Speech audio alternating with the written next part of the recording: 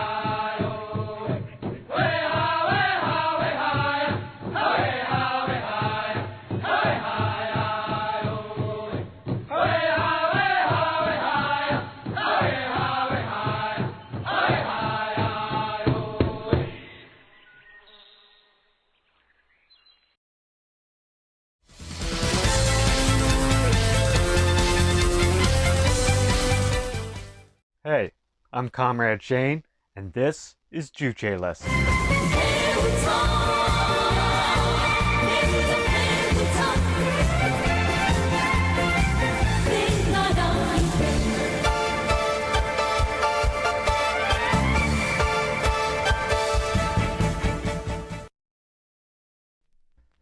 Today we will discuss a subject related to the socio-historical principle examined in our last episode.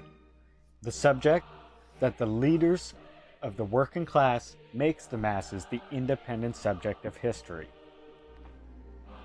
In socialist society, the independent subject of history are the masses of the people, who shape their destiny in an independent and creative way. In other words, it is the people who shape their destiny according to their will and demand. Since the inception of human society, the people have made history and developed society as the subject of history. But after the division of society into hostile classes, and after the emergence of exploiter society, the people have suffered severe exploitation and oppression. As a result, the people could not hold their due position as the subject of history, nor properly play their role as the makers of history. In exploiter society, the people had to take the burden of making history according to the will of the reactionary ruling class. They have created all the social wealth in pain and poverty, but could not enjoy them. The 7 wonders of the ancient period, including the pyramids in Egypt, and magnificent palaces, temples, and edifices, were all created by the people.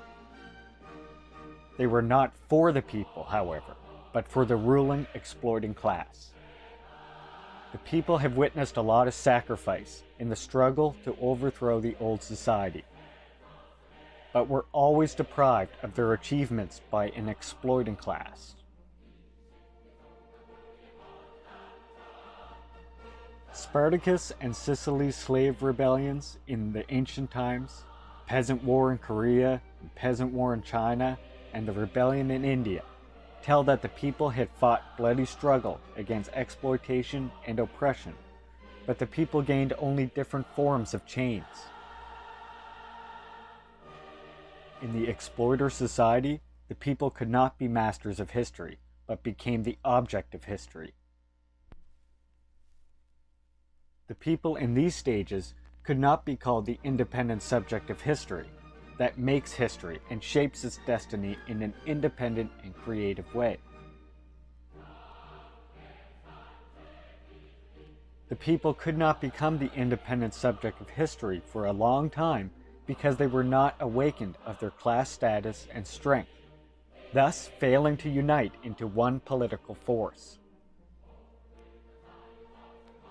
Although the people have inexhaustible strength, they cannot display it if they are not awakened to their status and strength. And if they are not united into one, they become powerless beings. And the people are not awakened and organized of their own accord. They are not awakened or united only because they suffer from exploitation and oppression. Only through correct leadership can they become conscious and organized. And who is this leadership? It is the progressive revolutionaries in society, of course. As Comrade Kim Jong-il said, quote, "How the masses are awakened to consciousness and organized in a revolutionary way, and how they perform their revolutionary duties and historical mission, depend on whether or not they are given correct leadership by the party and the leader." End quote.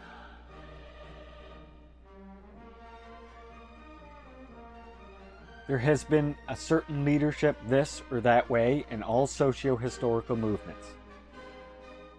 This is well proved by how socio-historical movements that contributed to the whole process of historical development have been associated with the names of leaders. But this does not mean that all the past socio-historical movements have been correctly led. The correct leadership over the masses could not be possible until the emergence of the working class, and with it, their outstanding leaders of the revolution. The emergence of the working class provided socio-class conditions for the people to be an independent subject of history. The working class was born in history when capitalist society began to rise after the fall of feudal society. As the core element of the people, the working class has led the people in the revolutionary struggle. As the core element of the people, the working class has led the people in the revolutionary struggle. This provides the socio-class foundation for the people to develop into the independent subject of history. But this does not mean that with the emergence of the working class, people automatically become the independent subject of history. A decisive factor that enables the people to become independent subject of history is the leadership of an outstanding leader and party they represent, which the masses bring to the fore and then unite behind. This is because their leaders create scientific guiding ideology that reflects the people's demand for independence, interest, and the law of social development and revolutionary struggle, and arms the people with it, giving light to their way.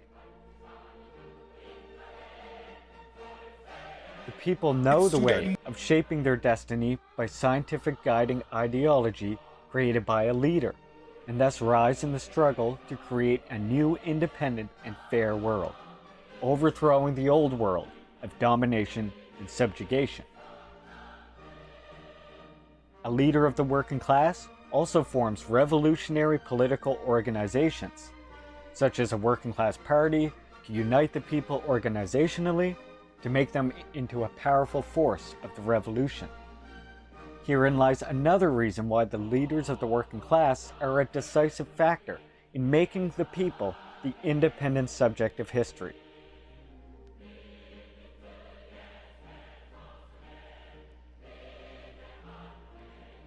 With the emergence of Marx, the first leader of the working class, the people could be aware of their class status and historical mission, and rose in the struggle of shaping their destiny. In Russia, the working class and the people became conscious and organized to be the independent subject of history under the leadership of an outstanding working class leader such as Lenin. The Korean people became the independent subject of history that shaped their destiny in an independent and creative way, putting an end to the history of suffering and subordination under the wise leadership of eternal President Kim Il-sung. And they demonstrated the might of the independent subject of history, as well as consolidating and demonstrating single-hearted unity under the leadership of Comrade Kim Jong-il. We can see this love and shared ideology between the leaders of DPRK and their people demonstrated in many examples, such as after the passing of great leader Kim Il-sung, many people wanted to make a new head of state position and appointed to Kim Jong-il, but he refused and said, quote, "I don't need a special position or title. The people's support is enough for me," end quote. Another example is seen every day in the shared goals of the working people and their leaders, who both aspire to serve and protect the interests of the working masses, not some abstract concept of economy. Or in the scenes of genuine, deep grieving of enormous amounts of Korean people witnessed when Comrade Kim Jong-il passed. These examples clearly demonstrate not only the shared ideology of the leaders and the people in DPRK, armed with the Kim Il-sungism, Kim Jong-ilism ideology, but also the power of unity possible when the whole society is guided by a revolutionary progressive idea.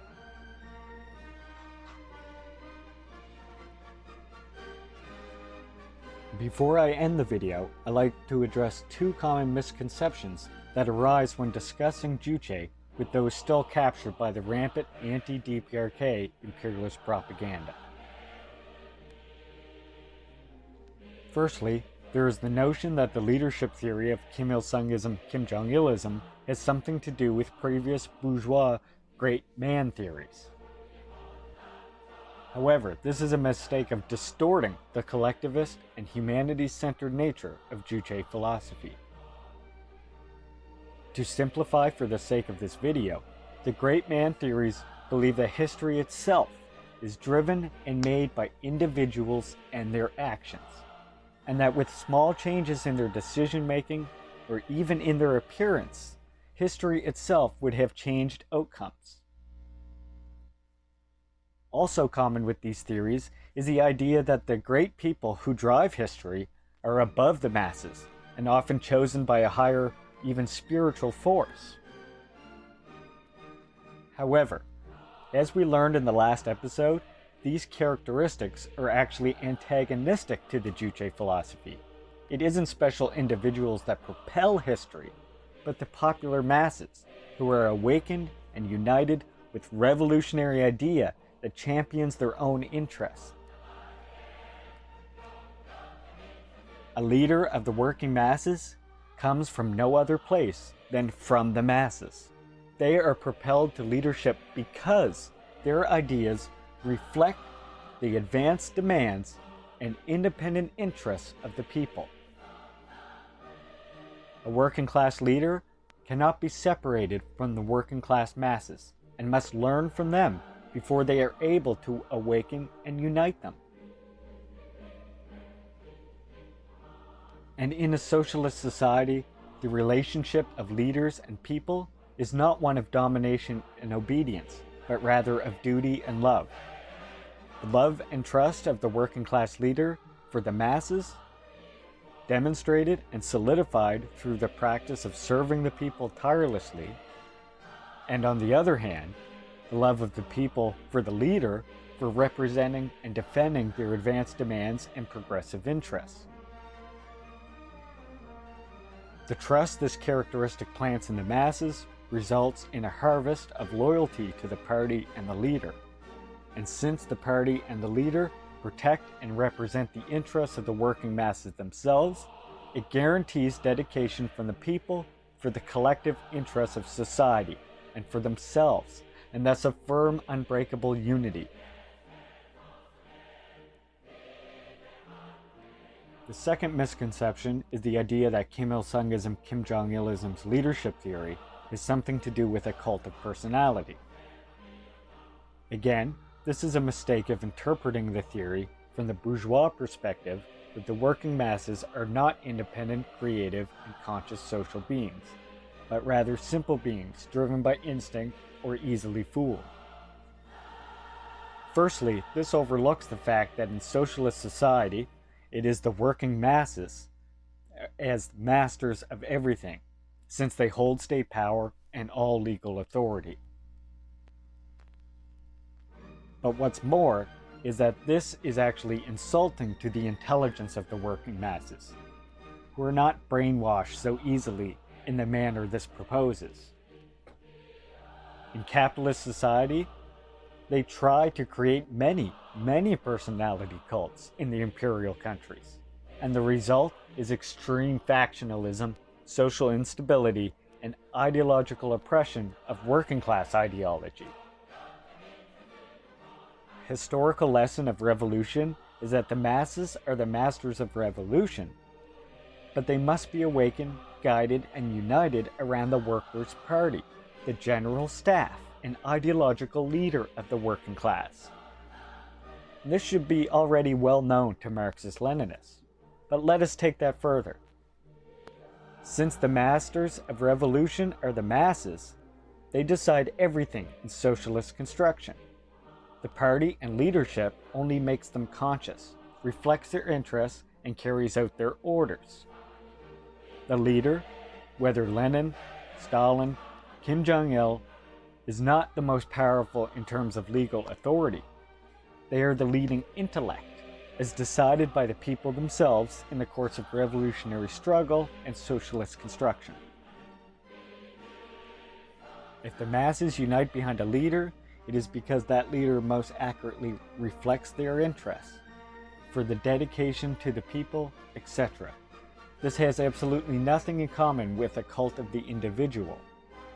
What they are uniting behind is the most accurate expression of their own interests and reflection of their own struggle for independence.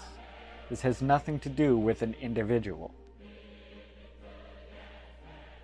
If a party denounces this characteristic of socialist construction, they aren't denouncing the individual, the leader, but the expression of the masses' progressive desire for independence, the leading ideas of the masses. And this is like insulting their point of unity and the very ideas they believe will lead them to liberation from the yoke of oppression and exploitation. And what other outcome could this have other than alienating the masses from the party and causing revolution to slow down, as history has shown? And in those cases, we have seen that it has led to market reforms or needing openness while letting mosquito nets down that allow cultural infiltration by imperialists, which can then lead to more irregularities, contradictions, opportunism, and abuse of power, which can then threaten the revolution.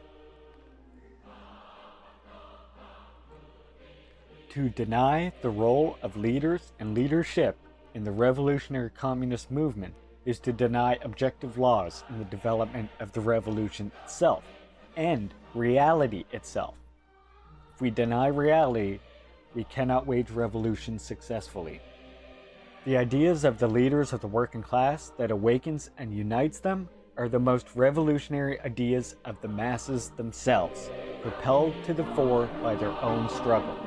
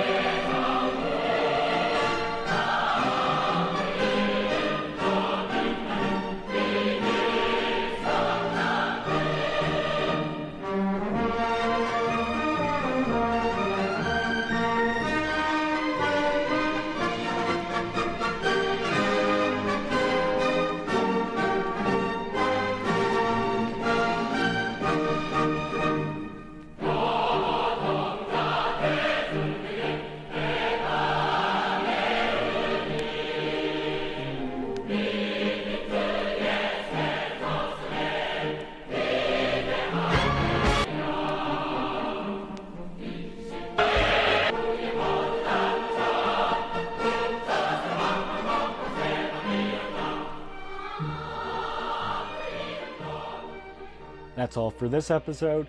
Thanks for watching. If you enjoyed what you saw, consider liking and sharing so we can reach the people with the truth about the revolutionary Juche philosophy. Sangha and salute, comrades.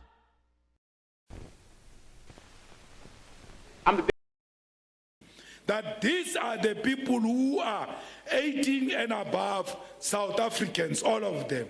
Then the IEC will plug that into their system. Then it will tell them those who are registered and those who are not registered. Therefore, we'll have names, surnames, and addresses of people who are not registered to vote, so that we can go to those people and convince them about voting. Because if you do not vote, you are actually voting for the ANC by not going to vote. So we need to convince these people. But the IEC is refusing with their data.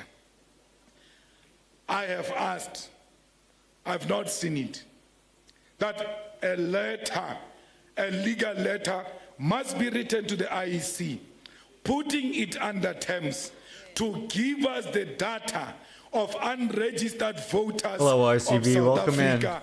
And if the IEC refuses to give us the data, we must go to the electoral court and say, how are we expected to fight for free and fair elections when the IEC is refusing us with information that will create free and fair election and ensure that there is maximum participation on the election day? Of course, Vivian, no problem. Anytime, comrade. Unregistered voters. I hope Now I'm going to and shout you believe out. that IEC has received that letter. Comrades, when we go into doing this work of campaigning, we must never forget that we are government in Johannesburg. And that when we campaign, we must never forget our responsibilities to the people of Johannesburg as MMC or public don't already safety follow Vivian, and you health should be. respectively. Deliver to our people. Don't say now we're going to elections, I'm no longer delivering to our people, I'm going to campaign. as MMC of Public Safety and Health, the reason you are appointed, it is because you are an all-rounder. You can campaign and MMC at the same time and never neglect that responsibility. I'm very happy with the role that the MMC of Public Safety is playing in Johannesburg, especially recently with hijacked buildings and the dilapidated buildings in the CBD of Johannesburg. We want him to continue to fight. I was very happy when you put that Panyaza in his place and made sure that the voice of the municipality was heard because you are not under administration. Don't go into the municipality and think you have a responsibility to impress mayors and premiers of the ANC. You have no such a responsibility. Neither do you have a responsibility to respect them. They don't deserve our respect. They've sold out our people. We are in this situation because of them. My week was made. You see, my voice and my nose are troubled. But when I saw the chairperson of Human Settlement and Infrastructure in eThekwini going to give houses to the victims of 2019 floods, I was the happiest. That this is what our government must do. You must deliver to our people. When the MMC of Infrastructure in Mohali City continues to close potholes and go into the squatter camps and fight for opening roads, access roads into those informal settlements, I'm happy because we said to our people, we'll do things differently. And he took the grader, the MMC of Infrastructure in Mohali City, and went into informal settlement and started opening roads so that pregnant women, when they are about to deliver, an ambulance can have access into that informal settlement. We don't have to wait for a tar road. We don't have to wait to be fully in government. Whatever little resource we lay our hands on must be utilized to benefit the ordinary masses of our people. The MMC of Finance in Ekurhuleni continues to make us proud by massively increasing revenue collection and ensuring that the finances of Ekurhuleni municipality are in order. I watched him on TV the other day where he said they closed the books of the municipality and they've got a surplus of 300+ million, which they've not wasted through corrupt activities. The MMC of Waste Management, I saw you making the DA cry like babies when you took the trucks into Tembisa and Katlehong to go and collect waste from the townships and informal settlement. The DA said when they were government, the trucks were not allowed to go into the townships, therefore they were sabotaged. It is not our problem. It is their own problem. No one can sabotage the government of the EFF in Ekurhuleni. We know the ANC tactics. We know when they are about to engage in shenanigans, we meet them toe for toe. That's why they will never sabotage the government of the EFF. The MMC of Health in Ekurhuleni visiting the clinics, talking to our people on the queues, in the clinics where the queues are long, the MMC, not out of the budget of the municipality, out of her own creativity, creating soup kitchens right outside the clinics so that when our people are queuing, they are able to eat something.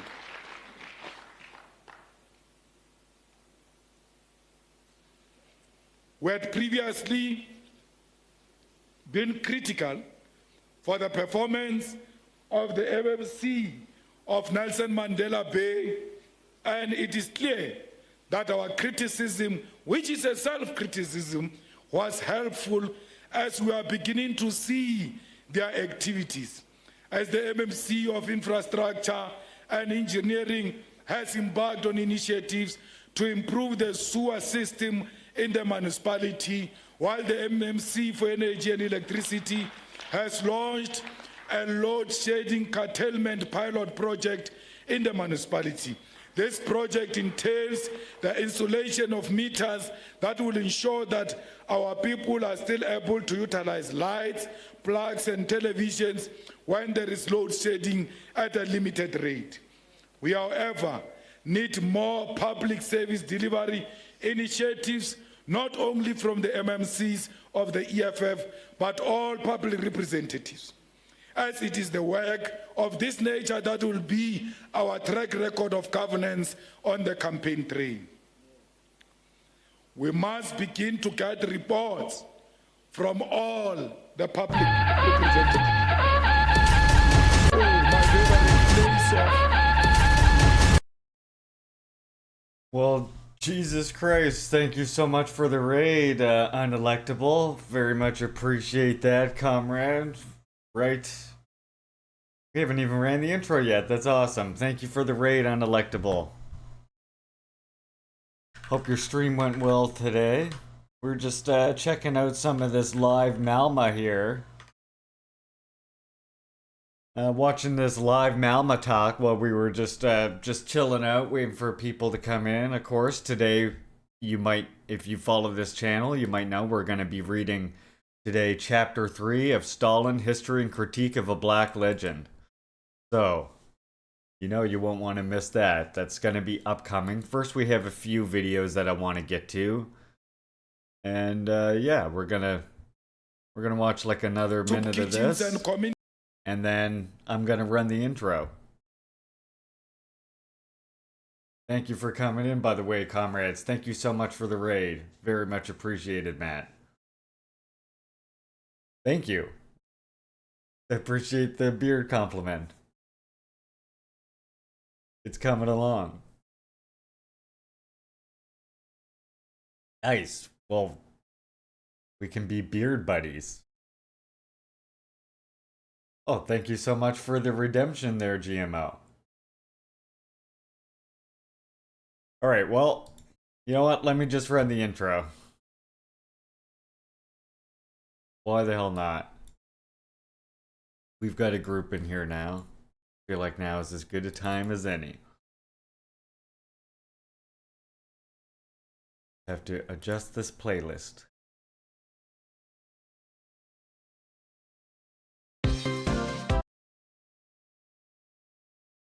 Right.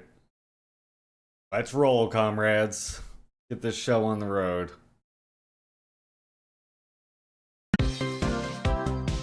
Do you tire of listening to reactionary drivel every time you turn on your television? Do you want to learn about communism in a fun and interactive way instead? Then come down to Leaping Larry's.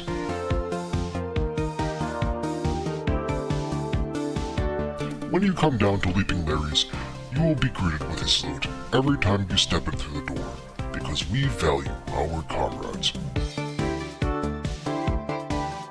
At Leaping Larry's, you will learn how communism and the Juche idea can create a more equitable and just society. You will learn about the importance of collectivism and cooperation. And you will learn how communism can help to create a world without poverty or hunger. Leaping Larry's, your home for communist and video game edutainment.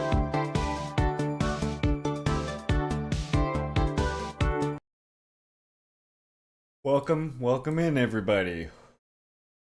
Again, thank you for that raid, Matthew. Very much appreciate that.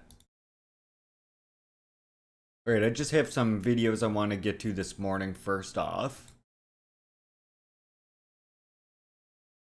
So, I have little Fred Hampton for us, a little bit of inspiration. I've got some music for us here. I've got a little bit of a story from the Korean War. You know, DPRK is just about to celebrate, or it's celebrating right now, its 75th anniversary. So I thought it would be good to listen to a story from the Korean War. We also listened to the Morang Bong Band. And then we have a PSL video here, as well as a just really short breakthrough news and a Carl Zaw video that I want to do. And then I have our news today, just a CGTN article and some Pyongyang Times articles relating to the 75th anniversary mostly. And then, yeah. And then we'll get to a read. Uncle Fred. Oh, nice. I like that emote, Matt.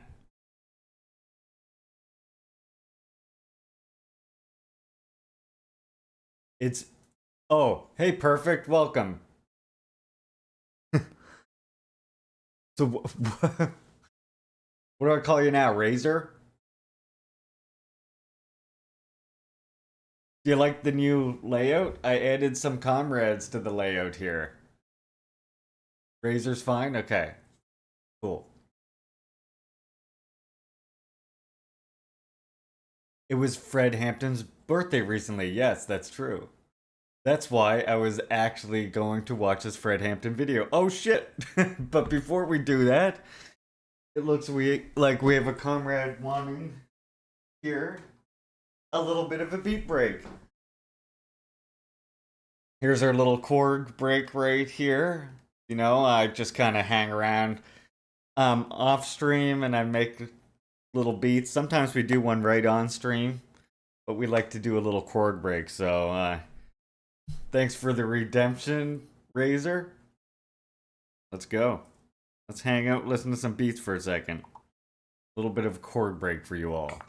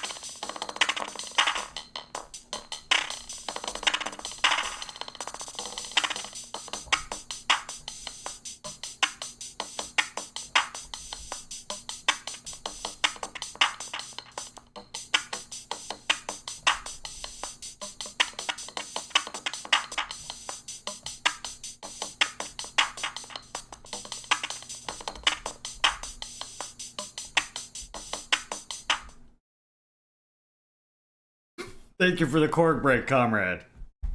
Now, eventually, look, my plan is eventually, I might have mentioned this before, but this is part of like a whole set that I used to have before when I was working full time doing spray foam. Most of my life I've been either doing spray foam, or before that I did luggage handling slash ground handling at the airport, like towing the airplanes out, all that kind of shit. Once upon a time, way back, I wanted to be a pilot. I've flown a fair share of glider planes and single engine aircrafts. I know how to fly double propeller aircrafts as well. But I never really had the money to actually get the pilot's license all the way through. So ended up doing a lot of luggage handling, then eventually somehow winded up doing spray foam insulation. Anyway, ended up on disability. So before I went on disability, this was part of like, I had a Korg synthesizer, which had all the patch cords in it. I had a K-oscillator, and I probably had 4 or 5 different ones of these. This is the last one I have left, unfortunately. This is the Volca Beats. They also have Volca keys. There's a few other Korgs that are really fun as well. And you can tie them all together with these sync inputs here. It's like a MIDI input. Well, they actually have MIDI in directly right here. And this syncs with a frequency pulse. Yeah, fun little device. So eventually we will one day again have a synthesizer, I'm hoping. And then that will make the music breaks even better. Alright, let's listen to this Fred Hampton speech here. I know I missed his birthday by, I can't remember exactly what day it was, but still, it's timely enough. And it's Fred Hampton. I'm so the it's deputy always chairman good. of the state of Illinois, Black Panther Party, Fred Hampton. And a lot of people don't understand the Black Panther Party's relationship with white mother country radicals. A lot of people don't even understand that word that Eric uses a lot.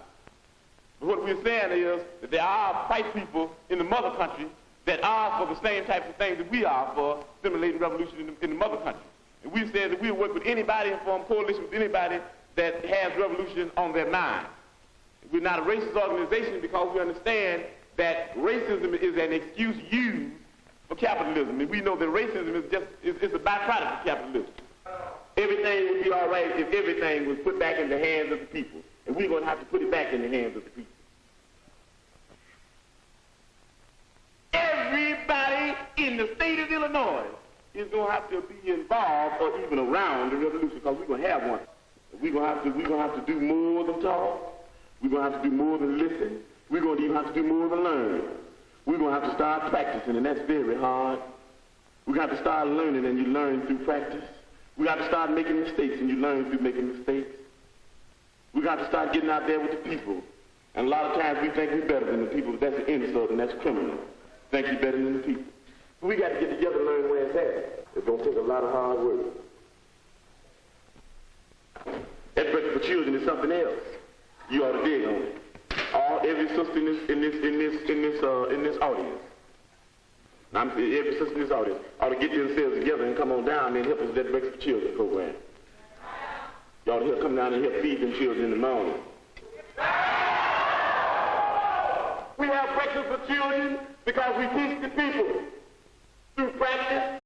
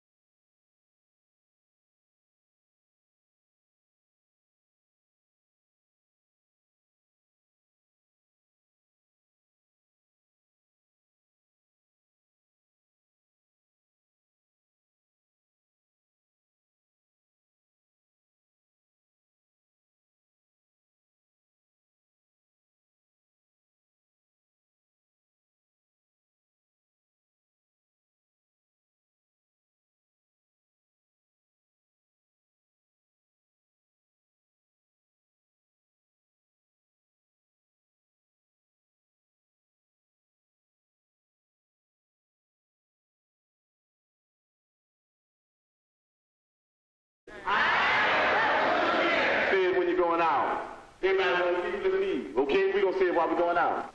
Hey, we gonna start a thing called Free Fred. Don't that sound nice? Hey, let's do that. Free Fred. Free Fred. Free Fred. Free Fred. Hey, I ain't even in jail yet. Free Fred. Fucking love that shit. Alright, I want to hear this right quick too. This was something that a comrade sent me a long time ago. If you've been following this channel for a while, I'm sure you've heard this.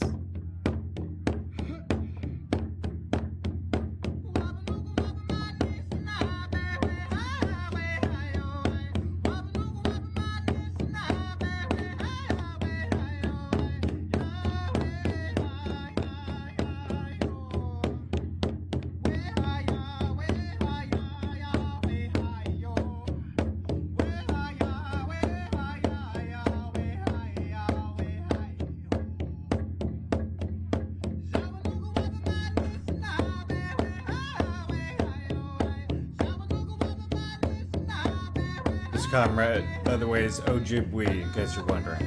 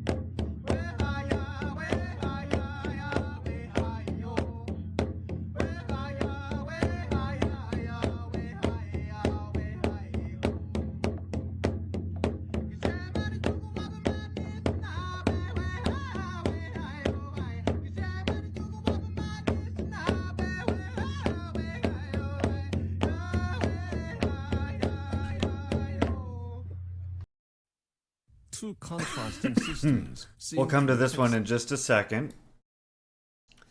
Two contrasting systems through taxation. Little sneak peek at what's to come. And why are you... Get out of there. Okay. But first, I want to do this. Again, it is DPRK as they're celebrating their 75th anniversary. Since their inception, since throwing back two imperialist powers, Japanese imperialism, and then directly following that, US imperialism. So, in recognition of that, in celebration of that, we're going to watch some stories from the Korean War. For 10 days, we defended the path for our retreating comrades. Combatants of the 105th Tank Division. Entry by Retok Bay. The following happened when the units of the Korean People's Army were making a strategic temporary retreat from the Raktong River line. At that time, I was an assistant company commander in charge of cultural affairs. Ours was a security company charged with wiping out the remnants of enemy soldiers and reactionaries in Chonan County, South Chungcheong Province, and helping the local people build party organizations and people's government organs. When the retreat began, the company was ordered to be attached to the Special Reconnaissance Battalion of the then 105th Tank Division and advance northwards with the division's main force. The division, tasked with containing the enemy who was scheming to encircle our retreating units, was marching speedily towards the city of Suwon. 2 tanks were on a vanguard patrol, about 2 kilometers ahead of the division's main force. Regrettably, we did not know that enemy troops had already arrived at Suwon after landing in Incheon. Upon entering the city, the above 2 tanks encountered them. The situation was very critical because of the enemy's numerical edge. They decided to advance forward rather than turn back. After radioing a message to their following unit, they charged into enemy positions. Facing this surprise attack, enemy soldiers scurried around. The tanks ran the length and breadth of the city, destroying their combat equipment and barracks. Flames rose up here and there, throwing the enemy into confusion. At last, the enemy switched over to a counter-offensive, which involved a huge number of GIs, South Korean soldiers, and pro-American reactionaries, as well as tanks and artillery pieces. When our tanks ran out of shells, enemy soldiers encircled them, ring upon ring. The turrets turning round to keep the enemy off, the tanks rolled about. After a while, their tracks were broken and the fuel tanks got empty. When the enemy swooped on the tanks, the crew fired machine guns, and when the guns were out of bullets, there was a fierce fistfight. Corpses piling up around the tanks, the enemy ganged up on the injured tank men. At the last moment of their life, they shouted, "Long live General Kim Il-sung!" The story of these brave combatants' heroic death spread throughout the subunits of the division. My company soldiers made a firm resolve to revenge the deceased. We were ordered to build defense positions on a hill beside the wide road between Osan and Suwon. Our armaments were inferior, and it was obvious that American soldiers would advance along the road on fast-moving vehicles. Heavy machine guns were placed on both sides of the road. Soon afterwards, some jeeps sped down the road, probably to scout for our defense positions. We decided to open fire on the targets on their way back. As expected, we saw the cars turning back after a long while. Our heavy machine guns roared almost simultaneously, the jeeps set on fire, and the enemy scouts falling to the ground. The following day, an airplane appeared overhead, and the volleys of artillery fire, which targeted our defense positions, lasted for 3 hours.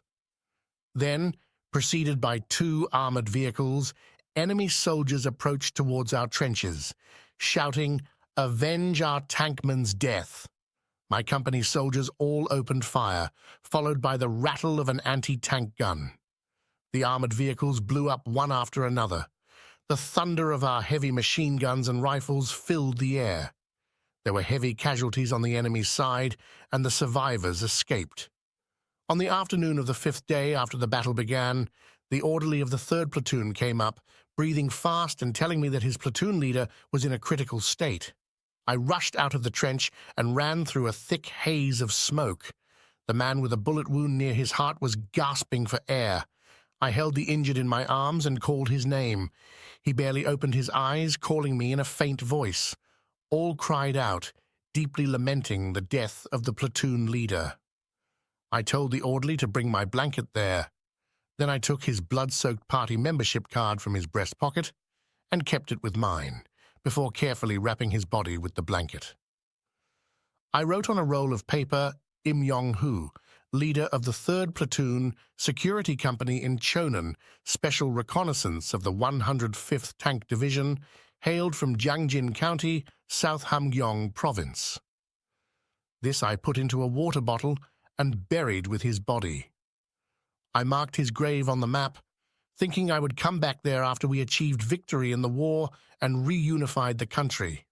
My company held on in the 10-day battle with a numerically superior enemy. As we all knew that if we failed to defend the hill, retreating units might be encircled, we fought literally with a do-or-die spirit.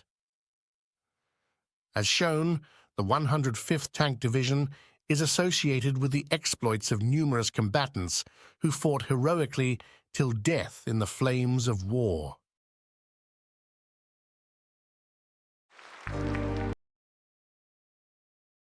Okay. Now, had another song lined up for following that.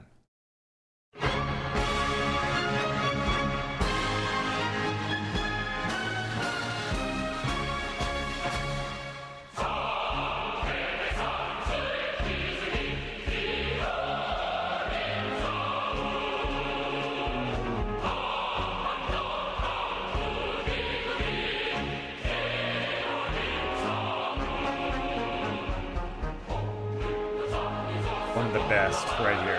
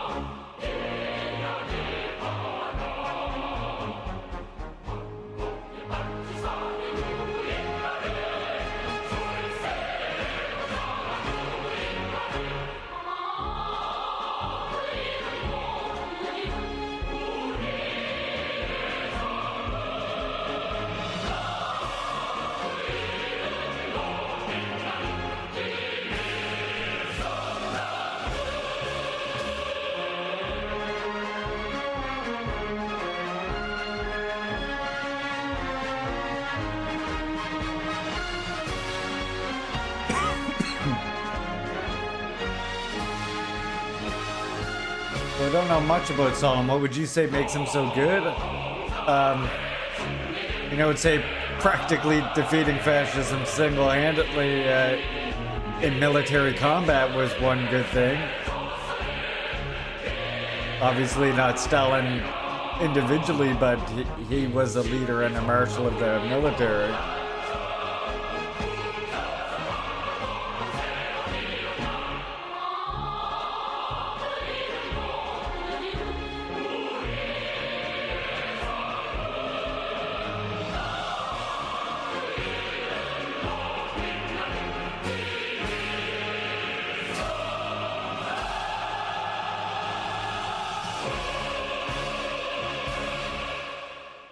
Fighting Nazis is very good.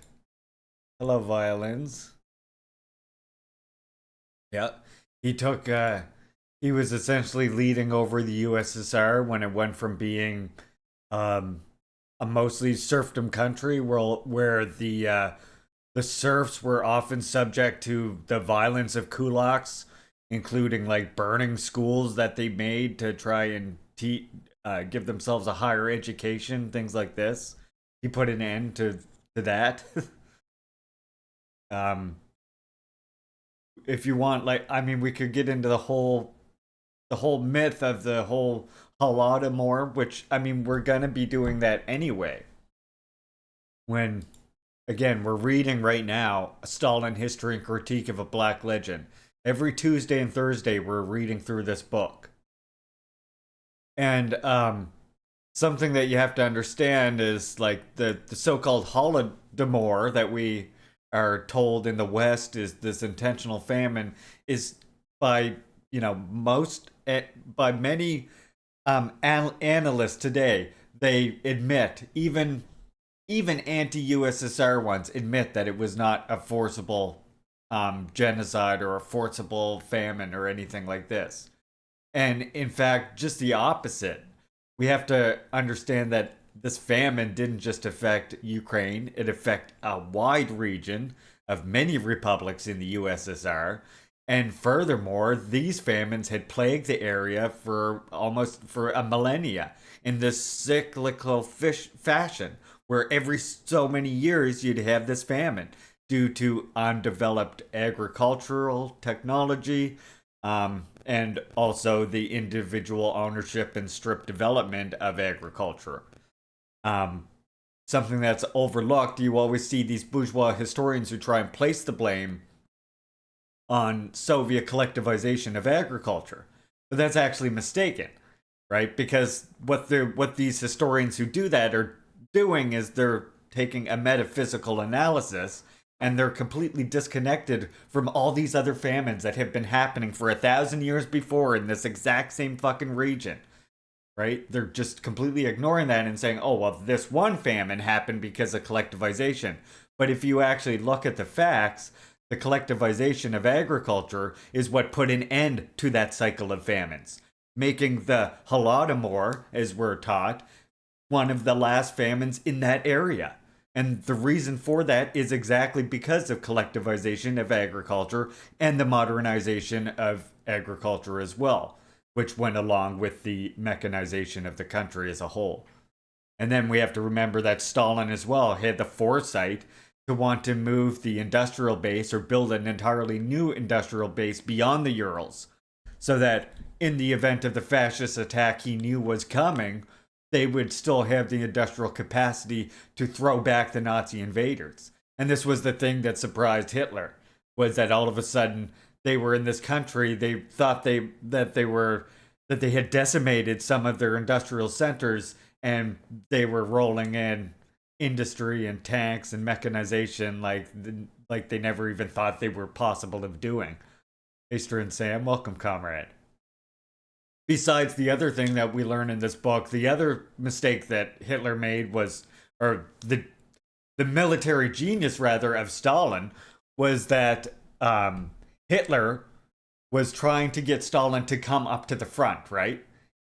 Like, even Hitler himself knew that in any other army that tried to invade Russia in the past, the mistake they always made was marching. And you have this long stretch of, basically open steppes and open field land and stuff like this. And you have a long way to go before you reach Moscow or major cities. And the problem with that is by the time they reach them, you have your enemy is worn down, and Russia has historically defeated them, this worn out enemy, when it reaches them, right? And Hitler was expecting Russia to bring, or the USSR to bring all its forces up to the front and meet them in this blitzkrieg. And they didn't. And that is part of that was part of Stalin outsmarting Hitler. Because then when they reached the front of USSR, there was no army there to meet them. They had to keep going and going and going. And blitzkrieg is not... That blitzkrieg tactic works really good in the short term, but it could not sustain that type of movement for long without stretching its back, without stretching its connection to the back so much, right? Yeah, we'll get into all that. And I mean, another reason I defend Stalin is he had a proper understanding of colonialism. Like, if I can just briefly quote the man for you here. One of my favorite quotes, one of the big disagreements between Stalin and Trotsky, was that Trotsky was under this understanding that you could, I know we always like to joke about how Trotsky was wanting to collect all the Lego sets and then build them. Like, haha, what a silly guy, right? But what it really was he thought that a revolutionary country could then invade other countries, other nations, and force revolution on them. And Stalin and, Lenin himself also argued against this, what was called socialism in one country, where they recognized that only the masses of each nation, of each country, can make the revolution. You cannot import, you cannot export revolution, right? The only way you can do that is, the socialism in one country model is essentially you build socialism in your country, you give what material aid you can to liberation movements as USSR, as DPRK, as China, as lots of countries do today, right? Like China does in Africa today. It aids however they're capable in material ways to liberation struggles. But it does so without forcing revolution on anybody else, because they know and understand that revolution can only be made by the masses. The example of a socialist country, of course, one socialist country fighting against imperialism, can be a very inspirational thing for other people to then fight for socialism themselves. And that's what the socialism in one country really is. It's really just a link in the world revolution. Because as Stalin says here, right, communism knows that the union of people in a single world economic system is possible only on the basis of mutual confidence and voluntary agreement. And that the road to the formation of a voluntary union of peoples lies through the separation of the colonies from the integral imperialist whole, through the transformation of the colonies into independent states. And so this is why I always, in addition to this is why I always like to remind you, comrades, that the very first step in achieving a socialist society is that democratic struggle against colonialism and against imperialism. And that struggle itself trains the masses for the need to struggle onwards to socialism. And this is what has happened in every single revolution, including the USSR, where there was a democratic struggle against imperialism, against imperialist war, against, against these forces that were restricting their ability to independently and sovereignly develop. And then through that struggle morphs into the socialist revolution. I mean, Cuba is, of course, the most well-known one in this aspect, but all of them really followed the same path. And of course, that's not to say that every revolution in the future will as well. We can't predict the future for sure. But, we should acknowledge that that has been the case so far in history for every revolution. The national liberation struggle, the struggle against imperialism, and the struggle against colonialism is what has preceded the socialist revolution thus far. Right. Sorry for my little tangent there.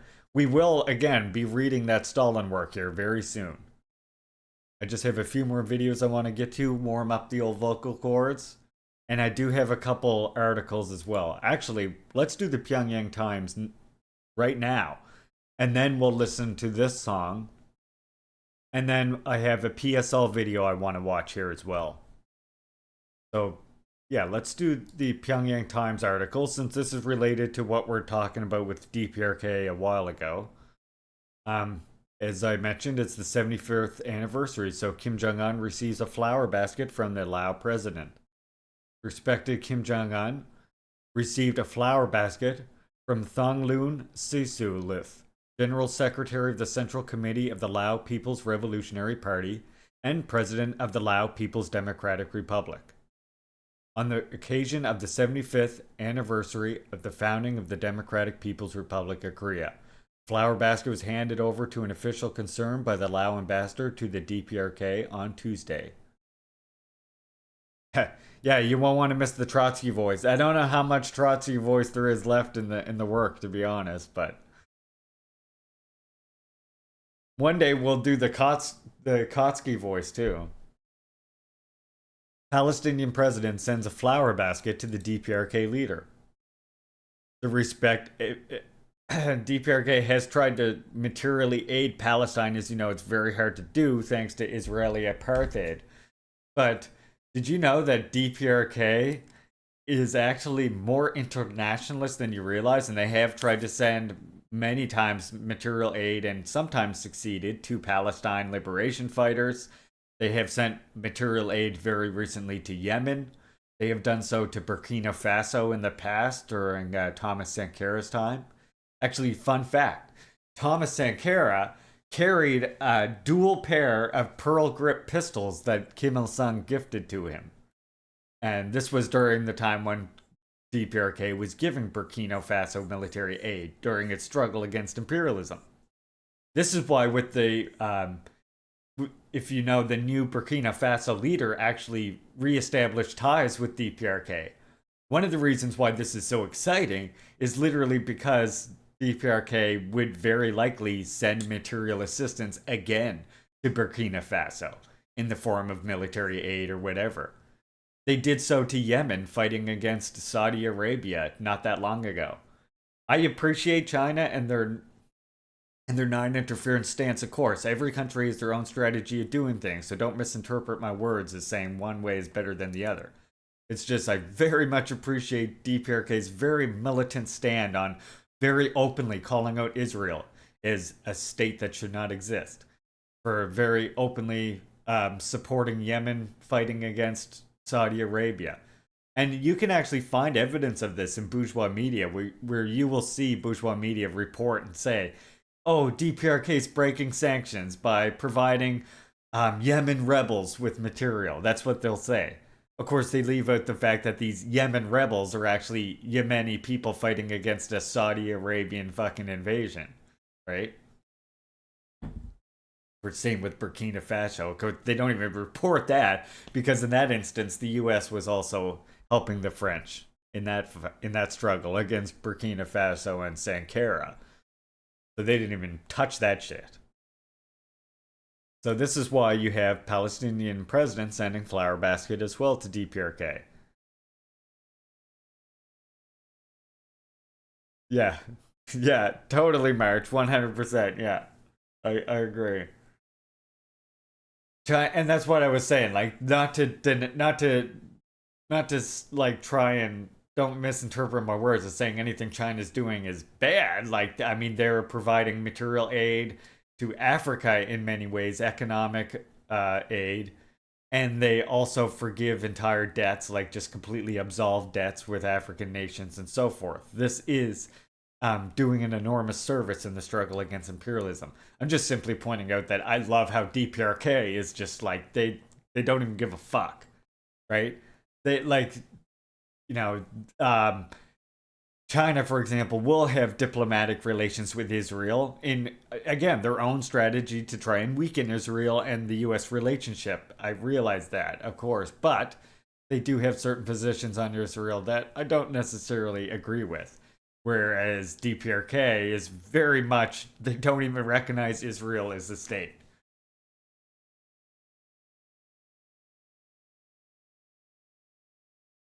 And yeah, they have learned from the past mistakes China has, for sure. Yeah, Comrade Kim Jong-un received a flower basket from Mahmoud Abbas, president of the state of Palestine, on September 5th, on the occasion of the 75th anniversary of the founding of the DPRK. And then from abroad, respected Comrade Kim Jong-un received baskets of flour from Kenichi Ogami, Secretary General of the International Institute of the Juche Idea. I talked to this person before, actually. Tsai Tae-jun, Honorary Vice Chairman of the Board of Directors of the Kim Il-sung Kim Jong-il Foundation, Director of the Foundation, Jing Zin and Lin Jianan, Ku Yan and Q Tungjun, and Wang Shuli, members of the foundation, on September 5th on the occasion of the 75th anniversary of the DPRK. On the same day, he received flower baskets and a congratulatory letter from Haytham Saifi Eldon, Egyptian charge d'affaires interim in Pyongyang, and a basket of flowers from the Brazilian embassy. You know that DPRK also has friendship committees in like Vietnam who like study Juche idea and stuff? Interesting. You know, we read on this channel, I'm going to read it again. If you look at my theory list, let me read this last one and then we'll look at my theory list. Chinese party and government delegation is going to visit the DPRK. Chinese party and government delegation headed by Vice Premier Liu Jiaozhong, who is also a member of the Political Bureau of the Central Committee of the Communist Party of China, will visit the DPRK to attend its 75th anniversary celebrations at an invitation of the Central Committee of the Workers' Party of Korea and DPRK government, based. China DPRK friendship getting stronger. You'd love to see it. So, I was mentioning about the friendship associations that are in various countries, especially in socialist countries that study Juche philosophy. If you want, sometime soon, we're going to read Socialism, a Man in Cuba again. This work by Che Guevara. Really, really good work. And we'll read it alongside some Juche work as well. And you'll see how similar the conclusions that Che Guevara is coming to witnessing the Cuban Revolution to a lot of the principles that Juche lays out. You'll notice some very stark similarities that I think you'll find interesting.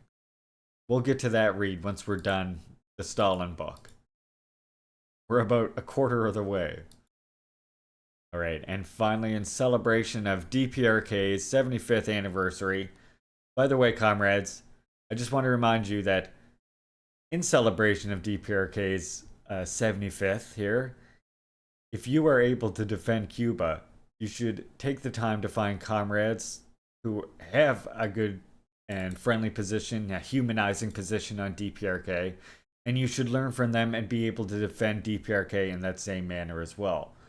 Let's not be disconnected from the global socialist movement. Let us remember that all 5 socialist countries consider each other to be socialist countries. China considers DPRK to be socialist and vice versa. Cuba as well. And Cuba all the way back in Raul Castro's days, as we can see. If someone is interested in what the Cubans' opinion is on certain questions, he should ask the North Koreans. And if someone asks what North Korea's standpoint is on certain cases, he can safely ask the Cubans about that. Our views are completely identical in everything. That's Raul Castro after his visit to the DPRK, and of course what he means by that is they share the same common goal of socialism, of building communism. I love those hearts.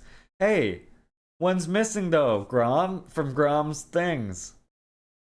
Grom doesn't have the Lao flag? Oh no. We have 4 of the socialist countries there. I feel like we need the 5th one. Yeah, everyone forgets about Lao. We just read about Lao People's Republic sending a flower basket to DPRK. They are still socialist. Lao is still socialist. True. When was that? Like 50 years ago something? Yeah, that's when Raul Castro went to the DPRK. But Cuba still has an embassy in DPRK as well. Actually, we read not that long ago for the 75th anniversary, the Cuban embassy in DPRK went and toured the revolutionary sites where Kim Il-sung was fighting his activities against Japanese and US imperialism. Okay, let's do one more DPRK song. And then we get a PSL news thing to get to.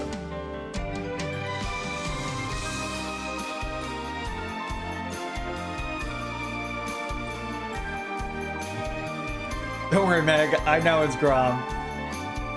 I'm just giving you a hard time. Well, Grom a hard time. I was honored that he visited the stream yesterday. Hey, Captain DPRK, welcome in, comrade.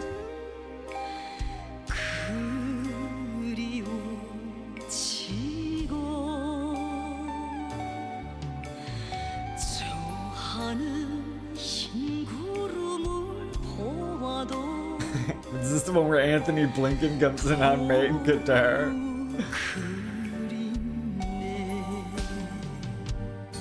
Good morning, Kanekami. Hope you're well today.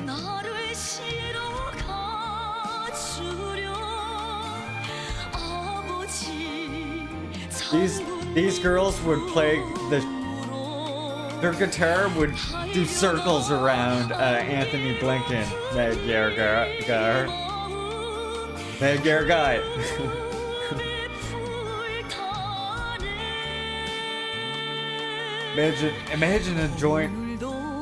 Imagine a jam with Malma on the DJ.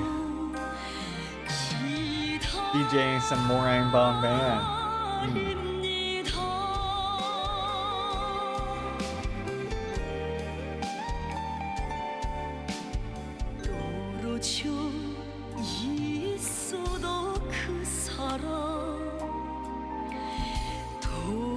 We have one more by this band later too.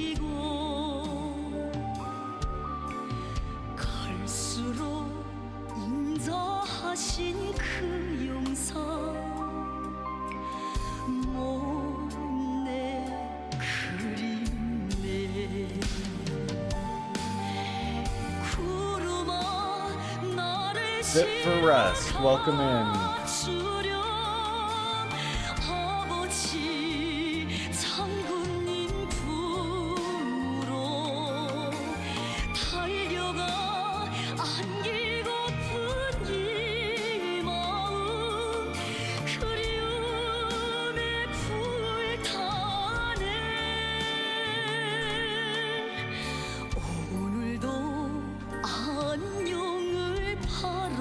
Oh yeah, I mean, Meg, this is the difference. You're looking at the difference here between revolutionary working class music and reactionary music that is, you know, propped up by imperialist and corporate interests. Literally. Young Kim Jong-il.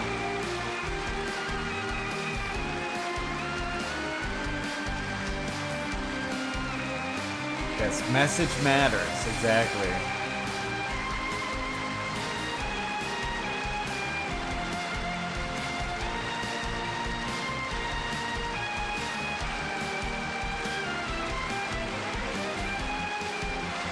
I hate the way people act like Kim Jong-il was just leader because he was the son of Kim Il-sung.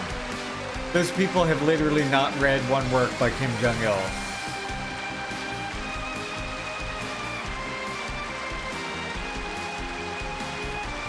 Nor have they understood the enormous amounts of work he has done for DPRK since his very early days, since his school days.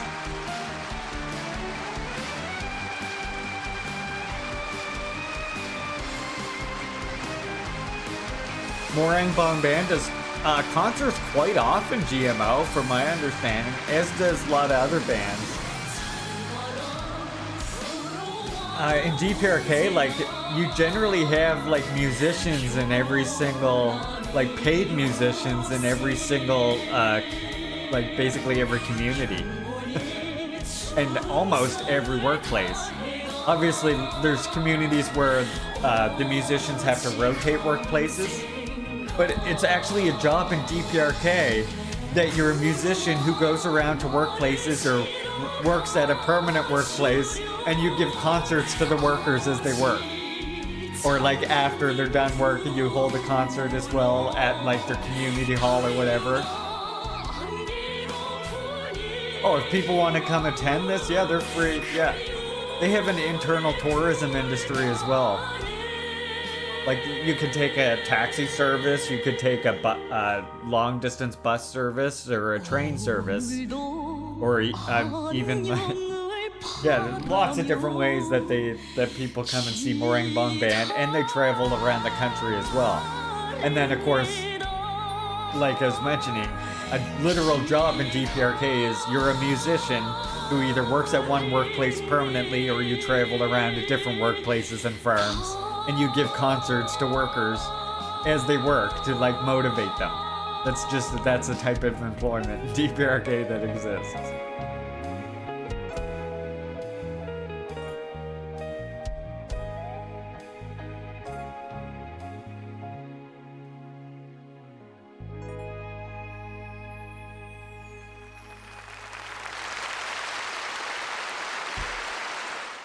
Okay, we actually got one more thing by DPRK. Actually, I have one more song by them. Yes, we're talking about North Korea. I have one more song by them, but first I wanted to show you this quick little video. And also, one other little thing right quick. We talk about DPRK on this channel, North Korea quite a bit, Yorkshire. We defend DPRK on this channel. We do. Again, let's refer to this very simplistic but nevertheless informative diagram here. Okay, we want to see about how, you know, we hear about how DPRK is a dictatorship and the US is a democracy. But if we actually look at if we actually look at the relationship between the party and the state, for one thing, where in DPRK you have the party being independent of all state organs, whereas in a capitalist society, whichever party wins the election essentially takes hold of many state organs directly. And in DPRK, this is not the case. Instead, you have collective leadership over all state organs, where everybody has one vote on matters and the majority vote has to be accepted by all. This is what is called democratic centralism. And this is a very simplistic a very simplistic example of an application of it, but this is how it is generally applied, like in a given state organ. And so party members can be elected to various state organs, and they will be participating on state organs with people from other parties, as well as independents from no parties potentially. And everybody has their own ability to discuss openly, and everybody can vote on the matter, and the majority vote is accepted by all. And of course, early on in the revolution, many times that Workers' Party line is not the one that is accepted. And it takes a long struggle of the Workers' Party proving that it's struggling in the interests of the people, of the broad masses, and that it has the correct line. And over a long period of time, this increases, of course, the unity. Hold on, let me check this. I get your link. The only reason, by the way, I restrict the links like that is just because, yeah, being longtime defender of DPRK. Yeah, here we go. The liberals don't like this image. Korea and the American occupation zone. Here you go. This will help you sort it out. And I mean, this is the absolute truth. Now, I just want to point out, like, even Kim Il-sung, like, a big way, like, South Korea was created by smashing all of the democratic institutions that had been built up, the people's assemblies in the South, and installing these compradors to Japanese imperialists, and including former, like, actual leaders in the Japanese imperialist occupation of Korea. They would literally put up these people in the leadership in their creation of the South because they knew well and full that they would not be able to get support from the masses themselves. And it was Kim Il-sung, who was for a long time calling for the end of all kinds of the repressions in the South. Here it is, right here. This is the one I'm looking for. Like, for example, if you look at this quote, "We demand the fight for democratic rights and liberties in South Korea. Freedom of speech, the press, assembly, and association, which are prerequisites for a peaceful reunification of the country. We aim at securing conditions for our own free activities in the southern half while allowing political parties of South Korea to conduct political activities freely in the northern half. When a situation is thus created for free political struggle in the north and the south, whoever wins over more of the masses will win the day. Therefore, it is of the greatest importance to strengthen our party and the party spirit of its members." Kim Il-sung, 1955. And let's also not forget that until the sanctions were able to become extremely effective against DPRK due to the overthrow of USSR, it was actually DPRK, North Korea, that was supplying South Korea with electricity. And you can find telegrams from Kim Il-sung to the South Korean government asking them to please pay their electric bill.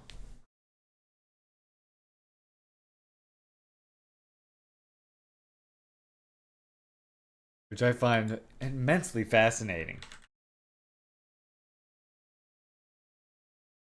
Considering the propaganda we're fed is like to imagine completely the opposite of this, right? And now look, when you want to call DPRK a dictatorship, let's look at the United States. We have the head of state, Joe Biden, executive head, Joe Biden. Head of military, Joe Biden. Head of party, Joe Biden. Legislative power, well, that's Joe Biden too. The judicial head, well, that's appointed by a presidential appointment, aka Joe Biden. Head of foreign policy, well, that would be Joe Biden. Vice foreign head, well, that would be appointed by Joe Biden. Domestic head of domestic lands, appointed by Joe Biden. Head of education, appointed by Joe Biden. Head of healthcare, appointed by Joe Biden. I mean, they paid sometimes, Sam, but it was always a struggle for DPRK to do that. And then finally, in order to combat this growing support in the South, instead of just, it was getting a little bit unsustainable to just keep killing off mass amounts of Koreans in the South. So instead, they went for, okay, instead, we'll have to build them an electricity grid or build them a more efficient electricity grid so that they can power themselves, basically. They're like, the killing seems to be, it's not having less of an effect now. We killed a lot of people, but for some reason they're still communists. That's when they sort of like went this other way. And of course the democratic struggle had been such that it fought back against the South Korean dictatorship enough that by the 80s they were able to get, the kind of bourgeois liberal democracy that the West has, essentially. Now look, compare with what we just read in the US to DPRK. The head of state, the premier of the DPRK, is vacant. Its position was abolished in 1994. The executive head, Prime Minister of the Cabinet, Kim Jae-rong, and head of the military, Marshal of the Republic of Kim Jong-un, by SPA presidential appointment. Actually, this is appointed by the Supreme People's Assembly itself, which is an elected body of workers and peasants. You have head of the party, which is Chairman Kim Jong-un. And again, when you're talking about the head of the party in a socialist society, the head of the party doesn't have control over state organs directly. The head of the party in a socialist society is merely an ideological leader. And the members of the party are those who go out among the various state organs, and they encourage the other members of the state organs to basically unite behind that party line. And through democratic centralism I described earlier. Hey Lennon, welcome comrade. Hope you were well today. I literally cannot imagine anyone in here that doesn't follow Lennon Smash already. But if that heart up there is empty, you need to go ahead and fill that in for me. Kitty, come say hi to everyone for a second. Look, everybody, it's your... You don't like you need me to hold your feet? Look at the candy. It's your logo, everyone. What's this supposed to be?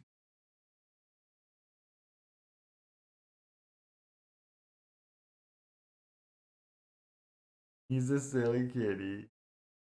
He's an absolute unit, though. Look at him. Watch, I'm going to stand up with him. The unit of a cat. Want to go inside? He wants to go visit his duck friends. Likes to visit his duck friends. Okay, hold on, kitty. And then, highest legislative power. It's non-existent. Because again, democratic centralism means the Supreme People's Assembly, made up of workers and peasants, is the ones who decide all judicial or all legislative matters, including changing the Constitution. It is a kitty babble boom. Welcome, first-time chatter. Hope you were well. And then your judicial head. This would be all these people here, by the way, are appointed by that Supreme People's Assembly, made up of elected farmers and intellectuals and workers. The judicial head, someone different. Foreign policy, someone different. Vice foreign head. So again, how are you going to call this a dictatorship and not this? Yeah, I'll post this on Twitter, Sam. Do you follow me on Twitter? Or I can post it in Discord as well. Leaping Larry and Lenin's Lounge, the 4 L's of communism. We have to get on. We have to get on for some political discussion, but also, I mean, TMNT still has to happen. TMNT still definitely has to happen.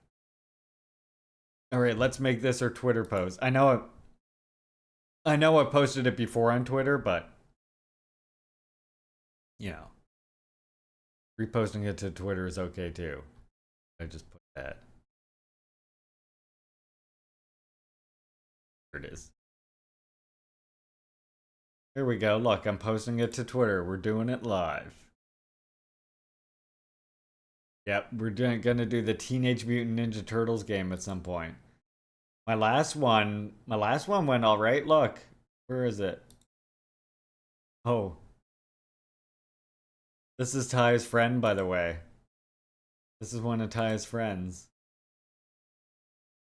Look, someone said something funny today. Maybe today if these assholes let you out of prison. That's a possibility. Depending on the wife, of course, Lennon. Don't forget the wife is the boss. And she's out today with her mom. So today potentially could be a longer stream. It all depends. The wife works 12. The reason why I have such long streams is because sometimes the wife works 12-hour days when she works. She works 2 days on and then 2 days off. Yeah, look.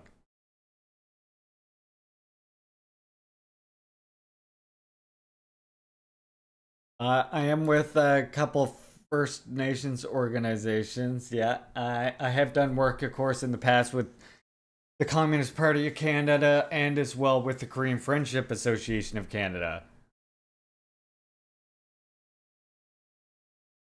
See, look at them. They're friends. And look, you saw the unit that this cat is, right? Look at the size of the fucking duck.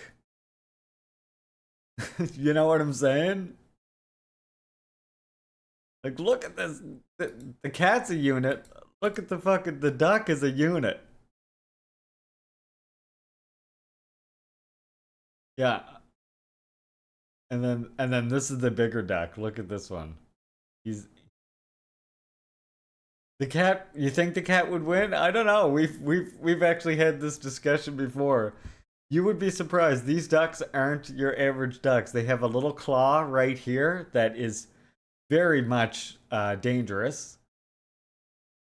And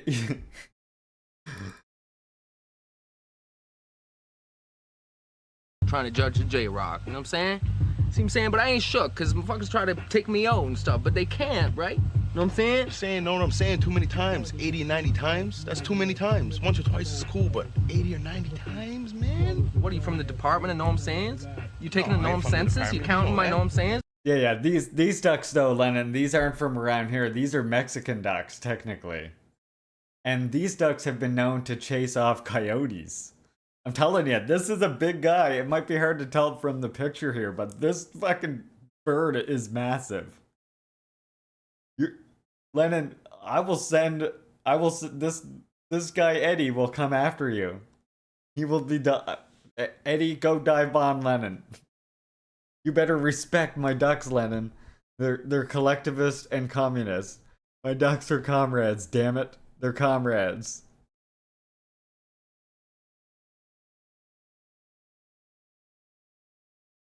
Respect the ducks.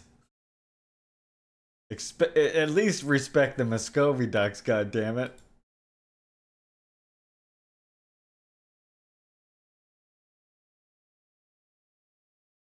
Ludmilla and I welcome all birds challenge. Jesus.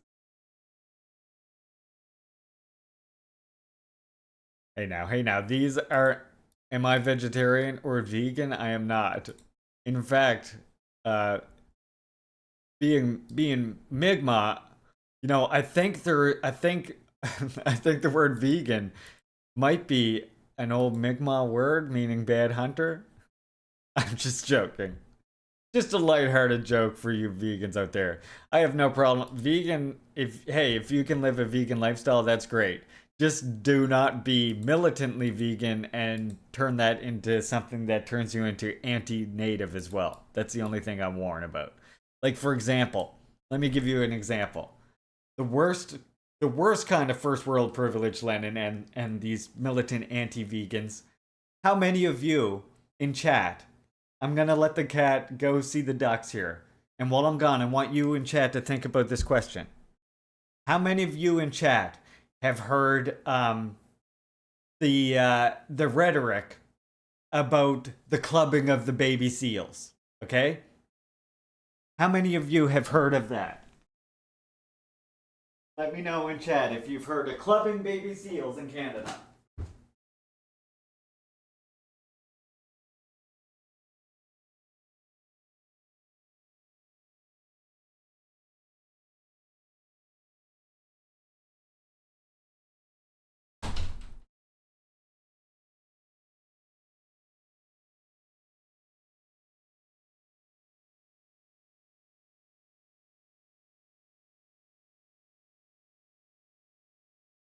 So, I'm sure a lot of people here, especially with, who was it, Paul McCartney or something like that, always talking about the clubbing of the baby seal. Stop the seal clubbing in Canada. It's atrocious. And they make it sound like every year a bunch of Canadians get thousands of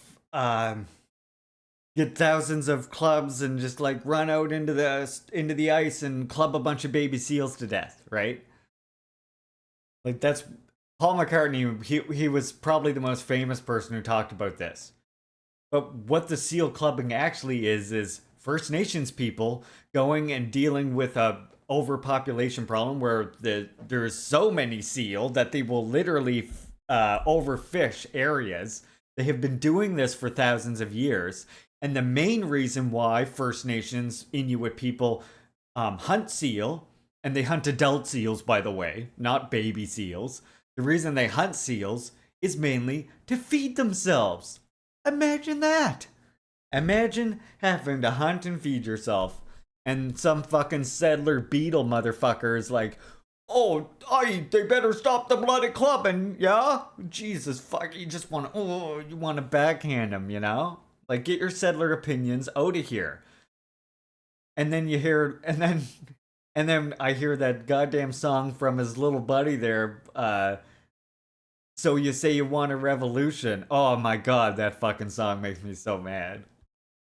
Yeah, the Beatles suck. Exactly. The Beatles suck.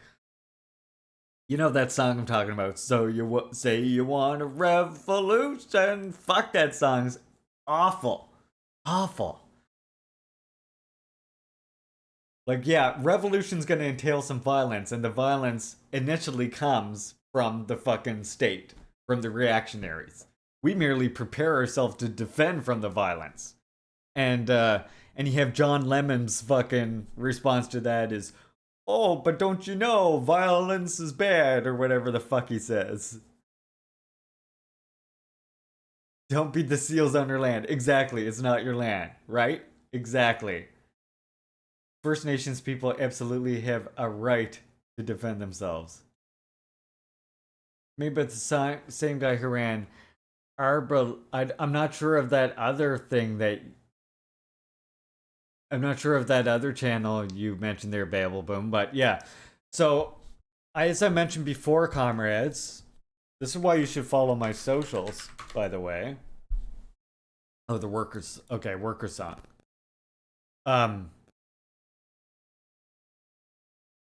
Did I like the working class song, Working Class Heroes, Something to Be? No, not really. So if you come here to my socials page, right here at the DPRK's beautiful page, my socials page, by the way, isn't your everyday socials. I'm not just, like, I know most people have, like, I have the Twitter where I post, that's where I do most of the shit posting, I guess. But most of my socials that I have linked here is, like, okay, my Juche Gang YouTube. If you don't follow me on Juche Gang, you can get our past broadcasts here, as well as my edited videos under my various playlists, like we watched from my Juche lessons every single morning.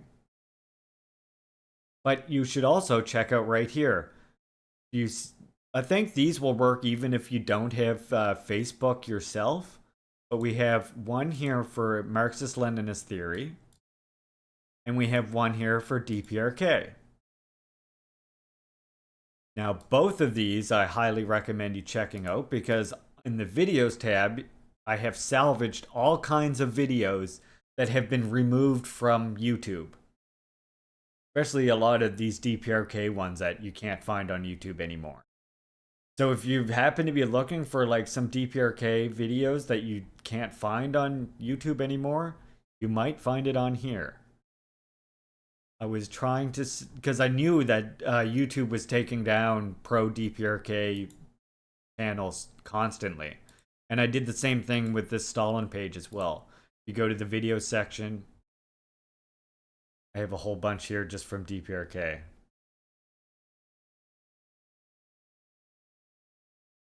I have seen the DPRK 360 video. It is pretty cool.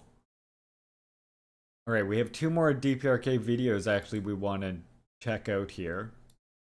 Just before we wrap up this DPRK segment, I guess, in celebration of the 75th anniversary. Yeah, as you can see, we do this guy doesn't even know what he's talking about. We've listened to Malma speeches, revisionist, opportunist, and also sexist. He literally calls for the fucking opposite of all that shit. What the hell? Yeah, Meta is a privacy nightmare. That's why, again, I think these public pages you can access even without actually joining. I do believe. But you can find lots of good articles there. Alright, I wanted to do this other video with you all. So this is just a short little video from Stein, Korea. Two contrasting systems seen through taxation.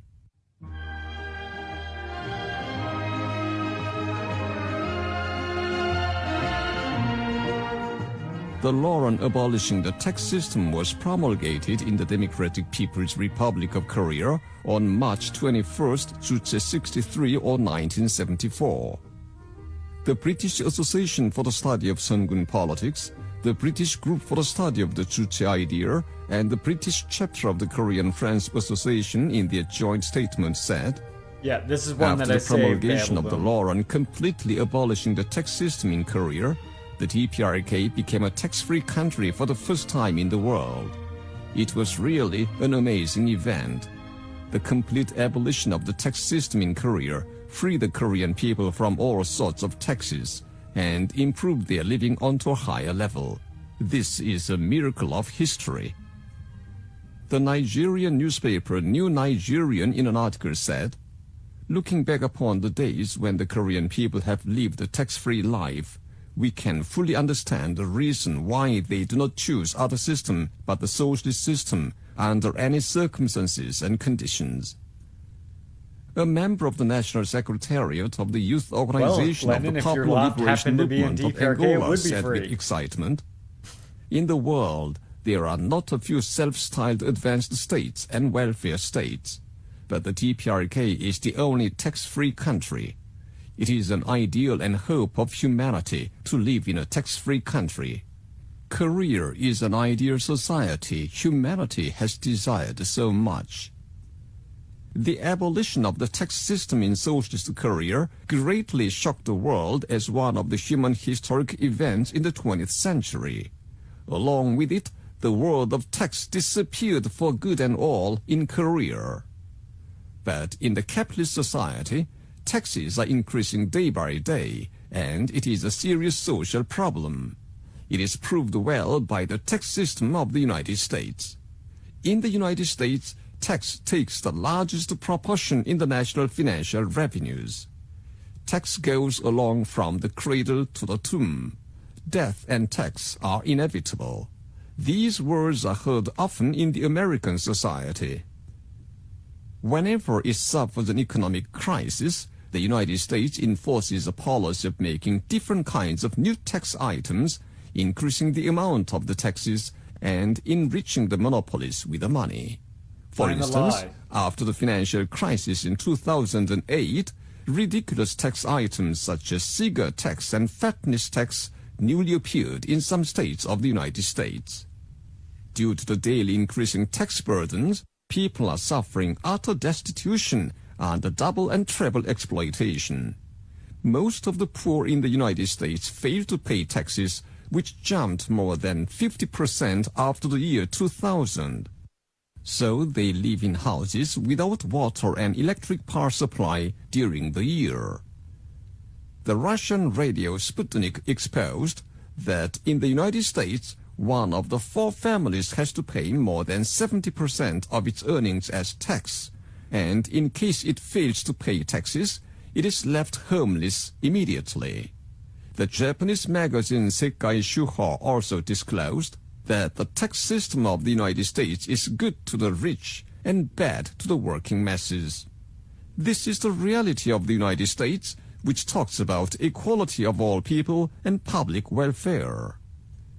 The inequitable tax system is an inevitable product of the politics of the United States.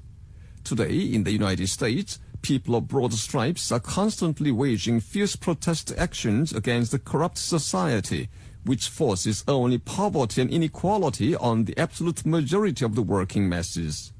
Disillusioned at the American society, the working people struggle to change it and even long for socialism. Concerning it, the U.S. rulers are screaming that the class struggle is waged. As to such reality of the United States, the American newspaper Workers' World pronounced as follows: "The United States, an all-people equal society under the command of the Statue of Liberty, is now waiting for a miserable funeral. Capitalism is on the way to the tomb for its chronic, incurable disease." Right. The United States has turned its back on the people and abandoned them, though it depends on their blood tax. The only way for it to go is the tomb of history.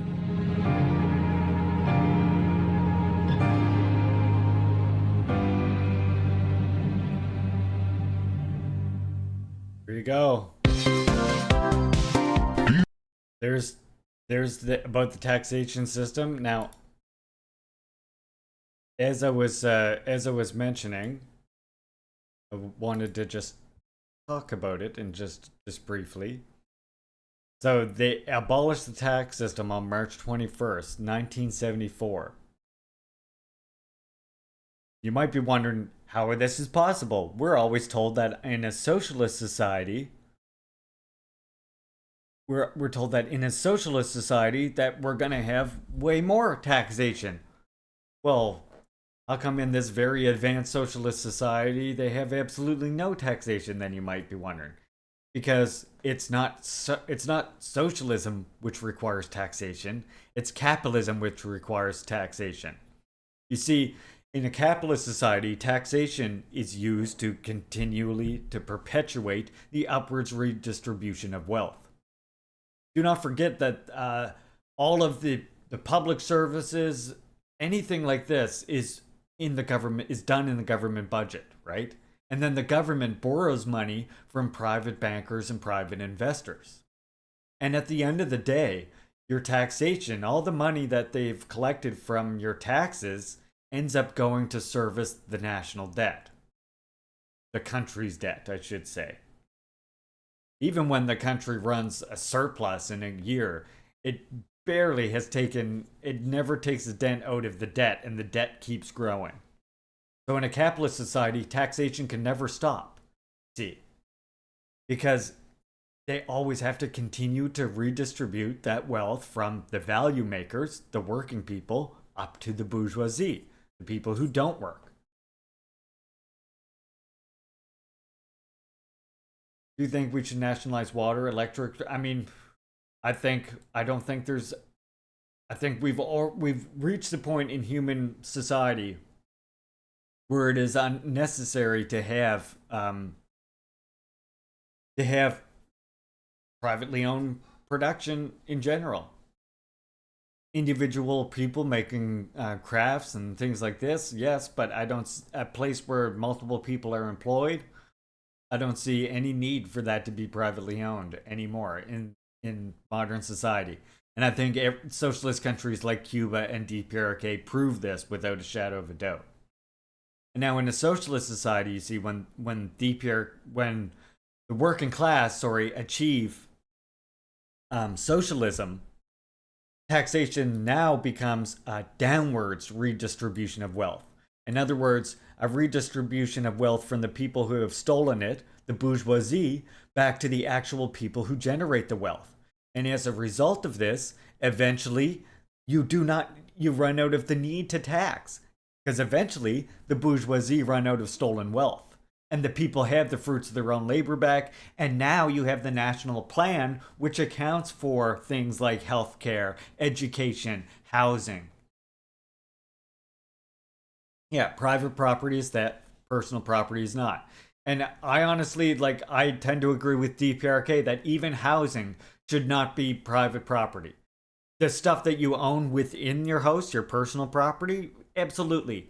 And but your house, I think all housing should be a public service that is provided for everybody. And that is the only sustainable way of doing housing, I would actually argue.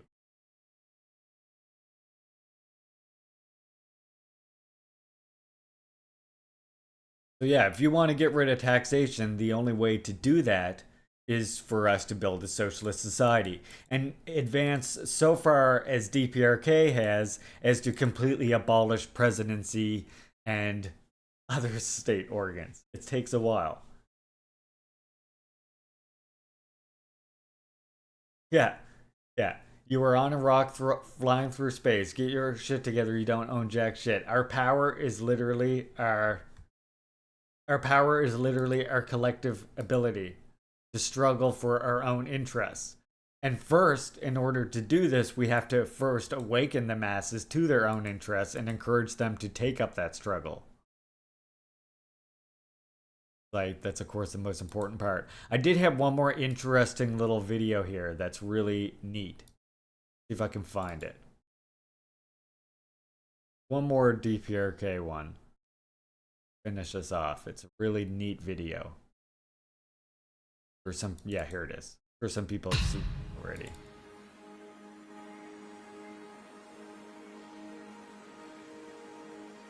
Wait a sec.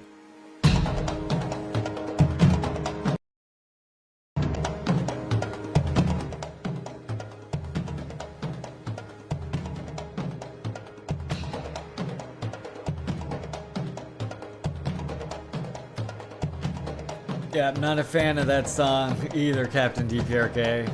I'm not a fan of Woody Guthrie. Fucking guy had some settler-ass opinions on revolution. He was a settler-ass communist that Pat Sox would love today. Let's just put it that way. And if you're a communist who somehow defends Lincoln, you can go fuck yourself.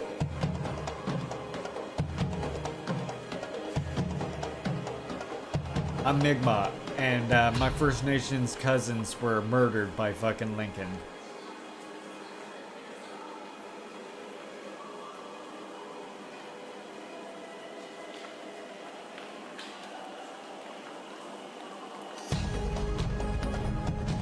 If you are enjoying the stream, of course, I do encourage you to lend me your support if you were so able to. That appreciated beyond measures, you probably realize. Yeah, it's like Richmond of North Richmond, exactly, except it's more ultra-left, as Stalin would describe it. Let us not forget that ultra-left and rightists are actually cousins, the difference being that ultra-leftists cloak their rightist positions behind revolutionary-sounding language purposefully. Such as Woody Guthrie. You have Richmond of North Richmond, who is just a straight-up reactionary. And then you have Woody Guthrie, who would be an ultra-leftist reactionary.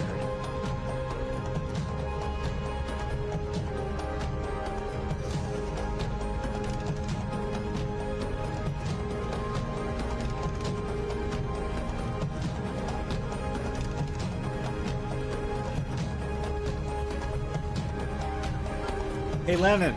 A bowl.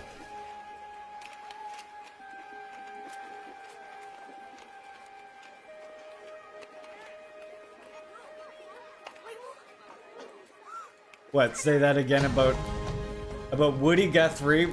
I just said the Richmond, north of Richmond guy is just a straight up reactionary piece of shit, and Woody Guthrie would be an ultra leftist settler communist. Again, that song. This land is your land, this land is my land, this land was made for you and me. No, motherfucker, this land wasn't made for you and me. You're on stolen land. Woody Guthrie had big settler problems, Lennon. We don't celebrate. I do think you would. And that's the thing.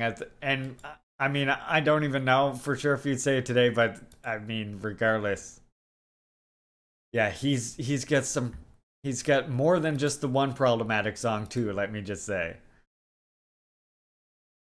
Yeah, Woody Guthrie is not one who's much liked by First Nations people. I'll just put it that way, Lennon.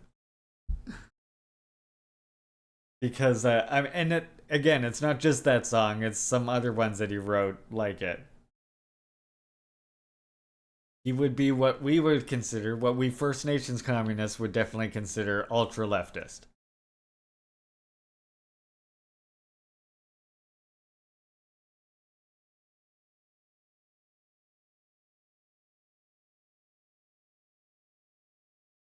Any thought on Billy Bragg's response to rich men of north of Richmond, comrade, from a newbie to form a leftist theory? I did not.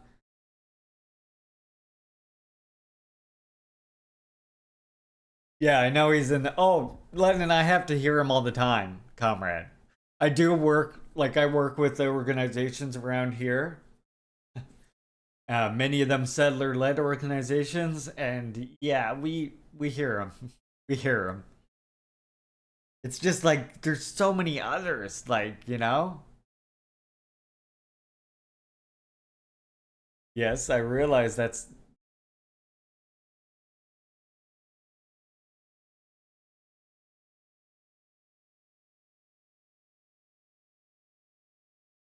I didn't see Billy Bragg's response to Richmond of North Richmond. What did he say, Lucy? And welcome in, by the way, comrade. I did not happen to catch that from Billy Bragg.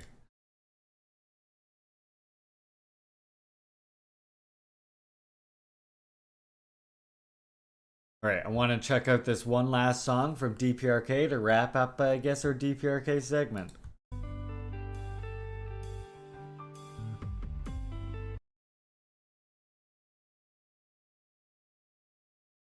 Billy Bragg wrote a song.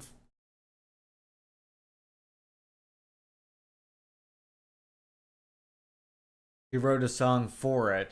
Captain is right. It's very pro-union. Yeah. Oh yeah, I definitely know. If you're talking about Woody Guthrie, he definitely has some pro-union songs. But again, that doesn't discount this settler colonial position, right? And that being problematic. And again, that's why a lot of First Nations people have some problems with Woody Guthrie, right?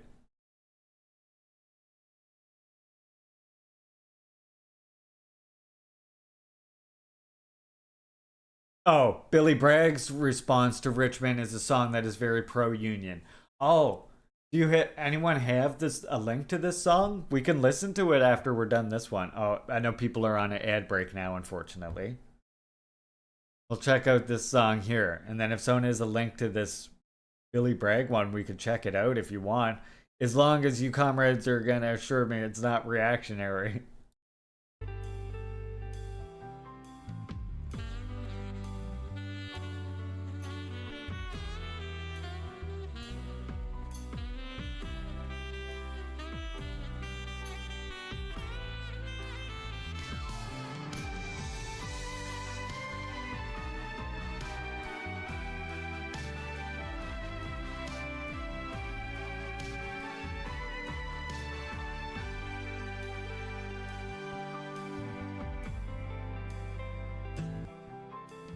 가슴이 품은 모든 새 어머니께 아뢰니다. 꿈님도 없이 가식도 없이 진성을 도칩니다. 그러면 숨 깊은 어머니 그 가신 그 눈길로 기뻤던 마음도 아팠던 상처도 따뜻이 헤아립니다.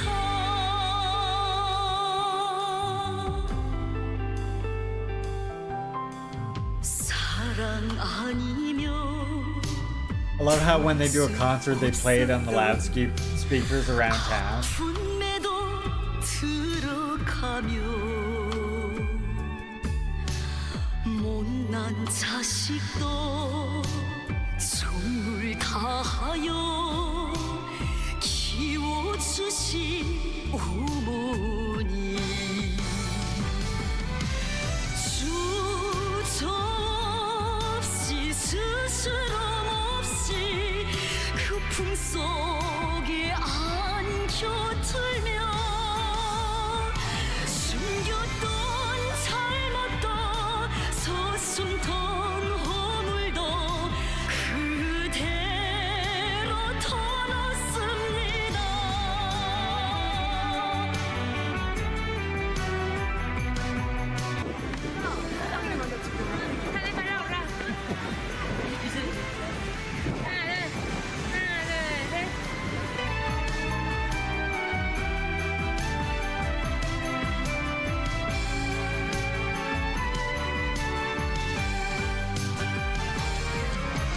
그뿐이 자랑 천만 아들 딸 한마음 우러르며 생을 주시고 빛내어 주신 어머니를 따릅니다.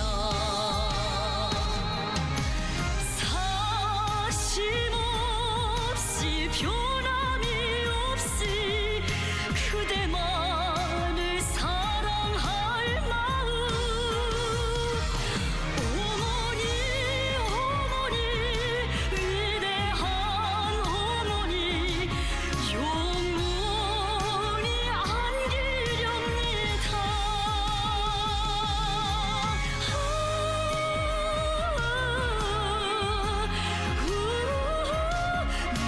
위대한 우리 당이여.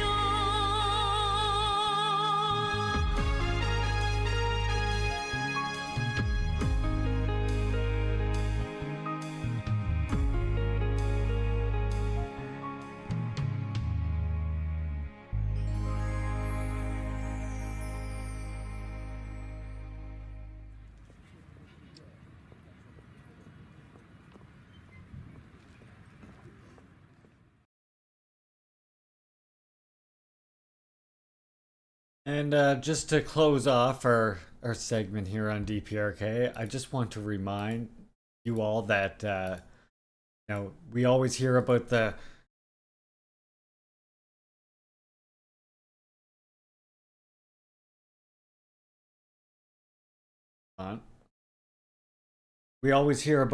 DPRK defectors, of course. And I just want to remind you that the whole defector industry has a certain funding that we have to understand. It has certain amounts of money behind it.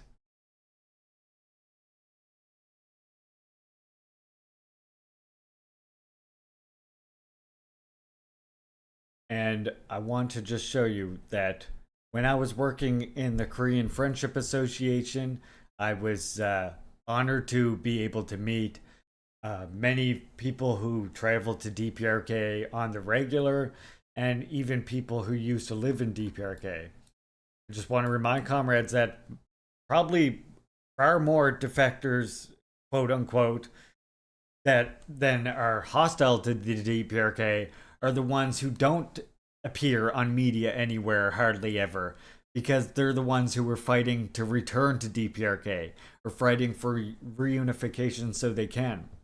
Such as this comrade of mine, people that I network with personally, people that I've met, is one reason why, has compelled me to fight so hard myself to try and humanize DPRK like I have by creating the Juche Gang channel and so on and so forth. And just this is automatically translated from Korean, so it's a little bit strange here, but just two comrades were talking and just mentioned about how come you left the DPRK, what made you leave DPRK. And just like anywhere else, it was that desire to that the thought of going somewhere and making a whole bunch of money. Left the land because of greed, and now I realized how warm and happy I was in the fatherland and motherland that gave me faith. And now this person gives a lot of talks at different Sangha study groups, and I don't, of course, allow them to be public because I don't want people to fucking message them and shit. But yeah, you understand that the whole defector testimony thing literally comes from somewhere and has money behind it. And even sometimes mainstream media, we get the truth that passes through sometimes. Like this report from years ago, back when Comrade Kim Jong-un took a visit to Hanoi. And we see here this. A tearful North Korean defector shouted, "Please let me go back home." It's a black limousine carrying North Korean leader Kim Jong-un passed by her in Hanoi on Tuesday. Shin Hun-ha is one of two North Korean defectors who flew to Vietnam to wish for progress during the second summit between Kim and U.S. President Donald Trump this week. They joined a crowd gathered near a Hanoi hotel where Kim is staying. Jin said she hopes the summit will help achieve peace so she can return to her hometown of Musan, which she fled in 2003. For defectors, North Korea isn't a country of hatred, but a place we are desperate to go back to, even in our dreams, unquote. Shin told the Associated Press, "I hope to see a day where we can go back to North Korea by taking a train like Kim Jong-un used to come here." Later Tuesday, when Kim's limousine left his hotel, escorted by motorcycle outriders, Jin cried out and shouted repeatedly, "Please let me go back home. I don't understand why we should live while missing our hometown," Shin said. Oh, dang. Another raid today. Holy crap. Welcome in. Thank you for the raid, Casey Lee, a communist streamer here up north, Mi'kmaq streamer, so we talk a lot about decolonization and other issues on the channel. Right now, we're just wrapping up a little segment I was doing on DPRK and reminding people that DPRK isn't the nightmarish country we're spoon-fed to make believe that it is, and showing people that even the mainstream media has let defector stories come out that show that people who have left DPRK do want to return. Thanks again for the raid. Very much appreciate that. Yeah, so we were just reading this one here from, this is from Shin here, who was a defector from DPRK, quote unquote defector. And she was seeing Kim Jong-un meet with the Vietnamese leadership and was, shouting like, "I hope this can bring reunification," and meeting with Trump as well. Because, of course, people in DPRK tend to know that the thing that prevents their reunification, the thing that prevents them from going home is the US, right? And again, if you want to learn more about DPRK, right here, we have all kinds of DPRK school textbooks, so you can even literally see what DPRK students are learning for yourself. And I would say, furthermore, if you want to have more understanding of where the anti-DPRK defector testimony comes from, you should look into this biography right here, Loyal Citizens of Pyongyang and Seoul. I don't know what happened to the original one. Oh, here it is. Okay, there's the original. This one right here. He was flagged, but yeah. If you want to know where the money for the anti-DPRK defectors come from, I would make sure that you go ahead and check out this documentary right there, Loyal Citizens of Pyongyang. Give that a save. Learn how to defend DPRK. It's important for us communists to be able to do, I would maintain. Alright, and finally, finishing up the DPRK segment, I just want to leave you with, show you the different mindset between the capitalists and the communists, and show you that one of my favorite quotes by Kim Il-sung. Once our economic officials suggested that a gold mine be developed on Mount Myunghang. I did not agree with them, however, as Mount Myunghang is one of the most noted of our 5 beautiful mountains in our country, and the development of a gold mine on it might spoil its beauty. I explained to the officials the need to preserve the beautiful scenery of Mount Myunghang, even though we might not be able to mine several tons of gold. I told them to make it more pleasant and turn it into a cultural recreation ground for the people. And this type of quote, by the way, is what still inspires DPRK's green policies to this day. If you don't know, DPRK plants, for being a small country cut in half by imperialism, DPRK plants enormous amounts of trees every single year. Literally millions and millions of them. And has an extreme amount of investment in the afforestation industry. And making the forest not just afforesting them in the way that you see capitalists doing with these carbon offsets, where they create these monoforests and plant the trees so close together, it actually, in Canada here, we see the result of it, right? We see an increased risk to forest fire, and the forest fires become so uncontrollable that we can't put them out. That's literally the result of these carbon offset forests. That's why DPRK, a scientific approach to it, is to have a diversified forest. Yeah, that's why the wildfires. Exactly, Captain DPRK. It makes the wildfires worse and makes them so that they're uncontrollable. If you have a diversified forest, then you don't have this same problem. You see, a mono-species forest like this is extremely dangerous for forest fires. But yeah, important to realize that. So there you go. That's our DPRK segment for today.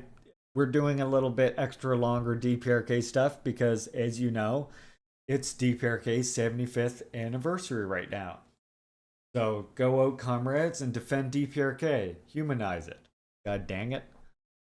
Okay, now before we get to our read of the Stalin book here, I do want to first look at this here. I guess we'll look at. This is a report by CGTN.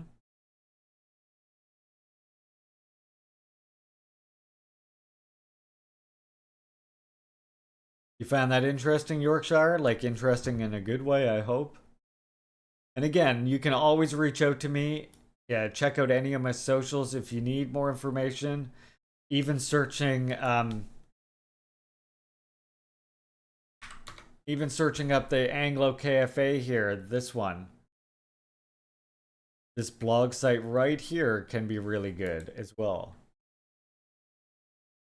Communism is based.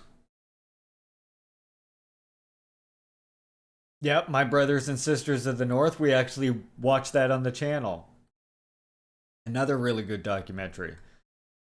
Yeah, again, I hope it's informative. If you need any more help learning more, let me know, Yorkshire, that we're all here to learn together. That's what we're doing on this channel. Okay. New report. Greenhouse. I'm going to have to refill this manual one, I think. Let me see. Hold on. Let's go, Smokes. Let's go, Smokes.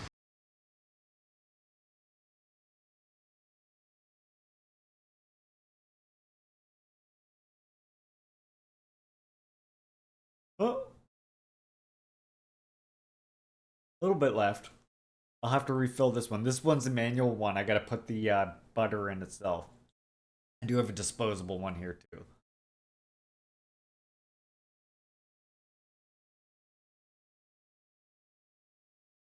New report. Greenhouse gas concentrations hit a record high in 2022.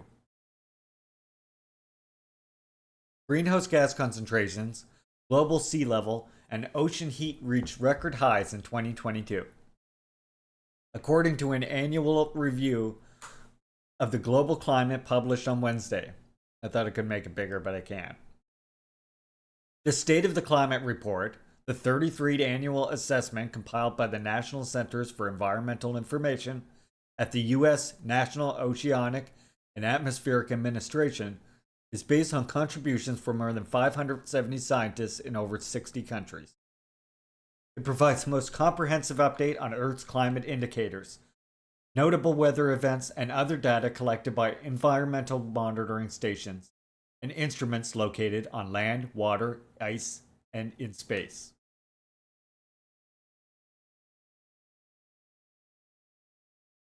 Destroyed on this by the sea on the island of Cardi-Sudupo, indigenous Guanayala, Panama, the Caribbean.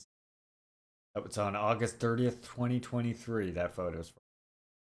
According to the report, greenhouse gas concentrations were their highest on record in 2022. Warming trends continue across the globe. A range of scientific analyses indicate that the annual global surface temperature was 0.25 to 0.30 degrees Celsius above the 1991 to 2020 average.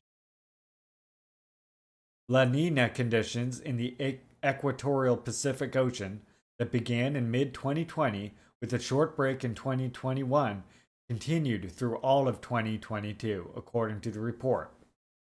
Heat waves shatter temperature records across the planet, according to the report. In July, a 14-day heat wave swept through Western Europe.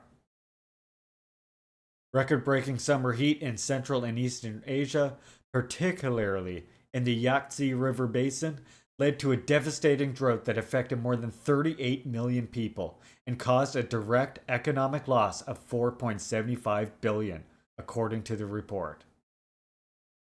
We definitely need more nuclear plants, although I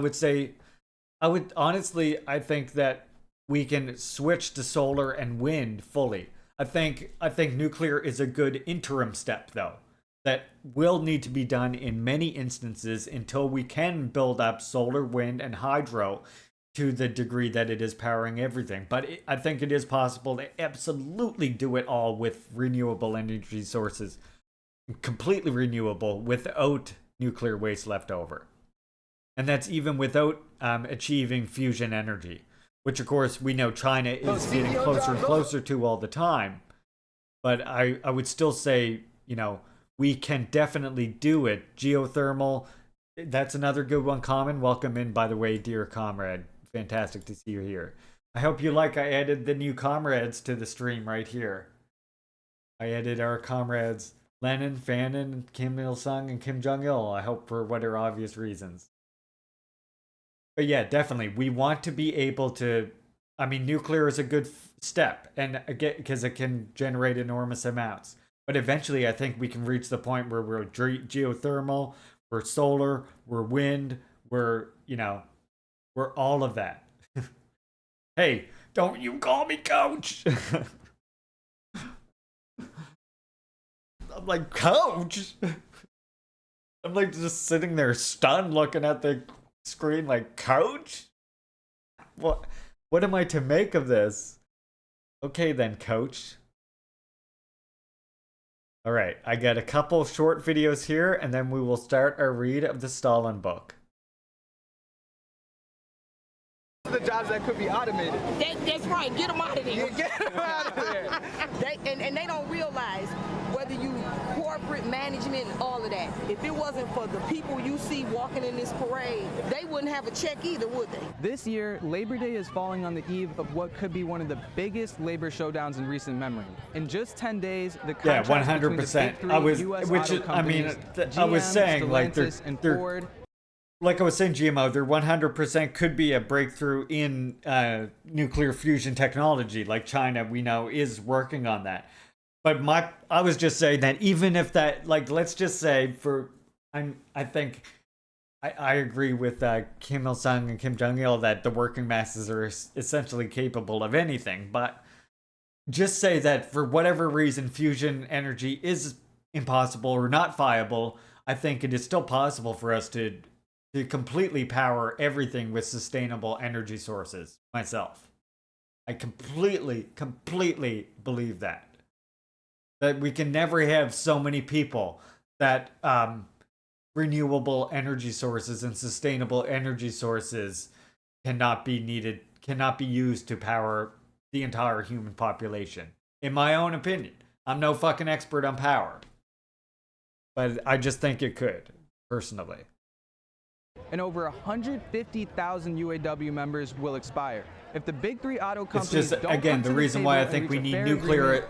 Sorry to pause again, but again, the reason why I think we need nuclear is just right now it generates the enormous amounts of power that we can distribute while other nations and other countries are developing their own hydro, solar, other renewable sources. And then once that has been achieved, then we can, of course, talk about decommissioning those nuclear power plants, right? It's a good interim step, though, because it is cleaner energy. To a grinding halt. We're here at the Labor Day Parade in Detroit, the potential epicenter of this battle and the home of the big three automakers, to talk to workers about their fight. Ready for war! Ready for war, baby! Whatever it takes. We're 1,700. Yeah.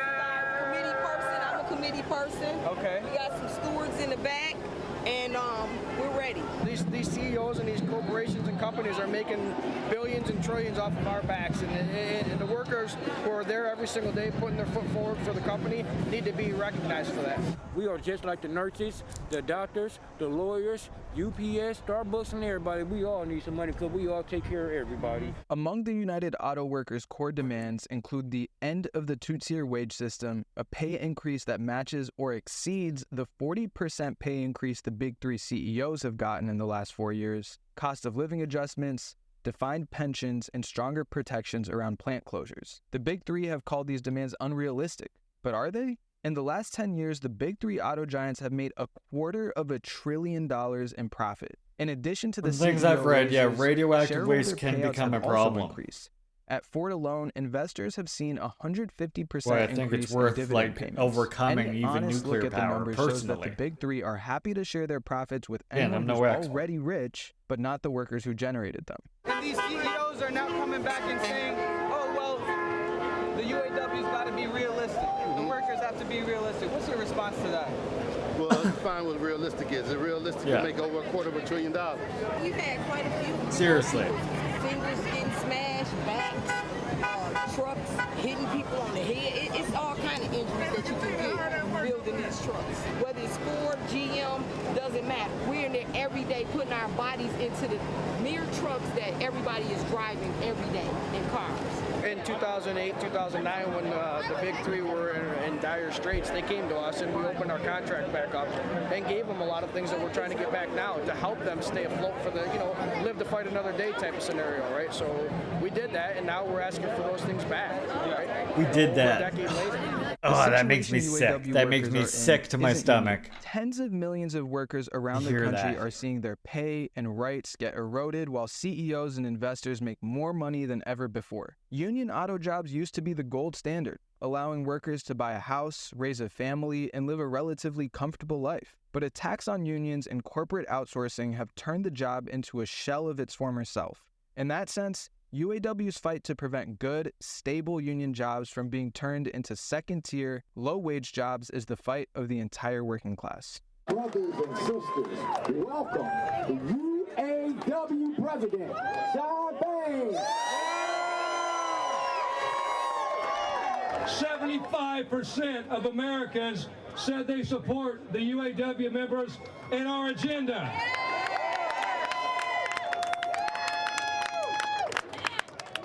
It's because we're fed up, just like all the working class is fed up, with watching these companies taking billions in profits.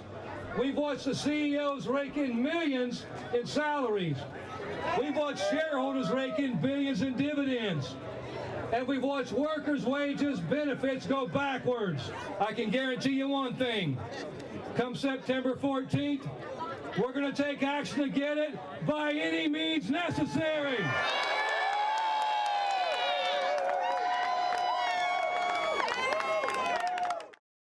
We must say, wake up, America, wake up, for we cannot stop, and we will not and cannot be patient. 60 years have passed since... So there you go. We got another strike going on, comrades.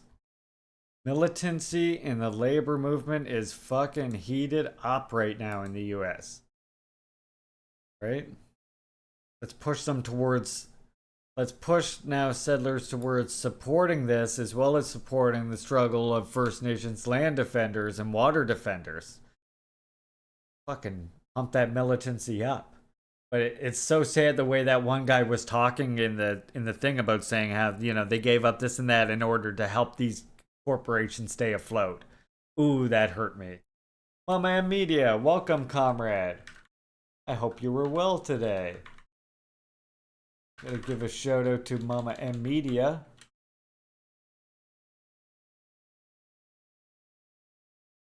And why my thing is not cooperating with. There we go.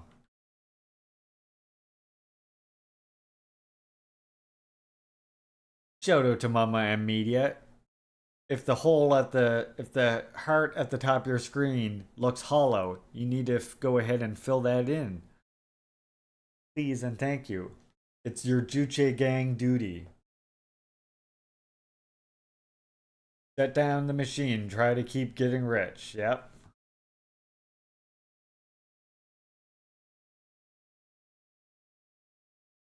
Alright. Next we have a short one here from Breakthrough News. Dr. King's Dream versus the Capitalist Nightmare. And then I have one from Carl Zod that I want to do. Right? People hyped for the Stalin. Yeah, maybe. We're all hyped for reading Stalin here. We got 2 more news articles and then we're on to the Stalin work. Strap on in. Maybe people, I'm thinking, is it the overlay? Is this an improvement? Do you like seeing our comrades along with us? Is that a good thing? I don't know. It's just like, should I try this?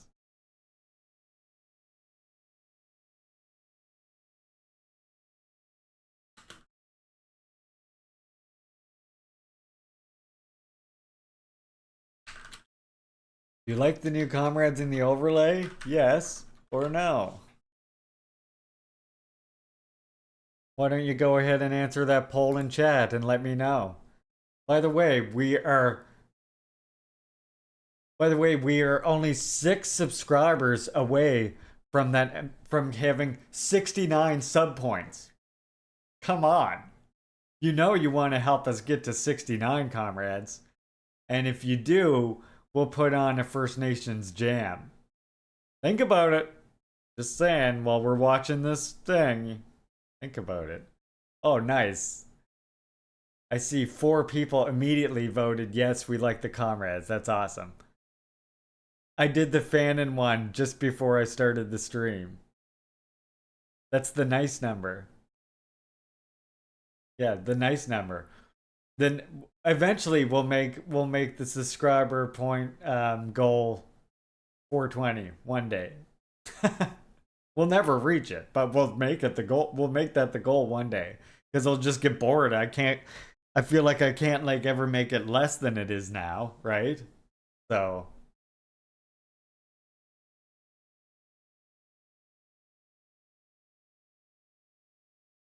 what was there before, Strin Sam? It was just there was just a moon there before. And now we have the comrades. We have Comrade Lenin, we have Comrade Fanon, and Kim Il-sung and Kim Jong-il, which I think sort of is a good representation of the ideological positions of this channel.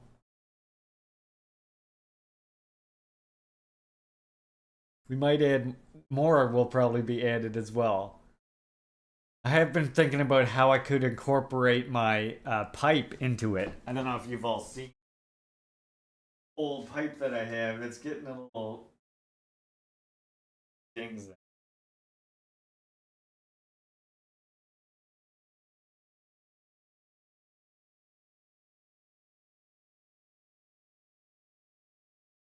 Hard to see, but it's got a feather carved in here, which I try to keep.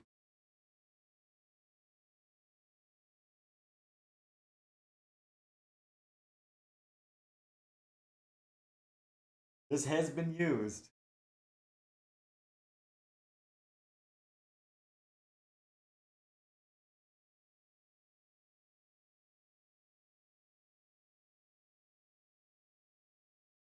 All right, let's check out this one right here. Looks like we got 7 votes for people liking the overlay change. Awesome. I tried to go for like a labor wave looking thing. Hopefully I succeeded. Now let's listen to breakthrough news. King's Dream versus the Capitalist Nightmare, 60 years later.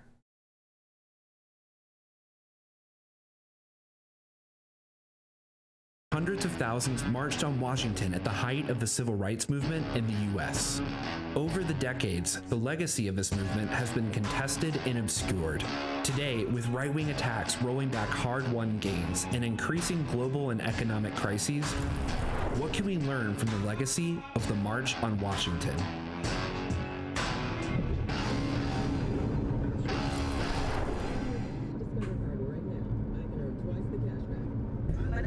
Structures like the biased appraisal system and segregation persist.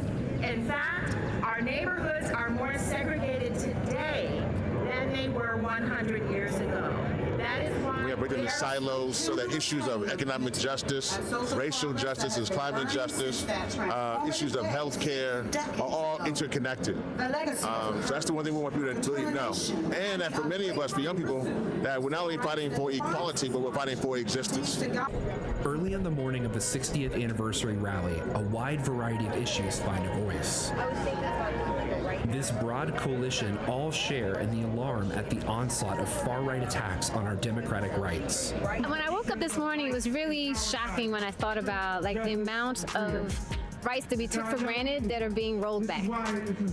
And it was surprising. And I lost my mom several years ago, and we used to talk about, you know, what it was like in the 60s and the 70s and what they had to fight for so that I could go to school, so that I could go to school. Definitely Yorkshire. And so to wake up now 60 years past that, and I gotta add something native like I'm thinking incorporate my pipe somehow or something. And why are we still fighting for the same rights?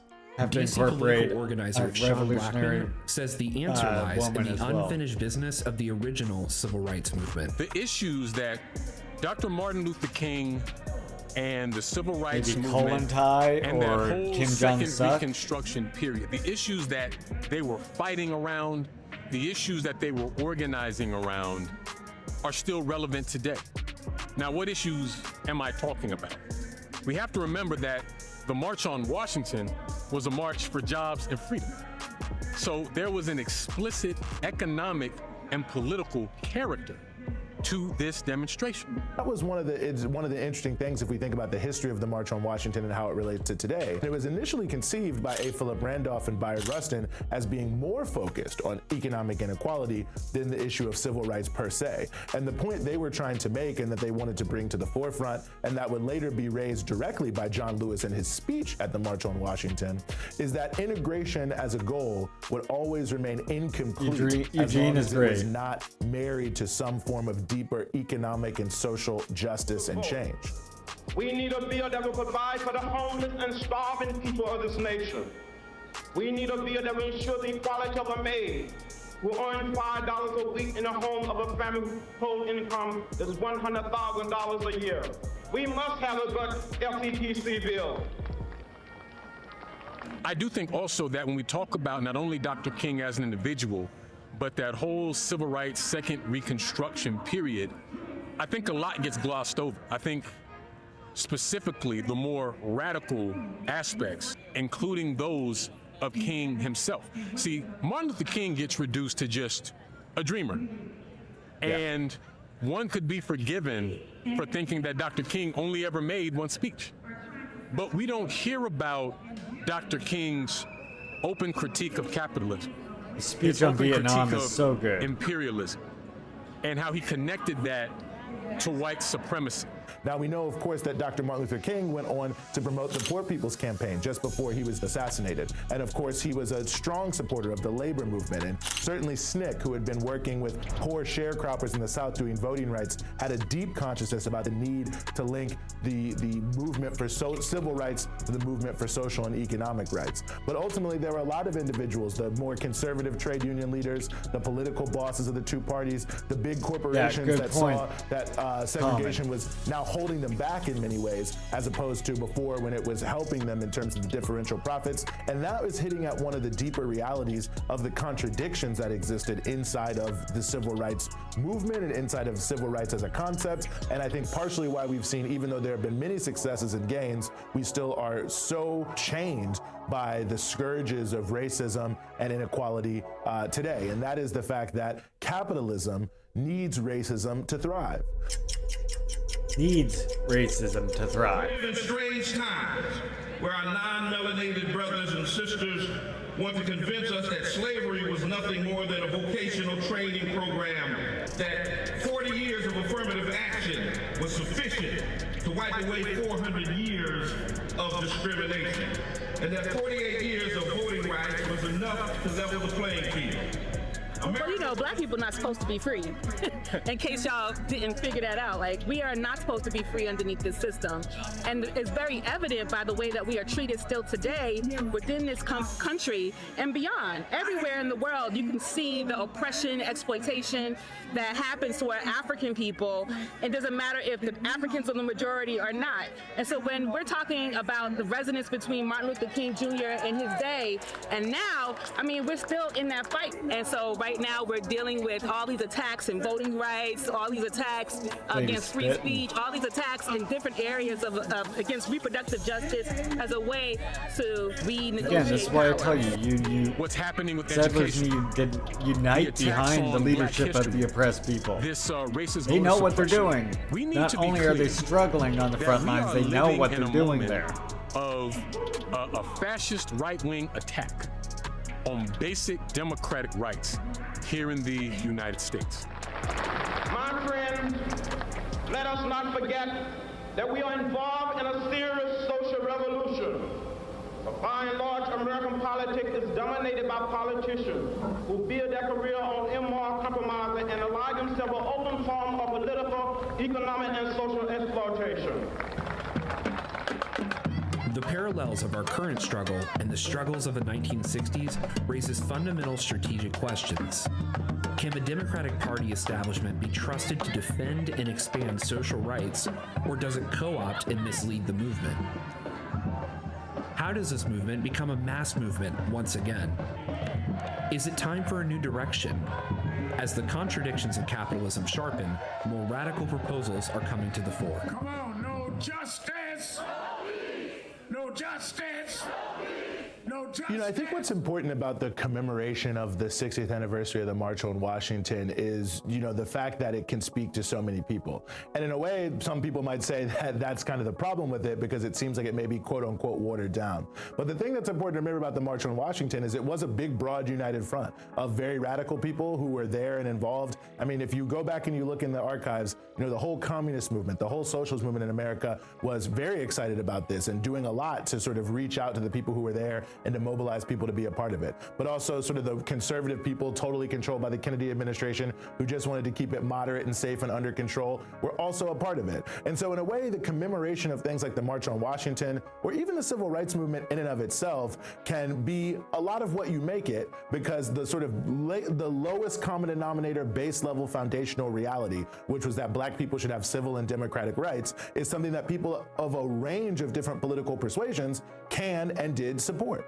But there are others who, of course, have recognized both then and now that to actually solve the problem, you have to go a lot further than that. And that is something that we are still in a point of contention about, and that still in many ways is a contested political ground. But I think that is the nature of struggle. That is how things happen. They happen as a process. They don't just happen all at once. So I think if we take anything away from the March on Washington and the entire Southern freedom movement, it's that you can't actually rely on politicians from the two major parties to make a change. So what does that mean? It means that if we want to make a change, and if we want to seriously address all of these problems that we've been talking about, then we have to do what our revolutionary ancestors did in their time. We have to get organized, not only to address specific issues, but to overturn this wretched system once and for all. That's the basic motto of the civil rights movement, and it helped to inject these issues in a powerful way into society that forced even moderate politicians like the Kennedy administration, who didn't even really want to deal with civil rights, it forced them to respond in some way, shape, or form. I think that we can take that no justice, no peace element and bring it into the forefront and continue to make change today.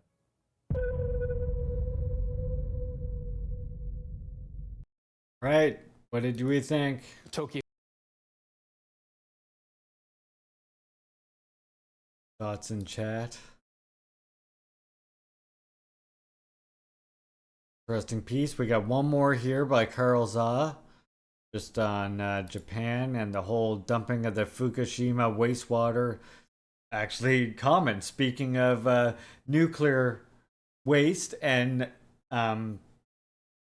certain complications having to do with the generation of nuclear power, etc. Here's about that Fukushima dumping of nuclear wastewater into the ocean that just began. Black civil rights is also more explicitly anti-capitalist and socialist in its messaging and structure than it was in the 60s and 70s even. 100%. Oh yeah, because I mean people are, you know, more and more. And I would say the same in the First Nations movement as well, and First Nations land defender movements and First Nations water defender struggles. It's the same story there as well.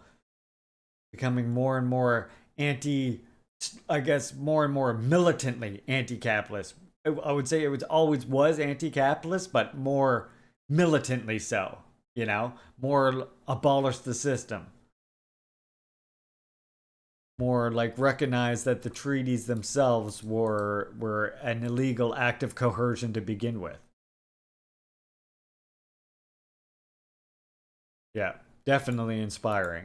And I mean, just looking at what's happening in Africa right now, right? Like, look at how inspiring that is with Burkina Faso, the restoring of diplomatic relations with DPRK, the EFF, and Julius Malema, you know, so on and so forth. Even the Niger military coup, which I would say is more and more proves itself by the day to be actually a popular coup. And what do we call a popular coup? Yeah, the contradiction in capitalism are sharpening. I think this can only fuel increased militancy in socialist movements, 100%. And increased militancy in the United States and in Canada itself as well, I would say too, right? Because not only are the contradictions are sharpening in part, or in I would say not just in part, but I would say a large reason why they're sharpening is due to the struggle of independence of many different countries in formerly oppressed and formerly colonized nations, right? I think that in imperialist countries, the more these countries push back against imperialism and overthrow imperialism in their own country, like we see happening like we see the struggles trying to do in Latin America, and like we see happening in Africa right now, what you'll see is, I would say, like a speeding up of that heightening of the contradictions, right?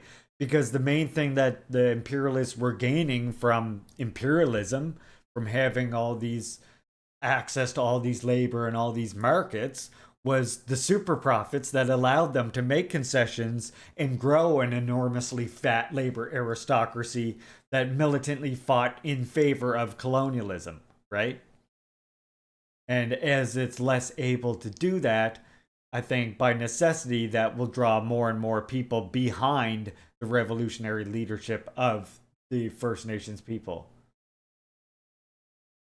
I do say there's revolutionary potential in the US and Canada, and I even say that the embryo of the Revolutionary Army exists in USA and Canada. In again, look at the black people fighting for their national liberation and First Nations people of all different nations fighting for their liberation, and that struggle meeting itself together, right?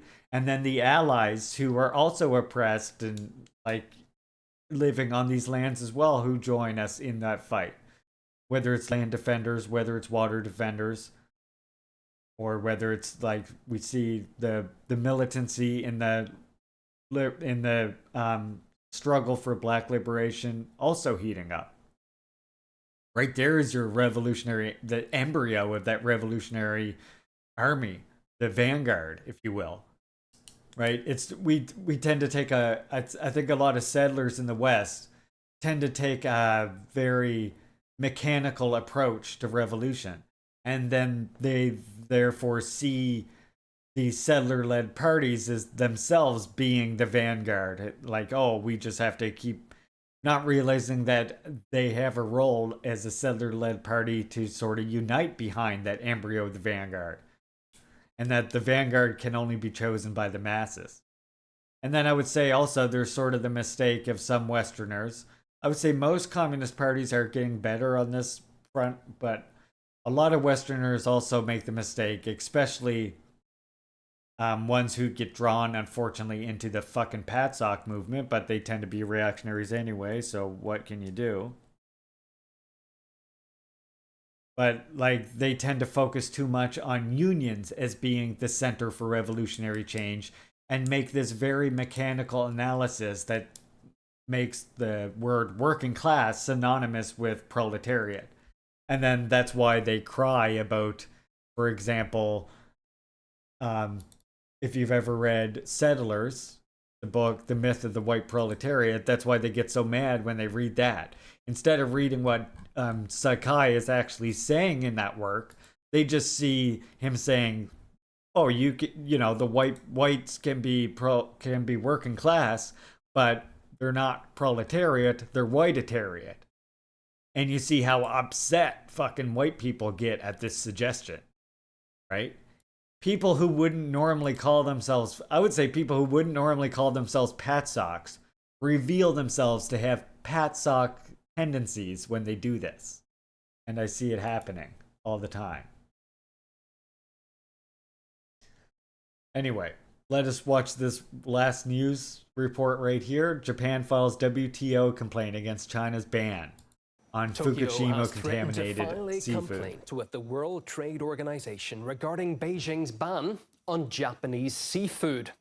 China's move followed the release of wastewater from the crippled Fukushima nuclear power plant, which began last week, citing concerns over public health. Beijing's repeatedly proclaimed its opposition. Understood, Battleboom. Well, hopefully, maybe over time, if you hang out in this channel, it will all start to make more sense to you. You'll understand. I mean, it's the same. It's just a matter of here we have a country that's not itself a nation, but instead is a prison house of nations. And that the struggle for liberation of all these imprisoned nations within it will necessitate the struggle for socialism. Just as we can, again, as I mentioned earlier in the stream, just as we can see that is what happened with every single socialist revolution to date. Like with Cuba, right? Even Cuba didn't even start. Fidel Castro wasn't even a socialist himself when the revolution started. It was through that struggle in order to achieve national liberation and throw off imperialists that they realized the need to then continue on that revolution onward to socialism. And Kim Il-sung, of course, learns the same thing and mentions the same thing. I know, I read the quote all the time on here, but it is a good quote where he talks about this quote right here, where he talks about, in our country, the socialist revolution began after the carrying out of the anti-imperialist, anti-feudal democratic revolution in the northern half of the republic following liberation. So what he's saying here is, first, there was a revolution, a democratic revolution against imperialism, against colonialism, and if there's settler colonialism, you would have to have your democratic revolution be against settler colonialism as well. And only then can you start to go forward to the socialist revolution, because, as he continues, it is a logical process of revolutionary development that the anti-imperialist, anti-feudal democratic revolution led by the working class changes to the socialist revolution. And we can even extend this further. You know, Marx and others understood this as well, that the difference that separates a feudal revolution from a bourgeois revolution and from a proletarian revolution is how long that revolution is carried out. Which is why the communist revolution has to be a very long, multi-generational revolution that lasts until all the backwards reactionary ideas of capitalism are overcome. Greed, individualism, etc. Pacific nations too. However, despite the outcry, Tokyo's plowing on. Oh, there's that article on about Lowndes County. Let's discuss the latest development. The contributor Carl Jia. Hi there, Carl.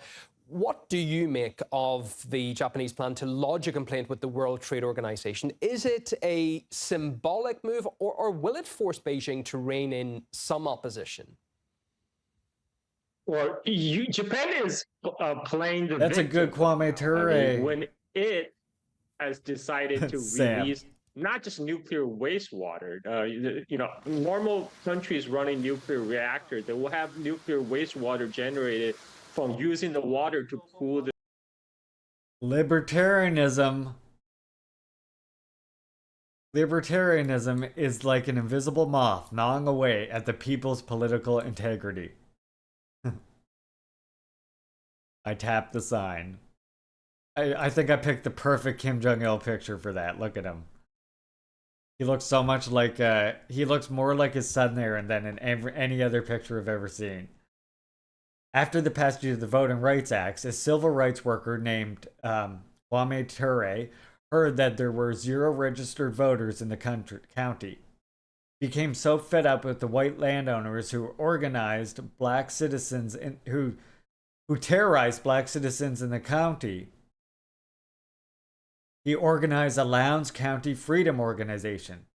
2 like-minded Californian activists asked Kwame if they could use the LCFO's mascot to start a similar organization.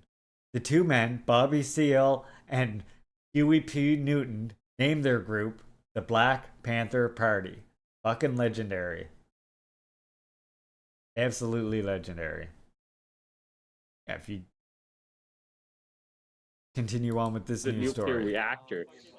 Those are in compliance with the international standard. However, the water Stokely Carmichael is Kwame Ture. Contaminated water because that taking water has his name from 2 of his... Sorry, I know I keep pausing, but taking his name from 2 of his inspirations, which is Kwame Nkrumah, who he worked a lot with, and Ture, I can't remember his other name for some fucking reason. I suck with names.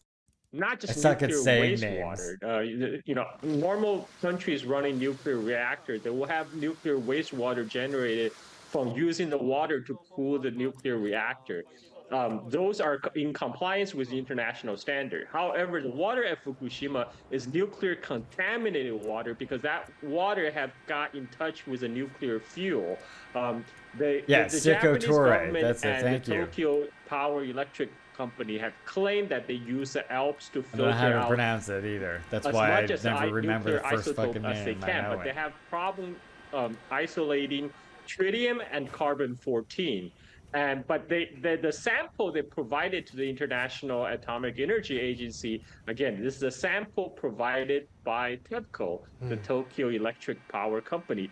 We are supposed to trust them that the sample they provided to IAEA is representative of all the water they plan to releasing. And to keep in mind, the the nuclear contaminated water is still being generated daily.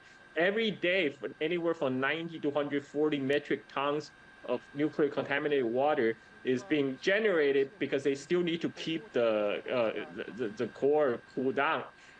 So even at this point, the Japanese government estimate the release of this water will take anywhere from 30 to 40 years, but they do not know. They do not know when they will end the releasing of this contaminated water. So, I mean, and right now it's not just China that's concerned.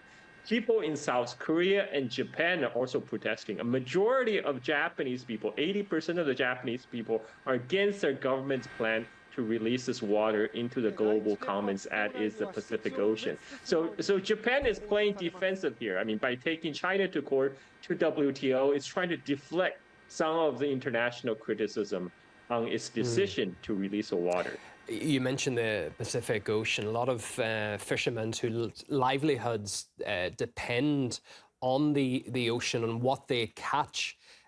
They're taking close look at what's happening, because we had the Japanese Prime Minister, Carl, filmed eating fish caught off the Fukushima coast after the wastewater release started. Will that be enough to reassure people the catch is safe?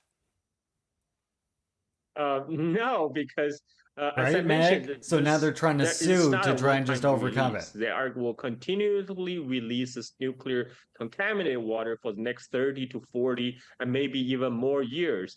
And this is a very long 30 to 40. I mean, if Kishida, the Japanese Prime Minister, continued to eat the Fukushima fish for the next 30 to 40 years, maybe people will give him a benefit of doubt. But right now, a lot of the fishermen's livelihood is on the line. So, for example, China is the largest importer of seafood, and they import.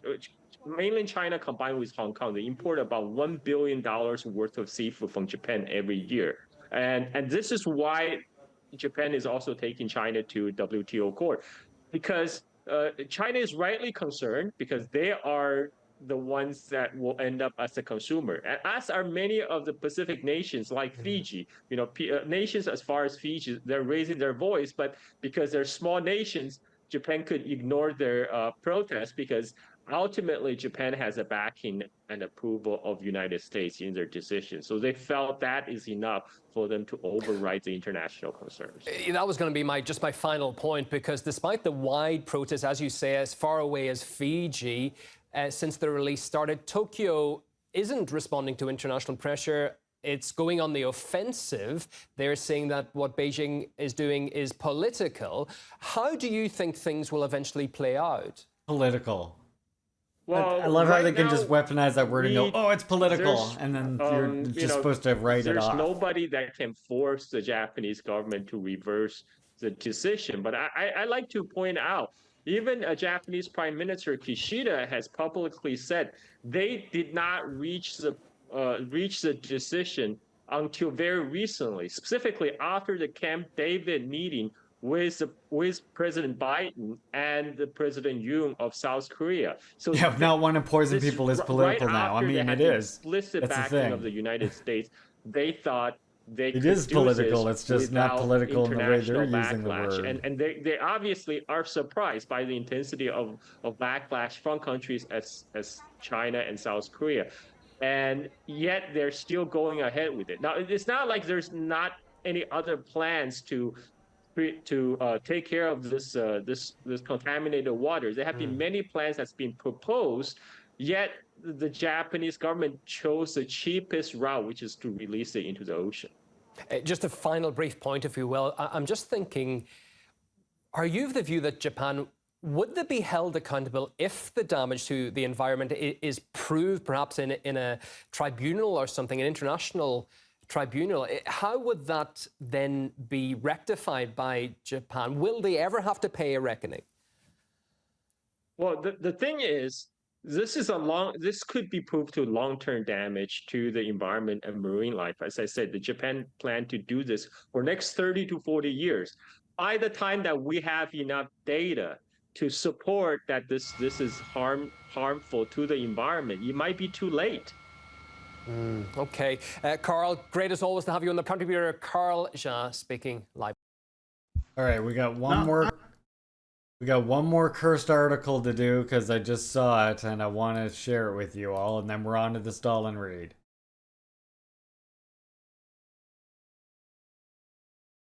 South Korea's Yoon urges China to do more to address the North Korean threat.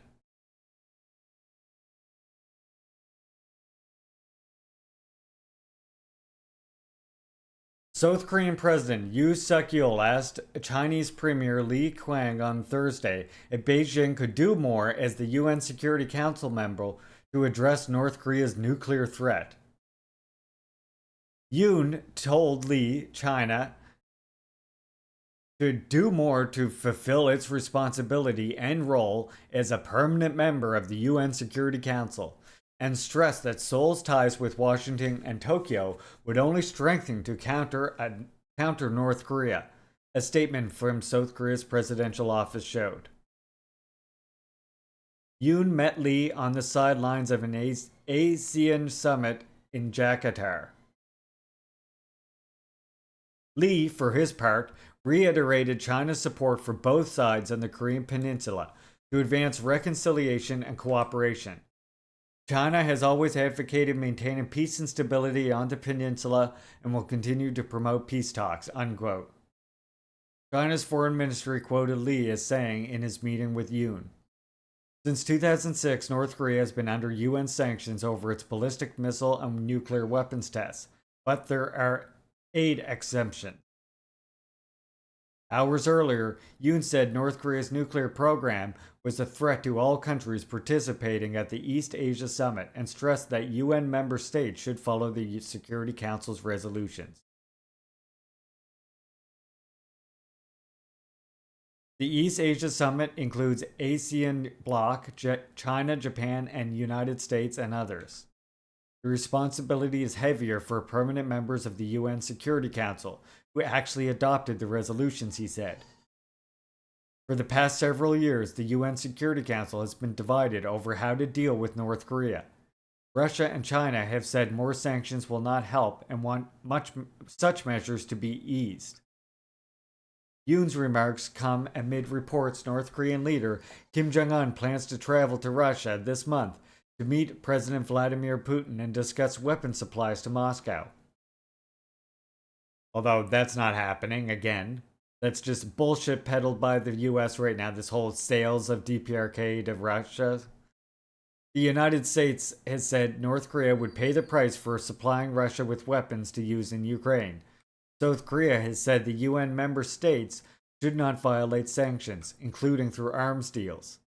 Yoon's meeting with Lee came after the South Korean leader called for a rules-based maritime order in the South China Sea, and as he vowed to enhance cooperation with China and Japan. In an interview with Indonesian Kompas newspaper published on Tuesday, Yoon said that it is time to put relations among the three Asian countries back on track, quote-unquote.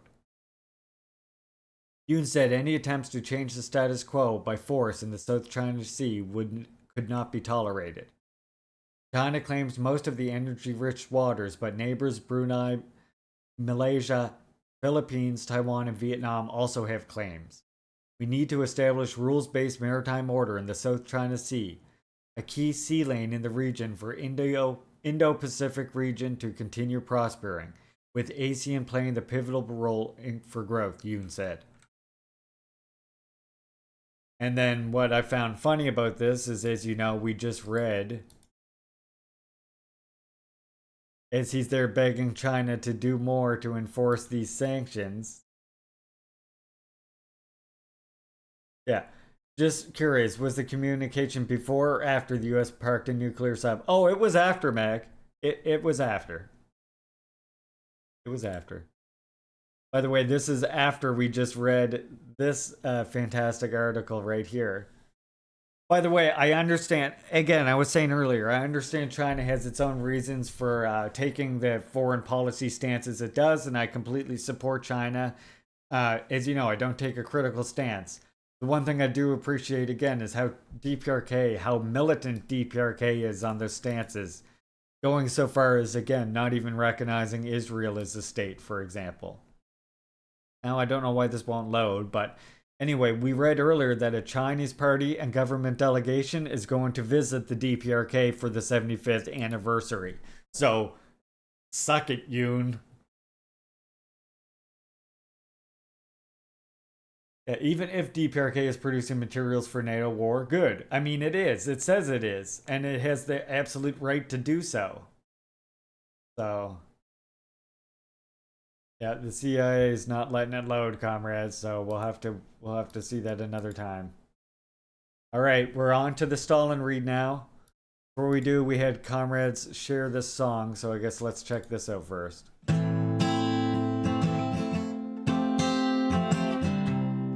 I would have been friends with Stalin.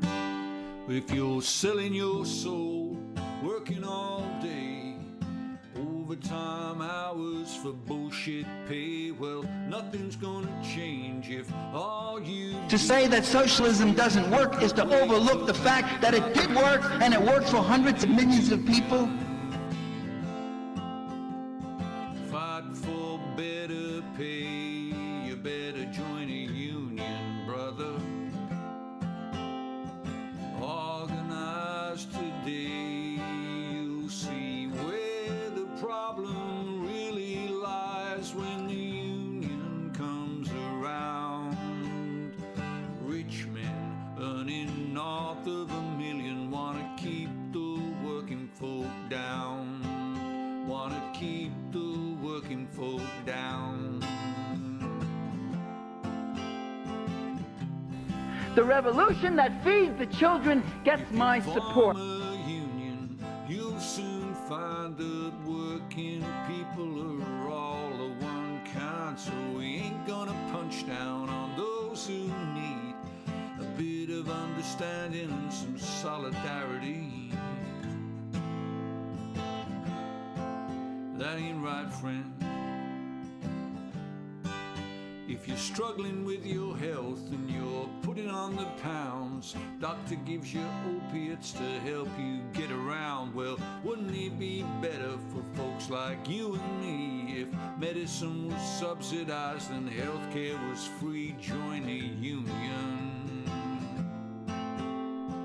Fight for better pay. Come on and join a union, sister. Organize today. It comes down to the self same thing if you're black or white or brown. Rich men earning north of $1 million wanna keep the working folk down. Wanna keep the working folk down. Yeah, exactly. Sip and Common. 100%. Know your culture wars are there to distract while libertarian billionaires avoid paying tax. You wanna talk about bathrooms while the floodwaters rise. The forest is on fire and the wind burns our eyes. Something's wrong here. Well, they wanna divide us because together we're strong. Are you gonna take action now you sung your damn song? If you don't like the rich man having total control, you better get the union to roll. Join a union. Fight for better pay. Come on and join a union. Organize today. Don't matter if you live in the city or some little country town. Rich men earning north of $1 million. Rich men earning north of $1 million. I say rich men earning north of $1 million wanna keep the working folk down. Wanna keep the working folk down.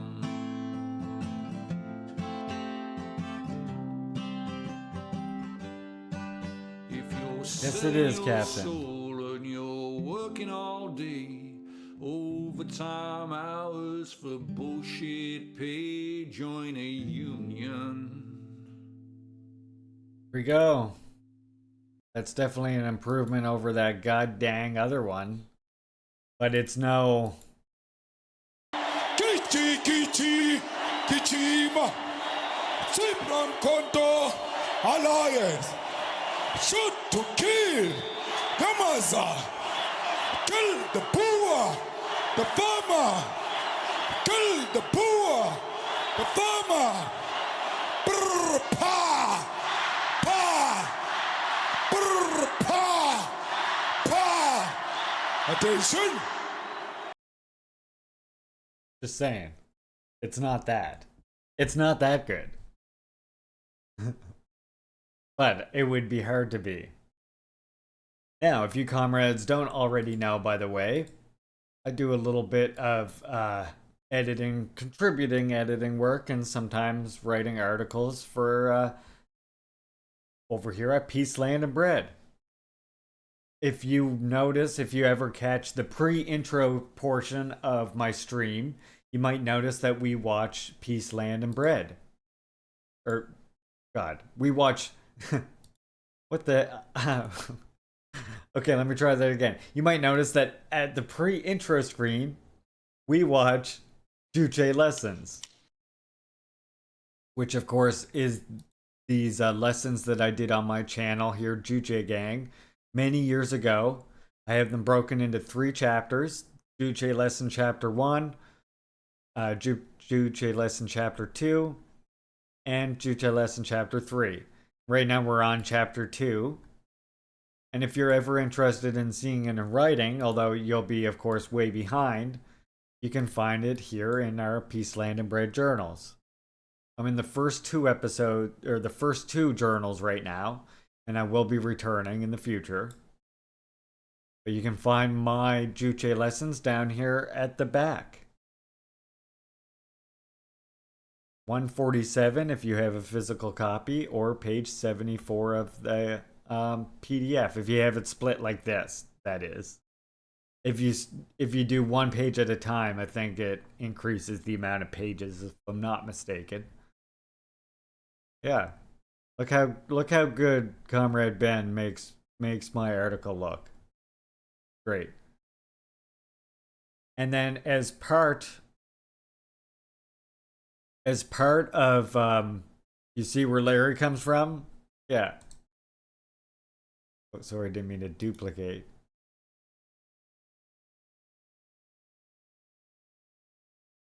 Yeah, Larry, you can find my, if you come to the Abode Us when you're on the Peace, Land, and Bread site, which is right here. I guess I should actually add this to my socials, maybe. But yeah, you can come down here, and here's our Abode Us. Ben is our fantastic graphic designer, and does, of course, so much other work here. And here, that's what the L stands for. There you go. And then as part of that, I also do some helping out at Iskra Books whenever I can. And right now, as a result of that, I told the one of the translators of the Stalin History and Critique of a Black Legend book that I would happily read this work on stream. So here we are. We're working our way through it. We're on chapter 3, page 111. If you ever need a link, of course, you can type exclamation mark and reading into my chat, and the link will come up. We'll just pin it at the top for us. Okay. Chapter 3. Between the 20th century and the longue durée, between the history of Marxism and the history of Russia. The origins of Stalinism, quote unquote. That's it.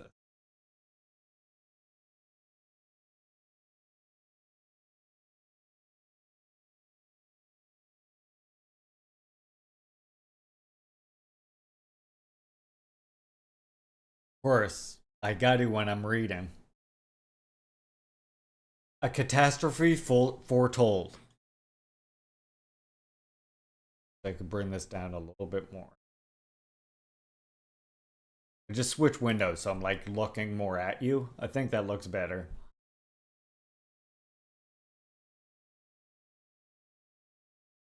So far, we have concentrated on the interweaving of the ideological, political, and military contradictions of the revolutionary process, on the one hand, and the international conflicts on the other. But the picture would not be complete if we did not also bring in the long-term dimension of the history of Russia.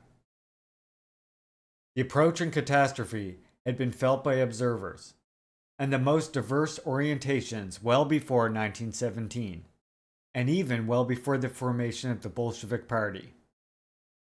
In 1811, in the St. Petersburg, still shaken by the peasant revolt led by Pugachev, an illiterate but with great political skills, which had been suffocated with some difficulty a few decades earlier, Joseph de Maistre expressed a concern that a new European, quote-unquote, type revolution might break out. This time led by an intellectual class of popular extraction or sentiments, by a Pugachev of the university. Thank you very much, Razor. By comparison, the upheavals that had taken place in France would appear as child's play in comparison. Quote, there are no expressions to tell you what one might fear, unquote.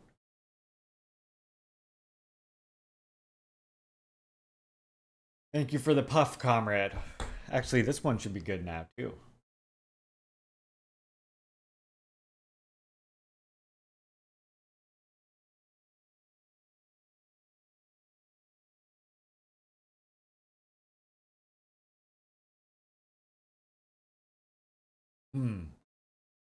That's Romulan.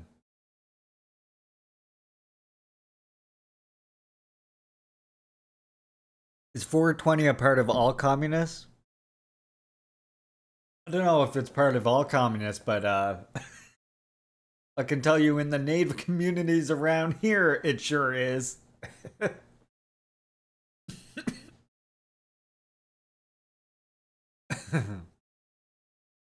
Let's jump forward about half a century. I love 422. A prophecy, even more fitting. Indeed, positively amazing for its prescience, can be read in an article on Russia by Marx, published in an American newspaper, the New York Daily Tribune, of January 17, 1859. If the nobility continues to oppose the emancipation of the peasantry, a great revolution will break out. The reign of terror of these quote-unquote half-Asiatic serfs will be something unequaled in history, unquote. Yeah, Marx had some problematic views when it came to colonialism, although he started to overcome them, as you can see with like this quote. The tangs of that view still hang on, right? Immediately after the 1905 revolution, it was the Russian Prime Minister himself, Sergei Witte, who stressed the unsustainability of the situation and warned the Tsar of the danger represented by the Bun, or peasant revolt. The advance of human progress is unstoppable. Quote, the advance of human progress is unstoppable. The idea of human freedom will triumph, if not by way of reform, then by way of revolution. But in the latter, even it will come to life on the ashes of 1,000 years of destroyed history. The Russian Bund, mindless and pitiless, will sweep away everything, turn everything to dust. The horrors of the Russian Bund may surpass everything known to history, unquote. Moreover, it was Witte himself who was involved in the ferocious repression with which the 1905 revolution and the often savage jacqueries that accompanied it were met. The Minister of the Interior, P.N. Durnovo, ordered, quote, the governors to proceed to the immediate execution of the rioters, to burn and raze to the ground the villages from which the rioters originated, unquote. The military tribunals, the collective reprisals, the death squads, and the pogroms that fell on the Jews, accused of fueling subversion. It was a situation that lasted up to the outbreak of the war. It was that same Minister of the Interior himself who warned, revolution in its most extreme form and irreversible anarchy will be the only foreseeable results of an ill-conceived conflict with the Kaiser. Unquote. AKA your cousin, by the way. Do you know that, comrades? I'm sure most of you comrades watching know, right? That the great powers who participated as belligerents in the First World War were all the leaders of those monarchies were all fucking cousins, related through Queen Victoria. Isn't that lovely? Doesn't that just warm you up inside? It's just a little family conflict is all, you see? No harm done, just millions of lives. Like what, 100 million fucking lives? Because of some family conflict over the division of imperialist spoils? Yeah. Yeah. You wonder why people were getting fucking revolutionized by that? And then again, with the Second World War, when it was sort of, you had Germany trying to basically enter a new imperialist phase of war and smash socialism. That also radicalized people further and allowed for the expansion of socialist states all over the world, or especially the struggle for them. White people. Hi, plants.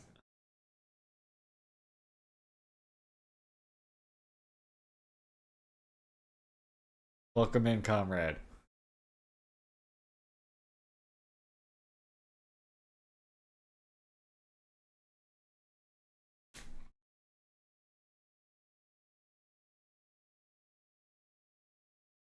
This is what came to pass.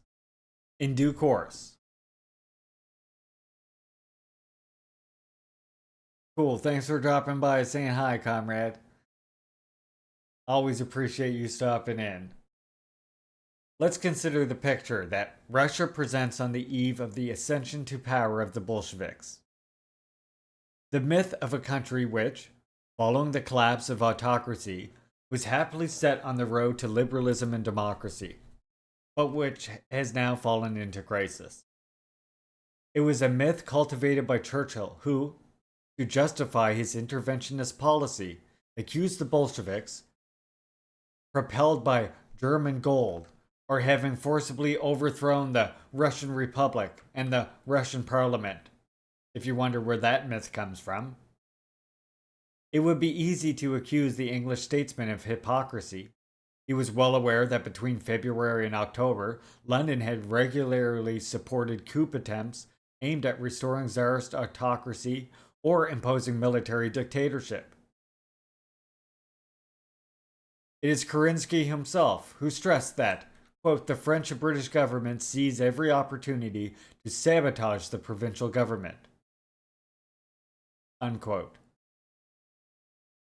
And yet, from his American exile, the Menshevik leader continued to cultivate the myth in question to the last, accusing the Bolsheviks of a double betrayal towards the fatherland and towards the newborn Russian democracy.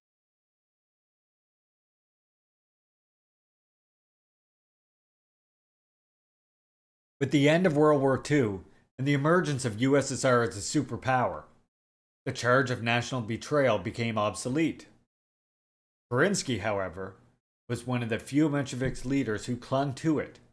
Indeed, beyond him, the Bolsheviks' betrayal of Russian democracy, culminating in the Stalinist terror, is still a commonplace motif.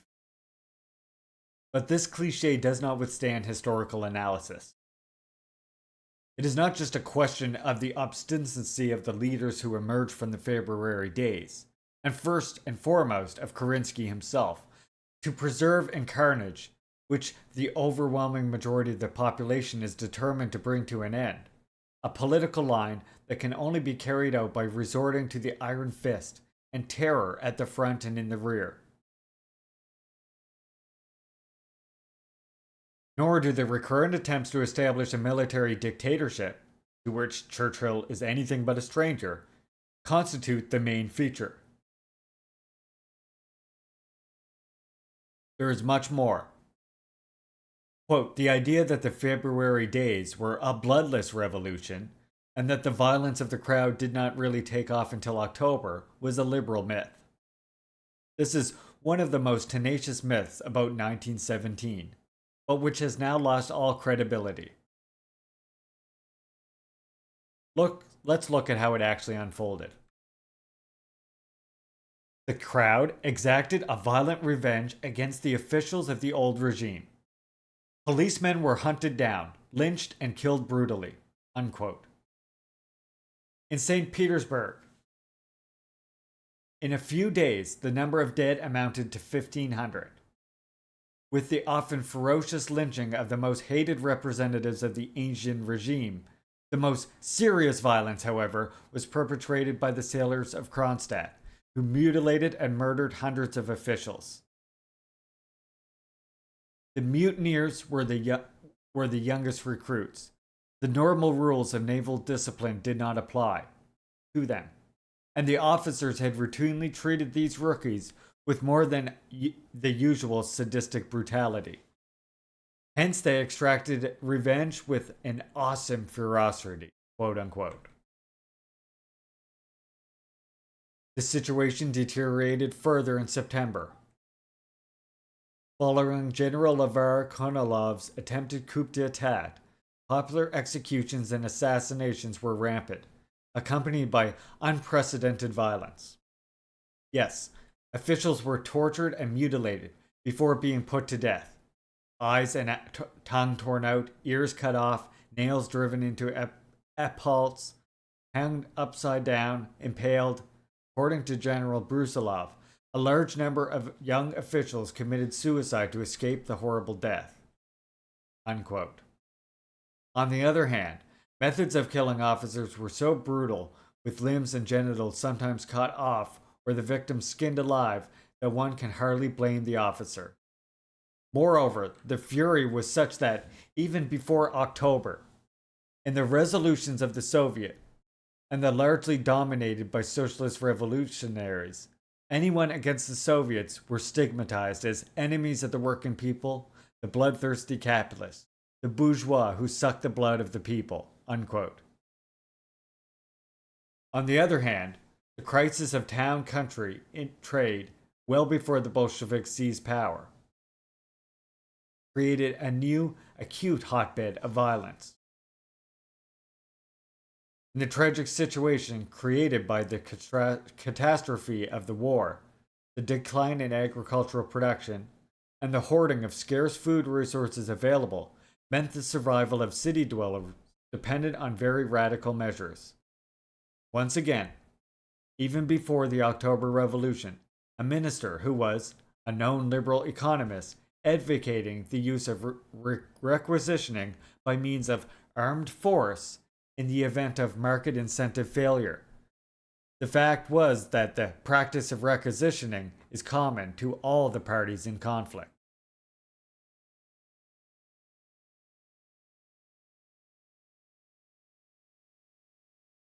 The interweaving of these multiple contradictions causes a bloody anarchy, with the collapse of all authority and institutional frameworks. With the explosion of savage violence from below, of which the protagonists are first and foremost the millions of deserting or disbanded soldiers, and with a general militarization and brutalization of social behavior and political practices. It was a level of brutalization incomparable to that known in Western societies. In order to understand this tragedy, one must keep in mind the process of spreading social violence from the areas of military violence, the contamination of the rear by the violence exercised by the soldiers, peasants, deserters, outside the framework of the army, by the millions of deserters from the decaying Russian army, the increasingly blurred boundaries between the front and the rear, between the civilian sphere and the military. In conclusion, the violence of the military zones spread everywhere, and society as a whole was not only plunged into chaos and anarchy, but become prey to unprecedented brutalization, quote unquote. It is therefore a matter of starting from the First World War and the crisis and disintegration of the Russian army. In fact, it is perhaps worth proceeding even further back in time. The exceptional burden of violence that fell on Russia in the 20th century can be explained in light of the intertwining of two processes.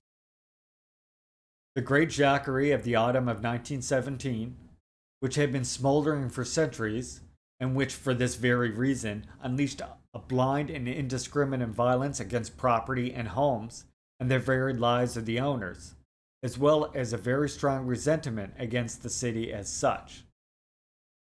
The second process was the disintegration of the Tsarist army, the largest army in history, 95% of which were composed of peasants.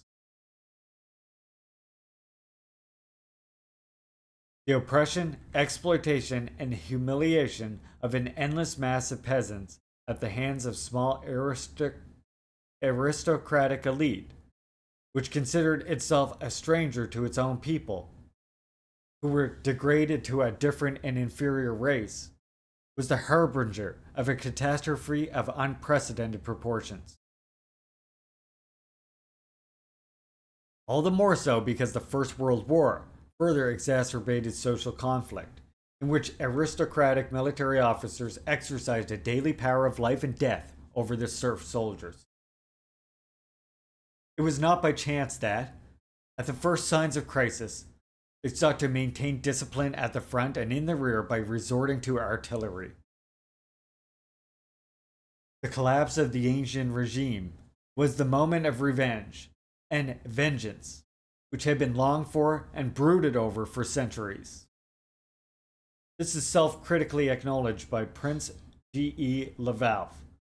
The, quote, revenge of the serfs was a settling of accounts with those who had for centuries refused to treat the peasants as people rather than dogs, unquote.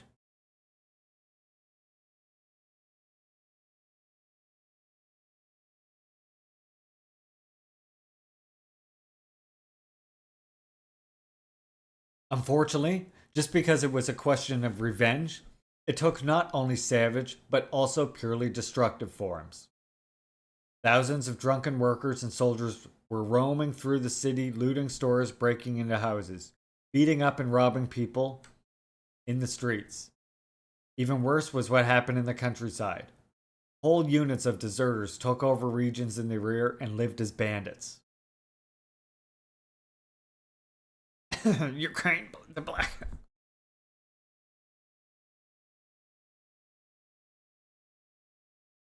You know, kind of like the Ukraine Free Territory would come to do. You know? Who's that anarchist that all the... Who's that anarchist fucking brutalizer that they all like to champion? Can't think of his fucking name all of a sudden. The united agitation of deserter soldiers and peasants sparked a devastating fire in Russia. Yeah, Makhno. That's who I'm thinking of. Makhno. Fucking Makhno. He fits that description. He did exactly this.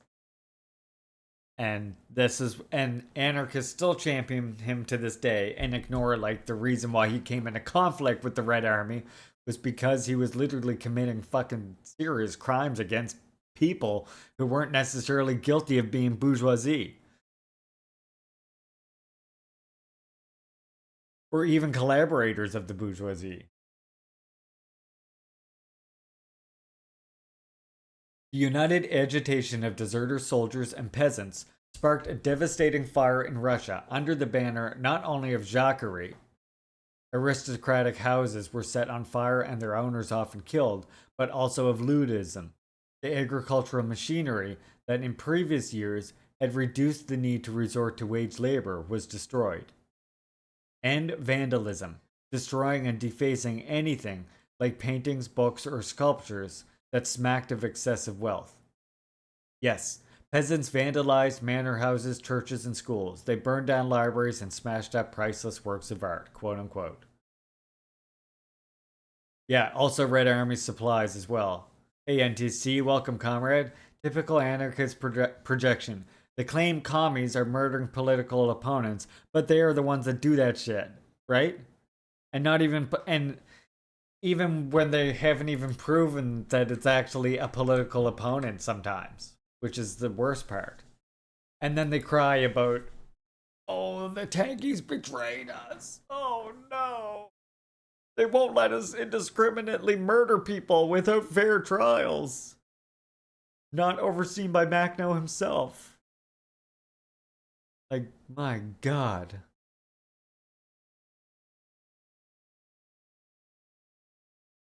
And what's funny is, you know, some anarchists to this day still kind of carry on this tradition of somewhat thinking that Lenin was more anarchistic in his earlier days because he was trying to properly contextualize what Marx and Engels meant by the withering away of the state.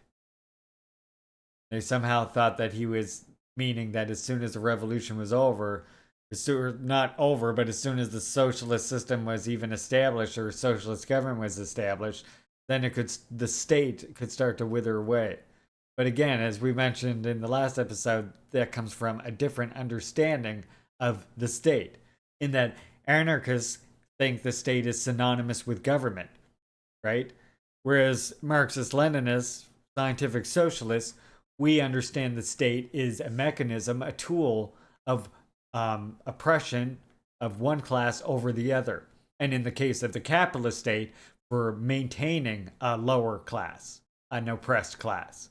And in this case of the proletarian state, for eliminating the oppressor class, is the two ways that the states differ.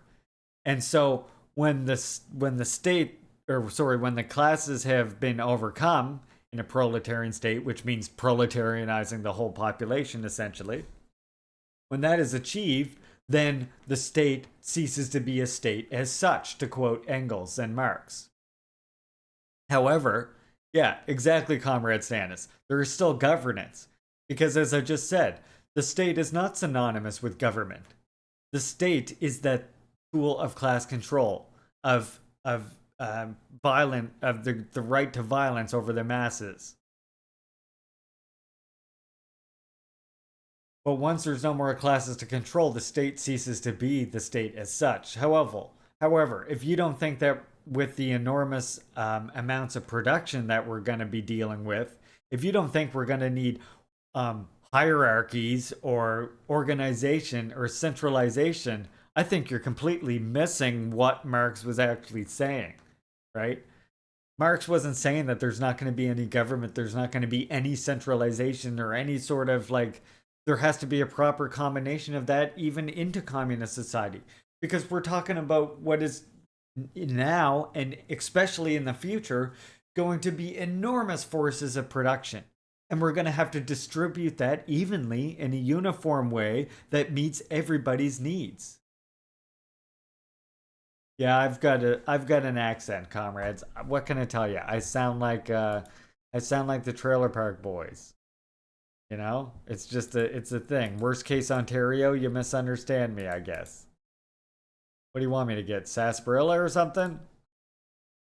What are you doing, Julian? The chicken fingers aren't even cooked. Want us to get sarsaparilla or something, you dick?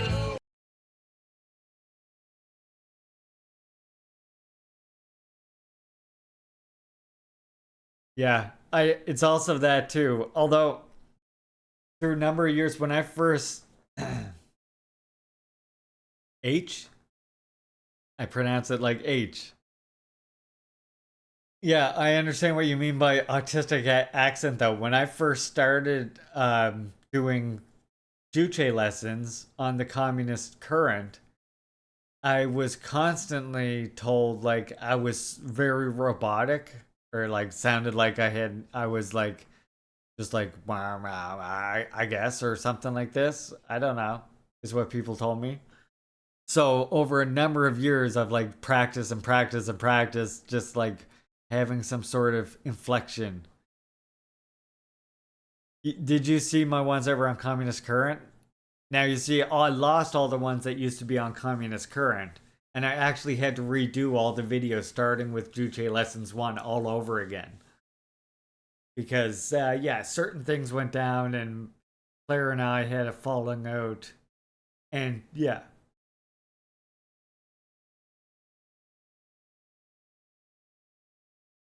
we had a falling out because, of course, I tried to correct some incorrect position of her on Juche, and then she lashed out at me and like said, "Oh, don't you have a son and you're on disability? Well, why are you talking to me about Juche on the internet?" She put it as me attacking her because I said, saying that Juche has no relevance in the West. Yep, that sounds about white.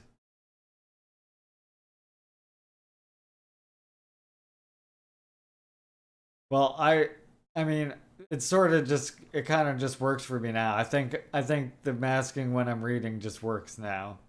Yeah. That was the situation with Clara on Communist Current.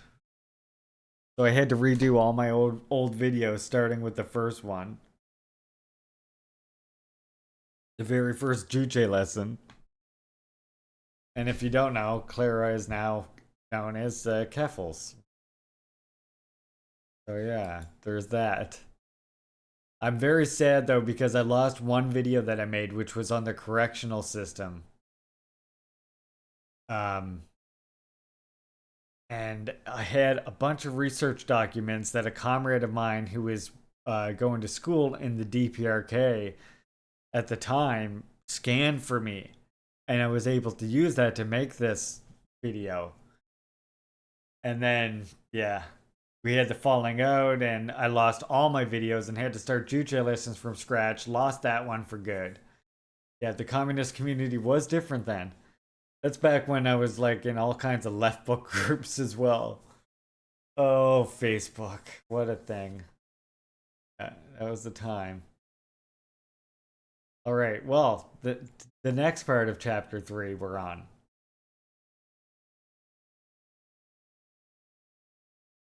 Fascist book, yeah. The Russian state persevered by those advocating the withering away of the state. Yep, Twitter, TikTok, yep. And I like hanging out with you all here in person. So I kind of like doing the Twitch thing, honestly. I appreciate you all spending your time here listening to me read and ramble and everything. It fucking means a lot to me, seriously. Anyway, allow me to continue reading. The Russian state persevered by those advocating the withering away of the state. On the whole, we can thus characterize the situation that was created following the February Revolution and the collapse of the ancient regime. Russia, in short, was being balkanized. If 1917 proved anything, it was that Russian society was neither strong enough nor cohesive enough to sustain a democratic revolution. Apart from the state itself, there was nothing holding Russia together. Ironically, it was a party that foresaw and hoped for the final extinction of the state that reintroduced the state. Ruthless is the energy that is required to restore order in a world which, having been savaged by centuries of isolation and oppression, is undergoing a further process of barbarization following the war. The dissolution of the ancient regime, and the spreading of anarchy and chaos. But it would be trivially ideological to see only one side resorting to terrorist violence. Let's see how the emerging new power is countered. Quote, "This is the savage war of vengeance against the communist regime. Thousands of Bolsheviks were brutally murdered. Many were victims of gruesome and symbolic tortures. Ears, tongues, and eyes were cut out. Limbs, heads, and genitals were cut off. Tortures, sorry. I lost my place there. Stomachs were sliced open and stuffed with wheat. Crosses were branded on foreheads and torsos. Communists were nailed to trees, burned alive, drowned under ice, buried up to their necks, and eaten by dogs or rats, while crowds of peasants watched and shouted. Party and Soviet offices were ransacked. Police stations and rural courts were burned to the ground. Soviet schools and propaganda centers were vandalized. Simple banditry also played a role. Most of the rebel armies held up trains. In the Donbass region, such holdups were said to be almost a daily occurrence. During the spring of 1921, raids on local towns and sometimes the peasant farmers were another common source of provisions." Unquote.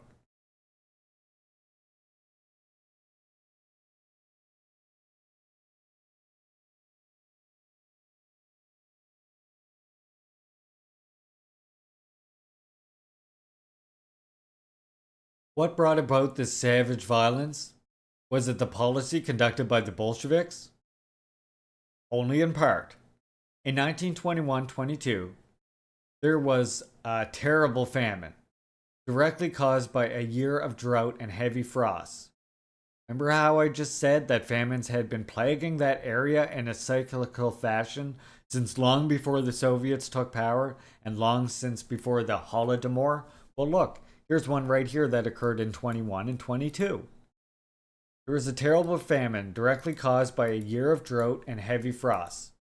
On the other hand, the peasant revolt was also a protest against a state of affairs that took away their only sons and horses for the army, one that prolonged the devastations of the Civil War, one that forced them into labor teams and robbed them of their food. That is, it was a protest against a catastrophe that had begun in 1914. As far as Bolsheviks' policy is concerned, one must also be able to distinguish between the measures which struck the peasantry in a senseless manner and others which were of entirely different character. One thinks of the collective farms, which had already taken hold in 1920, and which were often made up of militant communists from the city, driven not only by the ideals, but also by the hunger that raged in the urban centers. Quote, people ate and worked in their collective teams. Women did heavy field work alongside the men, and sometimes nurseries were set up for the children. There was also an absence of religious practice. Even in this case, the hostility of the peasants was unshakable, who believed that the collectives, not only the land and the tools, were shared, but also wives and daughters, that everyone slept together under one huge blanket. Unquote. On the other hand, even more bitter was the experience endured between the end of the 19th and beginning of the 20th century by the populace, who were determined to go to the people and help them by establishing cooperatives, but were quickly forced to revive the idealized image they had of the Russian peasant. Here is the fate that befell one of them, Mikhail Romas. Quote, from the start of the villagers were suspicious of his cooperative. They could not understand why its prices were so much cheaper than the other retail outlets. The rich peasants who were closely linked with the established merchants intimidated Romas and his allies. They filled one of his firewood logs with gunpowder, causing a minor explosion. They threatened the poorer peasants who had begun to show an interest in the cooperative and brutally murdered one of his assistants, a poor peasant from the village, leaving his horribly mutilated body in several pieces along the riverbank.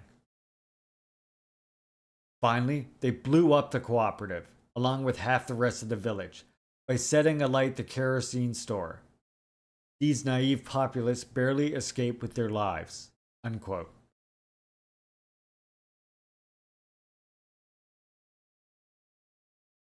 Once again, the long-term nature of the violence of crisis-ridden Russia comes to the fore.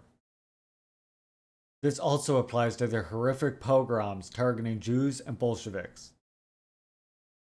One rationale for the persecution of the former being that they were suspected as puppeteers of the latter. Let us again give the floor to the English historian repeatedly quoted here. Quote, in some places, such as Chernobyl, the Jews were herded into a synagogue, which was then burned down, with them inside. In others, such as Cherkasy, content warning, they gang raped hundreds of preteen girls. Many of their victims were later found with knife and saber wounds to their small vaginas. The terror Cossacks tortured and mutilated hundreds of Jews. many of them women and young children. Hundreds of corpses were left out in the snow for the dogs and pigs to eat. In the midst of the macabre scene, the Cossack officers held a surreal ball in the town post office, complete with evening dress and an orchestra, to which they invited the local magistrate and a group of prostitutes they had brought with them from Kherson. While their soldiers went killing Jews for sports, the officers and their beau monde drank champagne and danced the night away. Unquote. In this regard, a 1920 report of the investigation by the Jewish organizations in Soviet Russia talks of more than 150,000 reported deaths and up to 300,000 victims, including the wounded and the dead. Unquote. And this is, by the way, if you wonder why, this is why Lenin, of course, is giving those speeches against the Jewish pogroms. When they accuse USSR of being an anti-Semitic state, they leave out the fact that it literally, without the Bolsheviks, literally the type of violence and the type of pogroms that targeted Jewish people likely would never have stopped. And who knows what the relation, I mean, I don't even want to think about if Nazi Germany had risen in the atmosphere without a Bolshevik government and a USSR. I don't even want to imagine what that would have been, you know? Thankfully, we don't have to.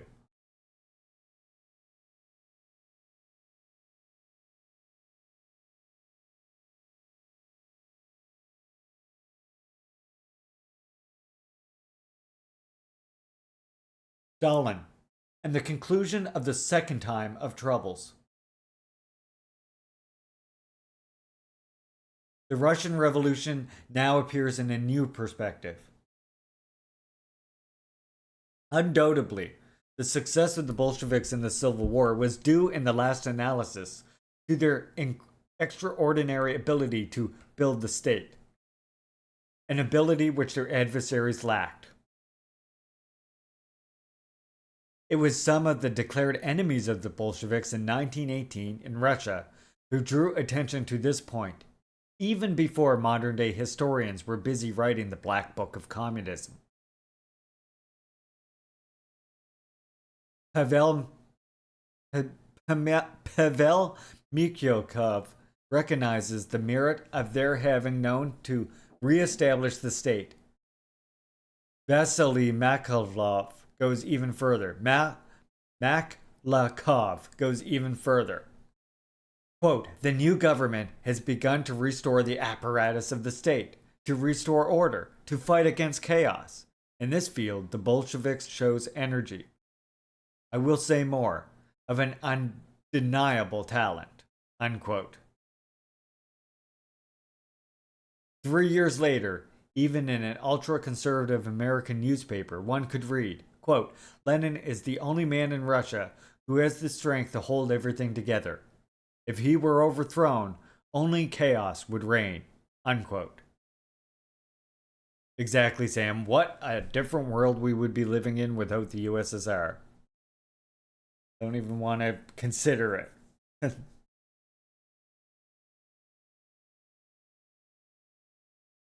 The revolutionary dictatorship that emerged from the October Revolution also fulfilled a national function.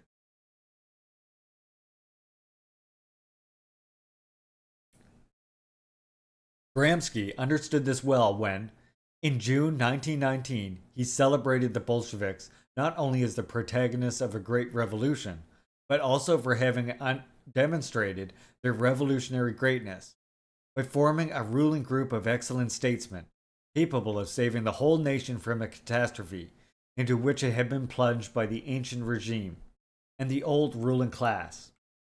The following year, Lenin himself indirectly referred to this when, polemicizing against extremism, he underlined that revolution is impossible without a nationwide crisis, afflicting both the exploited and the exploiters. Unquote. It is the political force that proves capable of resolving such a crisis that conquers hegemony and achieves victory. This is the basis for supporting Soviet Russia for Alexei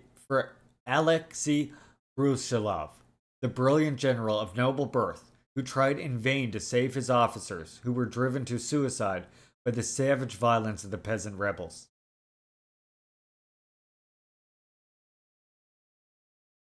Quote, "My sense of duty to the nation has often obliged me to disobey my natural social inclinations." A few years later, in 1927, in drawing a portrait of Moscow, Walter Benjamin sharply highlighted, quote, "the strong national sense that Bolshevism has developed in all Russians without distinction," unquote. Long live the People's Revolution! Soviet power had succeeded in imparting a new identity and self-consciousness to a nation not only terribly exhausted, but also somewhat dazed and adrift, lacking any stable points of reference. And yet, the crisis of the whole Russian nation was not quite over. Exploding in all its violence in 1914, but already with a long period of incubation behind it, it has sometimes been defined as the second time of troubles, analogous to that which raged in Russia in the 17th century. The struggle between the pretenders to the throne, which developed intertwined with the economic crisis and the peasant revolt, as well as with the intervention of foreign powers, sharpened in the 20th century, as the conflict also arose between different principles of legitimation of power.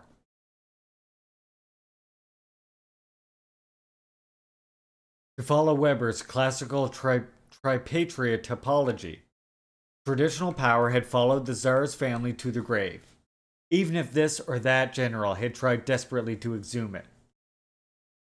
Already cracked as a result of the bitter conflict that emerged at the Brest-Litovsk negotiation, charismatic power did not survive Lenin's death. Finally, national legal authority faced extraordinary difficulties in enforcing its power after a revolution that promoted the ideology of the abolition of the state. This was especially so in a country with a long history of peasant hatred for their lords, which had traditionally been expressed through anti-state rhetoric and praxis. How far am I away from my sub goal? I'm 6 subscribers away. Due to popular demand, Comrade said that I should set the sub goal to 69. So that's what we did. And when the sub goal goes off, we're going to listen to 2 absolute bangers from our favorite musician on this channel, George Paul. Oh my god, what the hell? Thank you so much, Comrade NTC, for the, what the fuck, the 6 bomb. Oh my god, thank you, Comrade. That means so much to me. Jesus, that's a huge help. You shattered the, you just shattered the fucking thing. Please, everybody, spam the chat right now with emotes of Juche Gang while I get these songs fired up. Thank you. Thank you so much, NTC. My god, that means so much, Comrade. What the fuck? You're amazing. All of you, all of the support this month has been absolutely incredible. It really does inspire me to keep fucking going. And honestly, it will allow me to spend less time fixing people's cars. And instead allow me more time to read to you, comrades. So yeah, very much appreciated. Permanent disability, you know, is hard to live on, to say the least. Now, everybody, please get ready to fucking dance. Because we have to listen to these 2 great songs. First, we're going to go for the more traditional sounding one.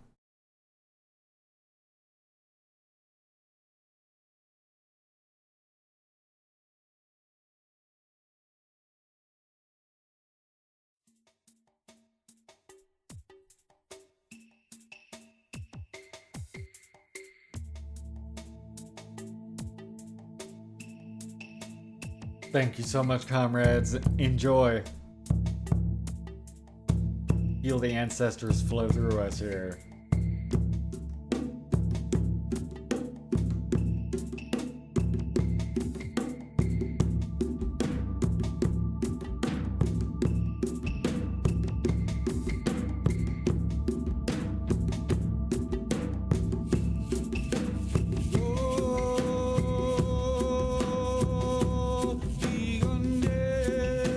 Oh, nice. Related side note, your disability claim got approved? Congratulations, NTC. Very happy to hear that. I know how much of a struggle it is. Trust me, I've been through that. It's a militant struggle itself.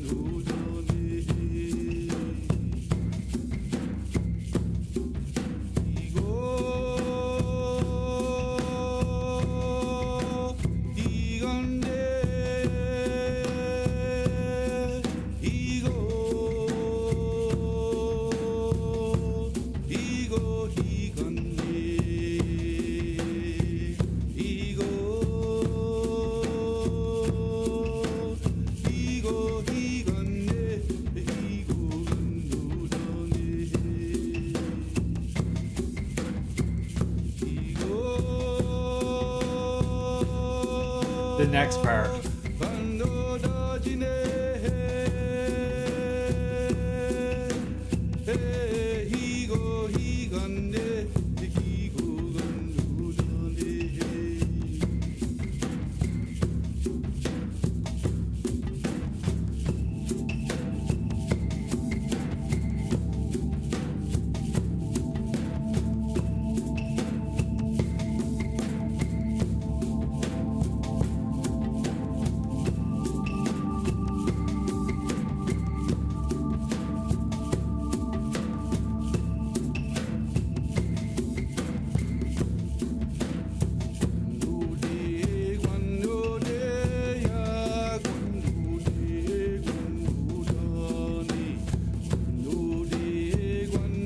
Okra, hey, that's I'm Okra Squirrel.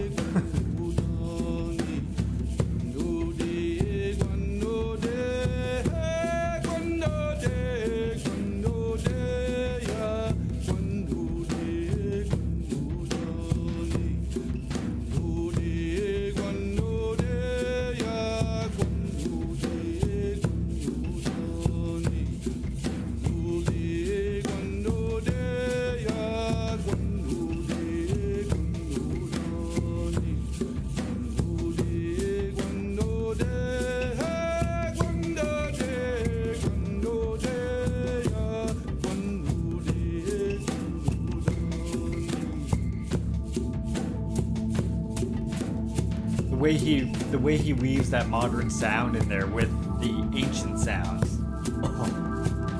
Oh my god. Listen to it.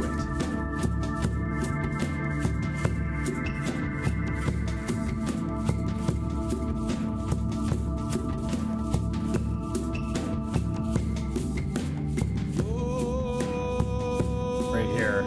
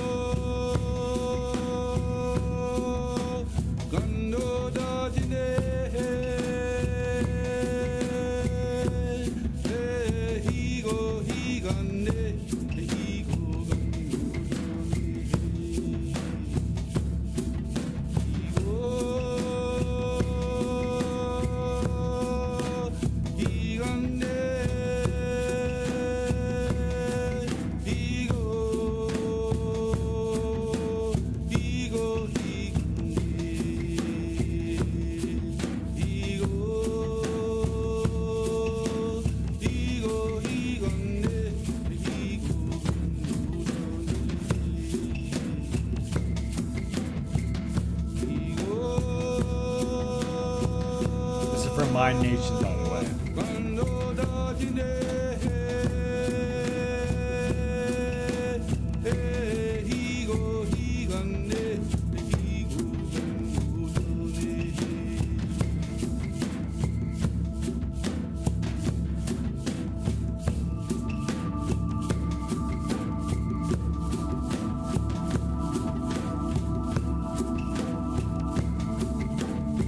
It's actually based on that song I played at the beginning of the stream, that the Mi'kmaq Gathering song. It's based on that, mixed with this more modern instrumentation that you can hear.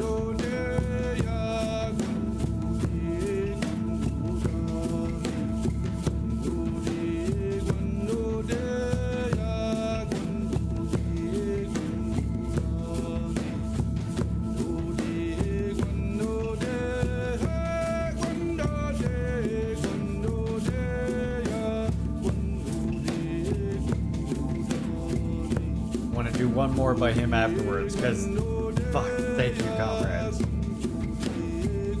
Feels like that's serious celebration.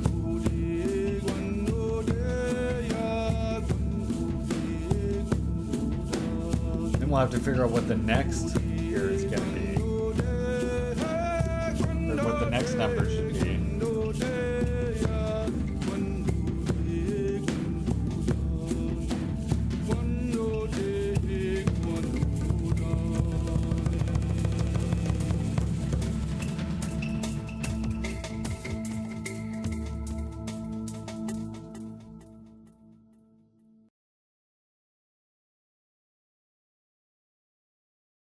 One more. We high, high, higher. We high, high, higher. We high, high, higher. We high, high, higher. We high, high, higher. We high, high, higher. We high, high, higher. We high, high, higher. Legion warrior, eagle feather in his head. Legion warrior, talks to me with his eyes. Raging warrior, saying don't believe those lies. Oh, the future lies. We high, high, higher. We high, high, higher. We high, high, higher. We high, high, higher. We high, high, higher. We high, high, higher. We high, high, higher. Legion warrior, I sense the feeling that you give. Legion warrior, the time is close to this, I know. I love Neo Feud. Huge fan.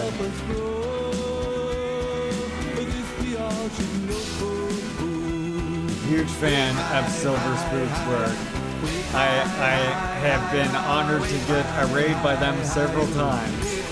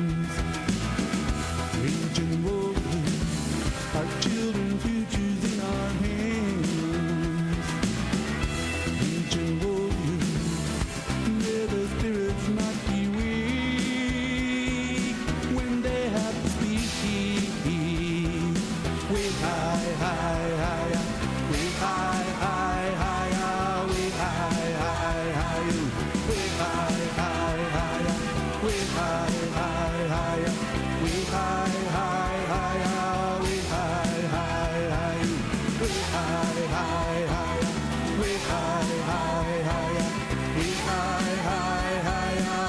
find something to share with you, NTC. I'll get some local stuff for you.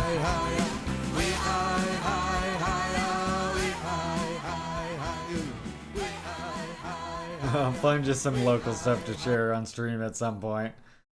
Alright, I do want to hear this. By the way, let's see if this works. Yeah, if you don't follow Silver Spook already, you should definitely follow them. They are an indigenous Hawaiian comrade, incredible analysis about indigenous issues all over the world, especially Hawaii, of course, but all over the world in general. And makes fantastic games. Sometimes you can get a sneak peek at the Neo feud. Sure, NTC. I'll send you some music along sometime. I wanted to hear this right quick. We have had the honor of getting Silver Spook raids a few times, so please follow Silver Spook.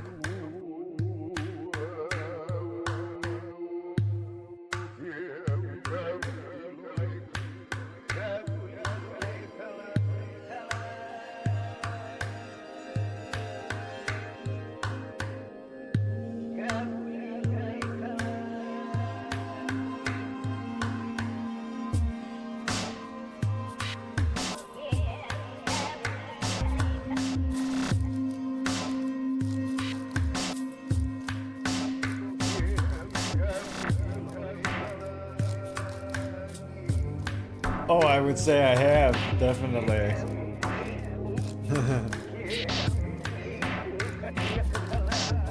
It's been multiple raids though, so it just, yeah, makes me happy every time.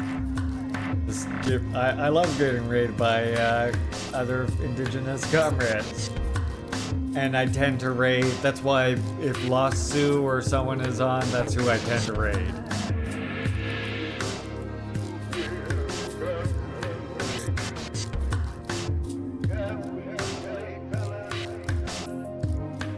Nothing personal, it's just, you know.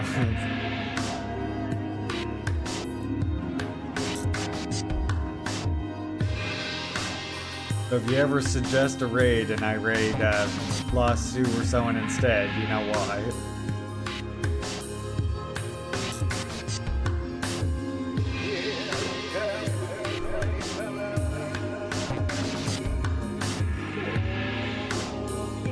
Or Red Falcon.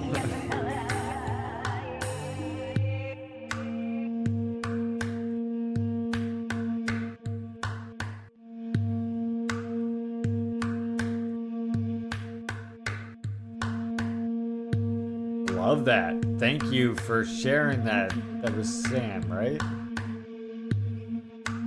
Thank you for that.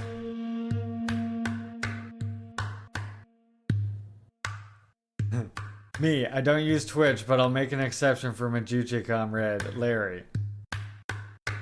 He's the dozen comrades worth following. Me, I guess I use Twitch now. That's hilarious. Yeah, this song was a great vibe. Well, I'm very honored, Common, that you use Twitch so that you can hang in. And I hope that I give you a different kind of show, or at least enough of a variety that encourages you to keep coming back, comrades. Again, thank you for all the support. Highlighted message indeed, Meg. Thank you for the support, NTC. It means a lot. And everybody else this month. It's fucking incredible. Thank you so much. Alright.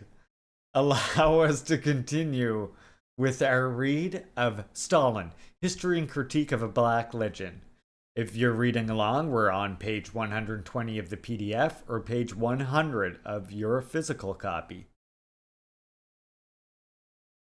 Insofar as charismatic authority was still possible, it tended to take shape in the figure of Trotsky, the brilliant organizer of the Red Army, and the gifted orator and prose writer who claimed to embody the hopes of triumph of the world revolution, and from this he derived the legitimacy of his aspiration to rule the party and the state.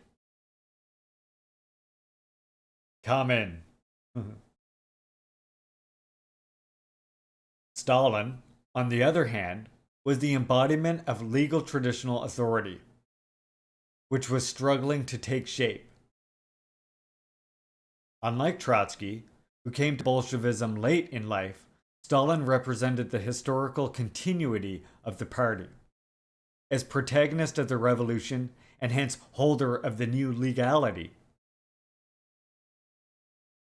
Moreover, by affirming the realizability of socialism even in a single, large country, Stalin conferred a new dignity and identity on the Russian nation, which could thus overcome the frightful crisis, ideal as well as material, it had suffered since the defeat and chaos of the First World War, thereby recovering its historical continuity.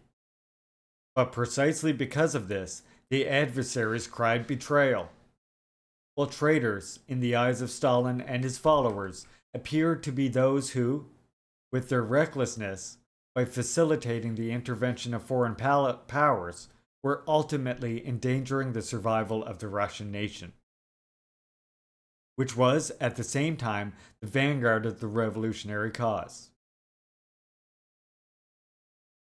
The clash between Stalin and Trotsky was a conflict not only between two political programs, but also between two principles of legitimation. For all these reasons, the Second Time of Troubles ended not only with the defeat of the supporters of the ancient regime, supported by the intervention of the counter-revolutionary powers, as is commonly believed, but with the end of the Third Civil War, which tore apart the Bolshevik leadership itself, and with the end of the conflict between the opposing principles of legitimacy. Thus, not in 21, but in 1937.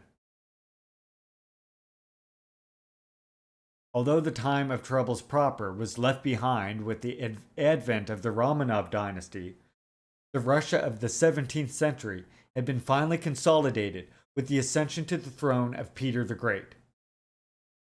After going through its most acute phase in the years from the outbreak of the First World War to the end of the Entente intervention, the Second Time of Troubles ended with the strengthening of Stalin's power and the industrialization and westernization, quote-unquote, promoted by him in anticipation of the war.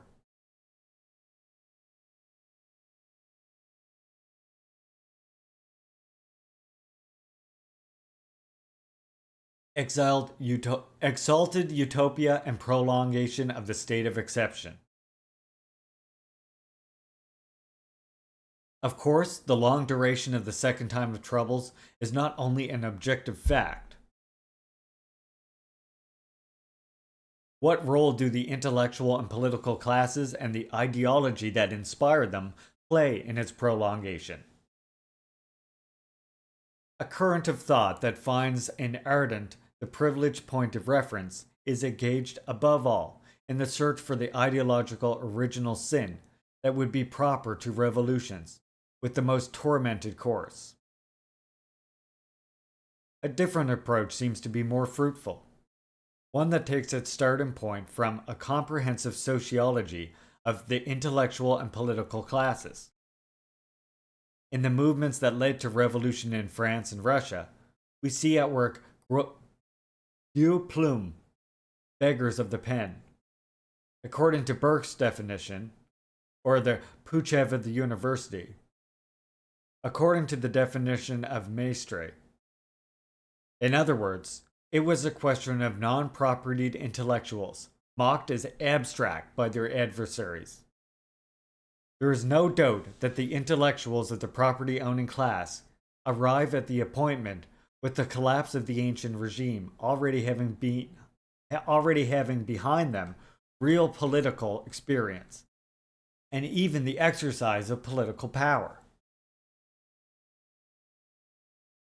In the United States, the slave owners, from whom the most eminent intellectuals and statesmen come, for 32 of the first 36 years of life of the North American Republic, the presidency was held by slave owners, do not limit themselves to enjoying their wealth as peculiar species of private property alongside the others. Over their slaves, they exercise a power that is at the same time executive, legislative, and judicial. Similar considerations could be made in relation to the England of the Glorious Revolution. Landed property, from which liberal intellectuals and leaders often came, as well as represented in the House of Lords and Commons, or the gentry, directly expresses the justices of peace and thus holds judicial power. The appointment with power, on the other hand, sees the non-owning intellectuals much more unprepared. Their abstractness contributes to making the process of stabilizing the revolution more problematic and more tormented. There is, however, the other side of the coin. It is precisely this abstractness and this detachment from property that made it possible for the beggars of the pen to abolish slavery in the colonies, and gave the Puchevs of the university and their vigorous impetus to the process of decolonization, which then developed on a planetary level. I love the way this is put, actually.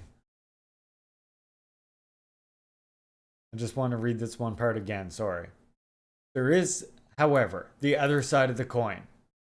It is precisely this abstractness and this detachment from property that made it possible for the beggars of the pen to abolish slavery in the colonies, and gave the Puchevs of the university and their vigorous impetus to the process of decolonization, which then developed on a planetary level. In the long duration of the Second Time of Troubles, there is no doubt that ideology also played a role. However, we must immediately add that it is not only the ideology of the Bolsheviks. We have seen the messianic expectations that accompanied the collapse of the Tsarist autocracy, and we also know the motive of the betrayed revolution went beyond the confines of Russia and the communist movement. A few months or a few weeks after the October 1917, without wasting any more time, Trotsky points out how the Bolsheviks did not or were unable to fulfill any of the promises they had agitated at the time of their seizure of power. Oh gosh, it's Trotsky now? Trotsky. The Soviet government had already been constrained to making various compromises with capital. Even more than Russian capital, German capital will cause the Soviet Republic to recoil and recognize its claims. How far the capital of the Entente will again penetrate into Russia is still questionable. To all appearances, the dictatorship of the proletariat has only destroyed Russian capital in order to make room for German and American capital. Unquote. The Bolsheviks had come to power promising the propagation, under the impulse of the Russian experience, of the revolution in capitalist countries. But what finished off this prospect of outstanding boldness and fascinating glamour? It had been succeeded by a program of immediate peace at whatever price. Succeeded, the important word there. This is in 1918, and paradoxically, Trotsky's critique of Brest-Litovsk is not very different from what we have seen from the Bukharin in particular. Over and above international relations, even more catastrophic in Trotsky's eyes, was the October Revolution's balance sheet on a more properly domestic level. Quote, by the removal of the remains of feudalism, it has given stronger and more definite expression to private property than the latter had formerly. It has now made of the peasants who were formerly interested in the overthrow of private property and land, that is, the big estates, the most energetic defenders of newly created private property and land. It has strengthened private property in the means of production and in produce. Unquote. And again, we are led to think of those who, even within the Bolshevik Party, granted the persistent private ownership of land and the NEP as a guilty abandonment of the socialist path.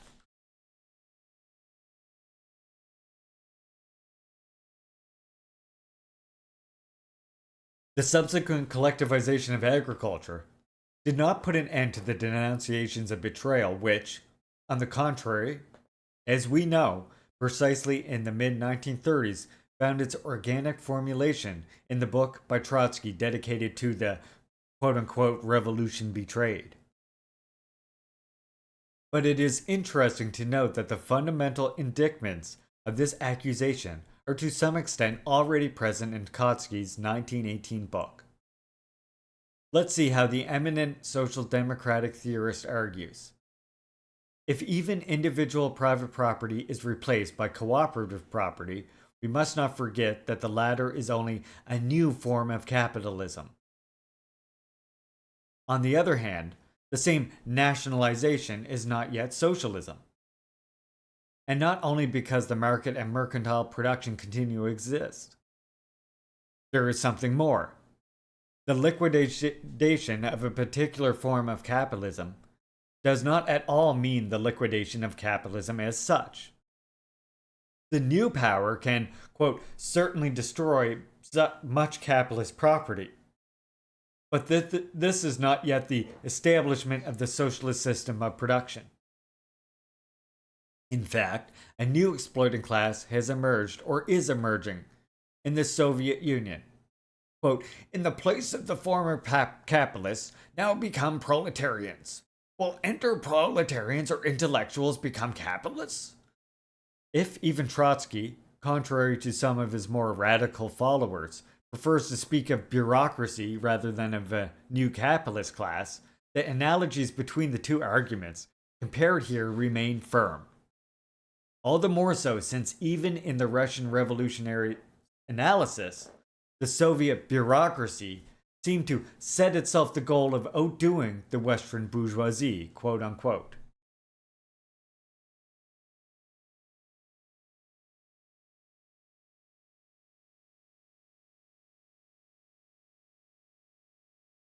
Fantastic quote. You all.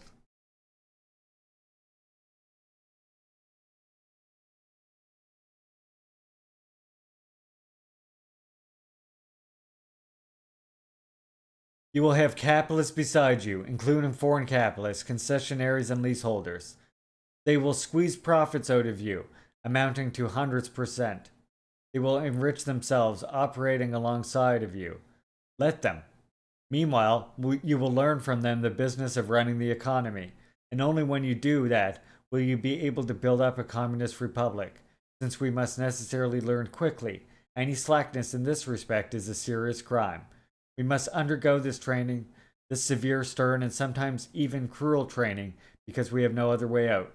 Lenin, the new economic policy and the tasks of the political education departments.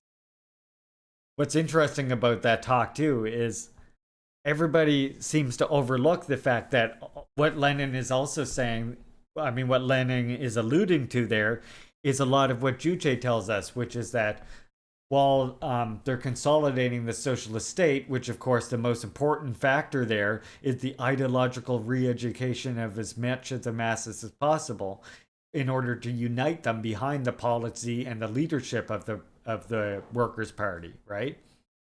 And so once this ideological struggle is at a more advanced and more favorable stage, then you can then the socialist state itself becomes more consolidated by the very struggle of the masses themselves to build socialism, right? It's like Kim Jong-il points out himself. The way you build socialism is by raising the revolutionary consciousness of the masses and putting them in the position of state power, making sure that they have the reins of state power.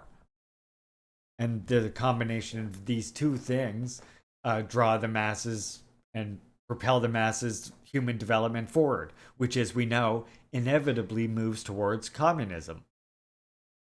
Communism is just the natural development that humanity wants to go in. It is because it is simply, to paraphrase Kwame Nkrumah, it is communalism for the modern era, for the technological era. Yeah, and we've gone over many times about how the NEP and how it relates to China and this big multinational nation, which itself is doing the same thing, right? It's raising the consciousness of independence of the masses while encouraging them all, of course, to unite behind the Communist Party of China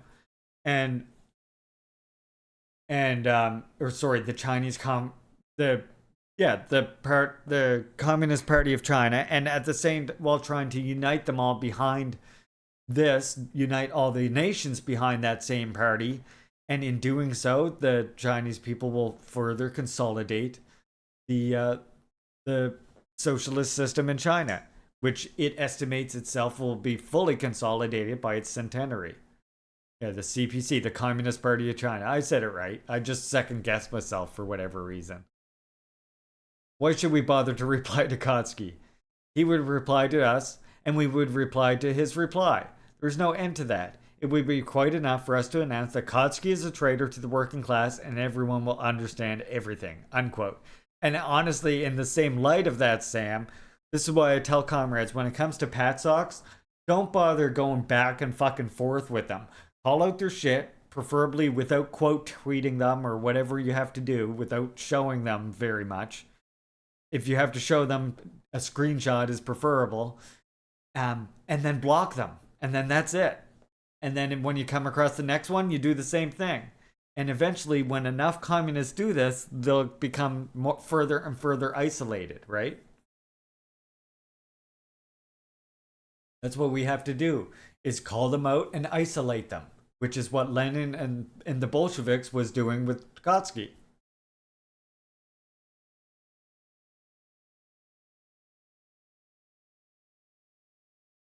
Of course, there is no lack of differences. For Trotsky, it's the Bolshevik leadership as such that has abandoned and in some way betrayed the noble ideals of socialism. Moreover, rather than a subjective and conscious choice and abjuration, such abandonment is the expression of the impotence of all revolutionary attempts made without regard to objective social and economic conditions. Unquote. Fuck off, Trotsky. Compared to Trotsky's arguments appear more persuasive. The latter does not commit the naivete of explaining gigantic objectives, social processes, which beyond Russia also affect a whole series of other countries, thundering against the betrayal of a narrow political class, or even of a single personality, who thus rises to the role of a deus ex machina. There is, however, a moment when even the German Social Democrat leader brings in the category of subjective and conscious betrayal. The Bolsheviks are said to have consummated it when, deliberately ignoring the immaturity of the objective conditions, they indulged in the cult of force, which instead Marxism harshly condemns. Oh, fuck off. It is only the initial choice to unleash the October Revolution that is synonymous with the abjuration of the noble ideals of Marx and socialism. In this case, however, the accusation of treason strikes Trotsky no less than Lenin and Stalin.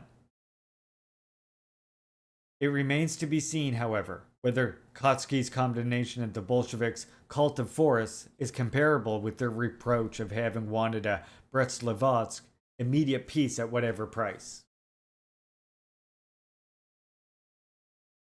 More important than the differences are the similarities that exist between the two theorists of Marxism compared here. In both speeches, the messianic vision of the future society digs a chasm between the beauty of authentic socialism and communism, on the one hand, and the irremediable meritocracy of the present and of reality, on the other hand. They try to bridge this chasm by resorting in Trotsky's case to a category of betrayal, and in Trotsky's case to the category of Russia's objective immaturity, which inevitably leads to the destruction and betrayal of the original ideals.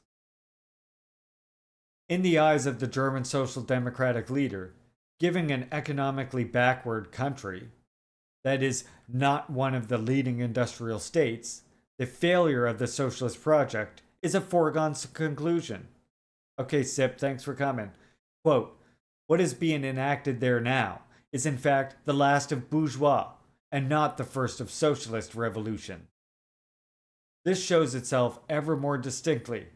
Its present revolution could only assume a socialist character if it coincided with the socialist revolutions in Western Europe. Shut the fuck up. And again, we refer back to Trotsky's expectations and prospects. You know what? Have you ever argued with an ultra that said that? Have you ever argued with an ultra that said what you had with the Bolshevik Revolution is actually a bourgeois revolution, the last bourgeois revolution, and not the first socialist revolution? There you go. That's where it comes from. Kautsky. They're fucking believing Kautsky. In the year 2023, there's still motherfuckers who believe Kautsky.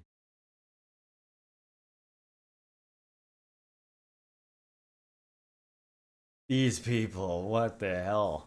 Alright. In fact, emerging as early as the February Revolution, the messianic vision of a new society to be built ended up being agitated, in different and opposing ways, by a wide array of people.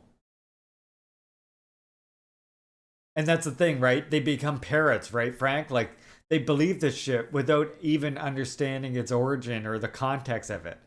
They just hear it from somebody else that's also an ultra-leftist, and then they think, oh yeah, that sounds good, I'll believe that too. And then they start parroting it. Literally parrot syndrome, instead of, doing the studying for themselves. It is a dialectic that manifested itself with particular clarity on the occasion and introduction of the NEP. It was not only important sectors of the Bolshevik Party who shouted out the scandal. It was not always a concern for fidelity to Marxist orthodoxy that stimulated these cries within the Bolshevik Party. If the Christian thinker Pascal lamented the advent of a new aristocracy and the emergence of a process of counter-revolutionary, the great writer Joseph Roth spoke with disappointment of an Americanization that sees Soviet Russia losing not only socialism, but its very soul, thus plunging into a spiritual void. To the cries of scandal for disappointed and betrayed messianic expectations corresponded. In the bourgeois camp, cries of triumph for the fact that, with the introduction of the NEP, even Lenin, so it was argued, was forced to turn his back on Marx and socialism. And again, we come across the category of betrayal, albeit declined this time with a positive value judgment. Paradoxically, the Bolsheviks were pushed in the direction of a new revolution by a very wide and heterogeneous array of currents.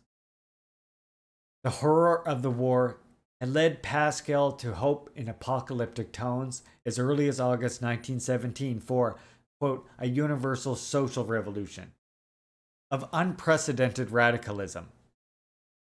On the opposite side, opponents and enemies of the October Revolution were ready to celebrate its failure every time in Soviet Russia an attempt was made to pass from the phase of messianic expectation to the less emphatic but more realistic phase of the construction of a new society. All this could not but reinforce the tendency already well present in the Bolshevik Party, also as a consequence of the spiritual climate aroused by the war, to further radicalize the utopian motives of Marxist thought.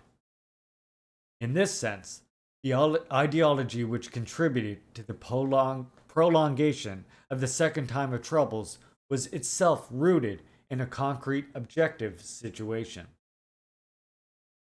Allow me to refill my water very quickly, comrades. While we do that, why don't we quickly I don't want to just leave y'all in silence. I feel like I do that. I feel like doing that is just in bad taste. So we're gonna listen to this for a minute while I go fill my water. Fridge water, fridge water.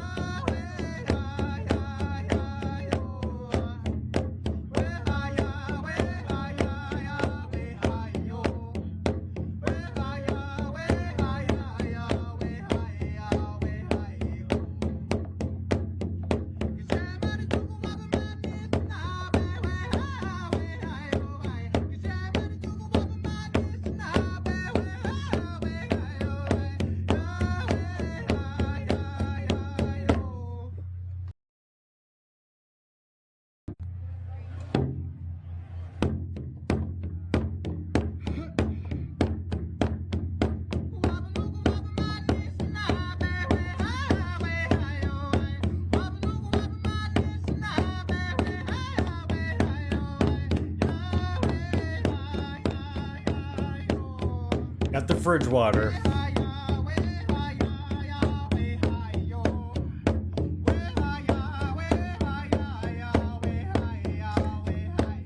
Comrades need to stay hydrated, especially when you're reading.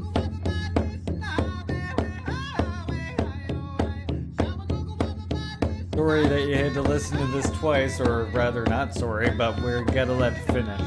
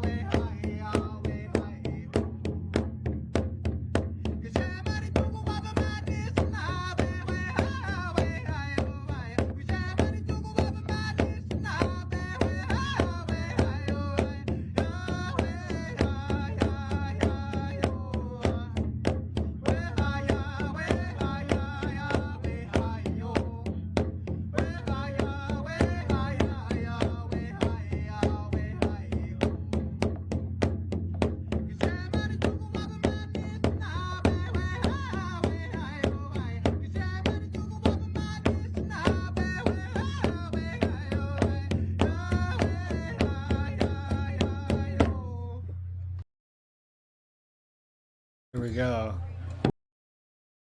I could not end that right in the middle. How about before we get to the I think this is we're closing in on the end of this chapter. Yeah. They're both hoops that everyone dunks on.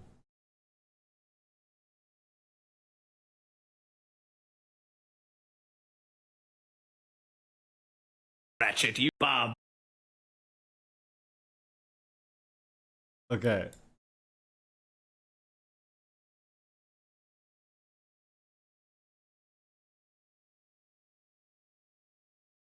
Bob Cratchit, you lazy sod. Scrooge You and all meets my Jeff other Bezos. employees will have to work all Christmas Eve. That's right.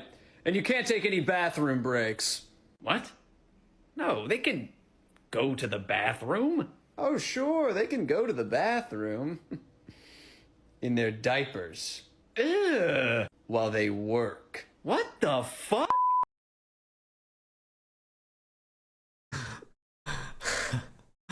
Oh, God.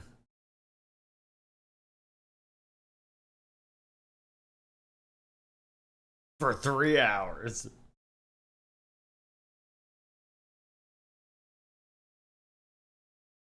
All right. We're on now page 126 or page 106 if you're on the physical copy. Exactly. It's funny because it's true. That shit. That Ebenezer Scrooge suddenly, like I say every time we watch it, suddenly Ebenezer Scrooge didn't need a visit from the ghost that night. Just needed to meet fucking Jeff Bezos from the future. From abstract universalism to the charge of treason. Let us now take a general look at the terms in which the indictment against treason is articulated.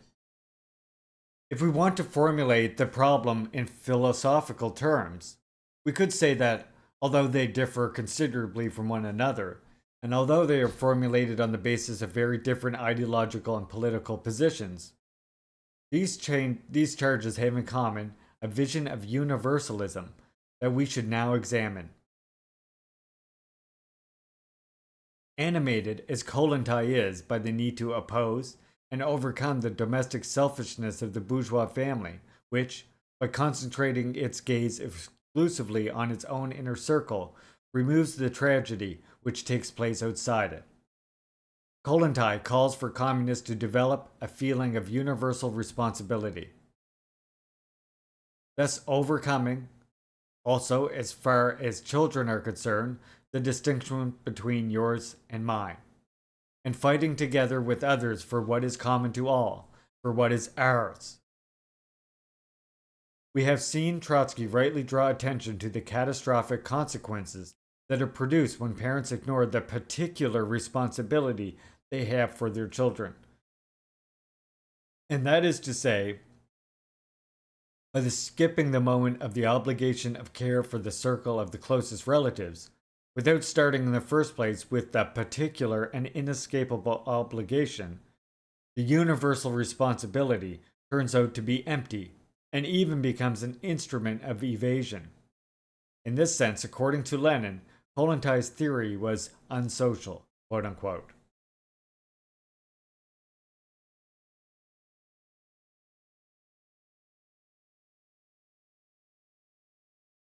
But while they enforce it in relation to the issue of the family, the Bolshevik leaders tend to forget the unity of the universal and particular when they deal with the national question. At the time of its foundation, the Third International starts from the presupposition of an international party of the proletariat called upon to achieve the universal emancipation of humanity, without letting oneself be misled by so-called national interests, quote unquote. In an analogous way, we have seen Kollontai theorize a sort of universal family within which mine and yours are resolved without residue in ours. Subsequently, the Third International underwent an arduous learning process which led it, with Dimitri's report to the Sixth Congress of 1935, to denounce as ruinous any form of national nihilism.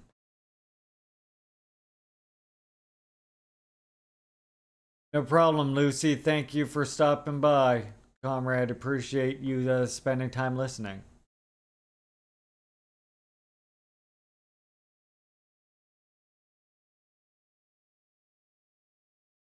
But was not the rediscovery of the nation of betrayal of internationalism? If for Kollontai the permanence of institution of family and the special attention paid to one's own children are synonymous with selfish narrowness, and disregard for the fate of all children, the child of the world, for Trotsky, to approach the prospects of the social revolution within national boundaries, quote unquote, means yielding or indulging to social patriotism, and the social chauvinism co-responsible for the carnage of the First World War. So too, the idea of socialist development, which is occurring and is even being completed in one country, is an essentially national reformist and not revolutionary internationalist point of view, quote unquote. These are statements of 1928, 10 years later the Fourth International was founded, which took up and further radicalized the abstract universalism of its beginnings, and therefore called itself the World Party of Socialist Revolution, quote unquote, as the Trotskyists still do today. It would be easy to apply against Trotsky the criticism he made in his polemic with Kollontai. Just as it does not constitute a real overcoming of domestic egoism to ignore and evade the particular responsibilities one has towards one's children and closest kin, so it is by no means synonymous with internationalism to lose sight of the fact that the concrete possibilities and tasks of revolutionary transformation are to be found in the first place on the definite national terrain. The detachments or indifference towards the country in which one lives may well take on a significance that is anything but progressive. In Tsarist Russia, Herzen, an author dear to Lenin, pointed out that the aristocracy was far more cosmopolitan than the revolution, quote unquote.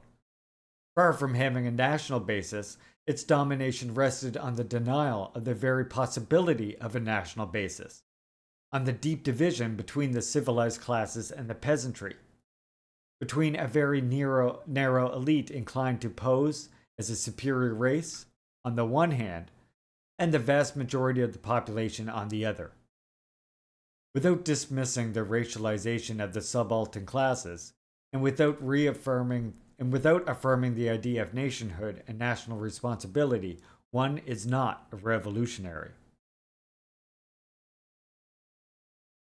Stalin was well aware of this, as is particularly clear from the speech he made on February 4th, 1931.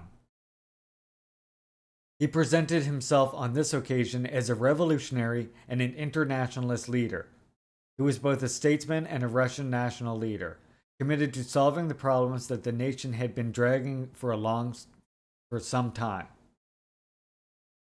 Quote, we Bolsheviks, who have made 3 revolutions, who have emerged victorious from a bitter civil war, must also take on the problem of overcoming Russia's traditional industrial backwardness and military fragility. In the past, we had no fatherland, nor could we have had one.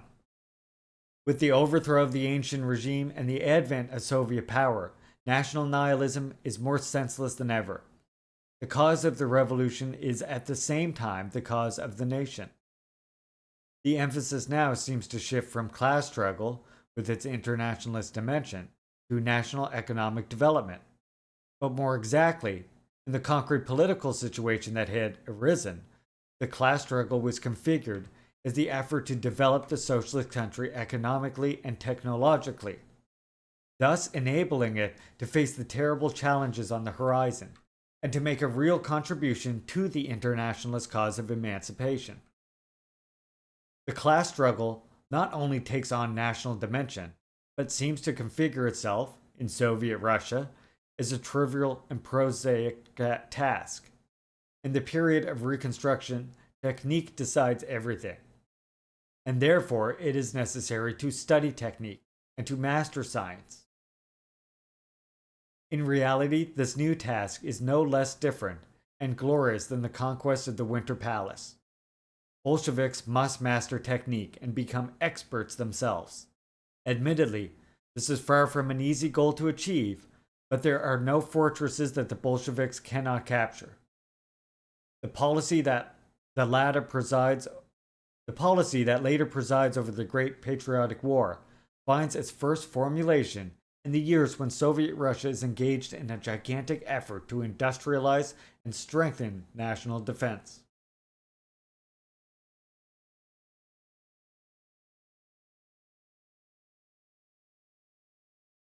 We saw Stalin stress on the eve of Hitler's aggression the need to link national feelings with the notion of a homeland. A healthy, properly understood nationalism with proletarian internationalism. In the concrete situation that had arisen following the expansionist offensive of the Third Reich, the march of universality passed through the concrete and particular struggles of peoples determined not to allow themselves to be reduced to the condition of slaves in the service of Hitler's master race. It was the resistance of the nations most directly threatened by the enslavement plans of Nazi imperialism that made internationalism advance in reality. But already 3 years earlier, in confirmation of the fact that we are in the presence of a learning process favored or imposed by the concrete necessity of developing national resistance struggles against imperialism, Mao Zedong had declared, quote, "To separate internationalist content from national form is the practice of those who do not understand the first thing about internationalism. We, on the contrary, must link the two closely. In this matter, there are serious errors in our ranks, which should be conscientiously overcome." Unquote. In similar terms, Gramsci distinguished cosmopolitanism and an internationalism which knows and must know how to be at the same time profoundly national.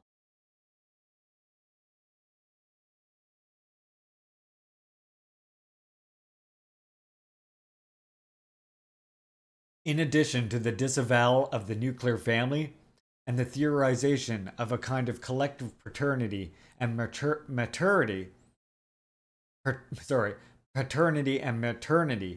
our children, at the general political level, abstract universalism makes itself clearly felt at the theorization of a collective leadership. Seen once again as the dilution of individual responsibilities and individual assumed assignments. It is no coincidence that Kollontai was for some time a member of the workers' opposition, whose watchwords at the level of factory and workplace, the party and trade union, the administration and state were power of a collective body, collective will, common thought, and collective management. The messianic expectations of the complete disappearance of the distinction between mine and yours should be placed in this context, even in the economic sphere, with the consequent condemnation, rather than of the determinate system of production and distribution of social wealth, of the money economy and the market as such, of private property as such, however limited and restricted it may be. In all these cases, the universality coveted is that which presents itself immediately in its pristine purity, without passing through the mediation of and interweaving with particularity. And it is this cult of abstract universality that cries betrayal whenever particularity sees its rights or strength recognized.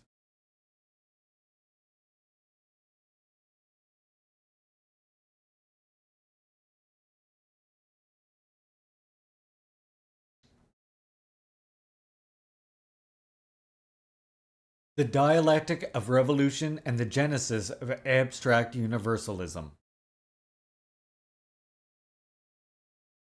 But how to explain the emergence of a vision and a purism so naive at first sight and so devoid of any sense of reality? No less naive and no less unrealistic would be to put everything on the account of this or that single personality. In reality, an objective dialectic is at work here.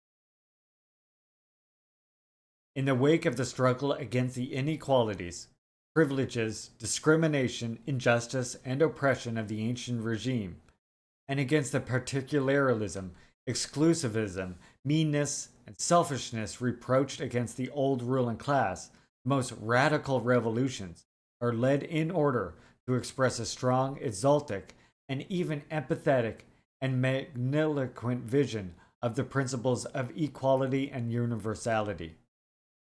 It is a vision which, on the one hand, with the impetus and enthusiasm it implies, facilitates the overthrow of the old social relations and the old political institutions. On the other hand, it makes the construction of a new order more complex and problematic.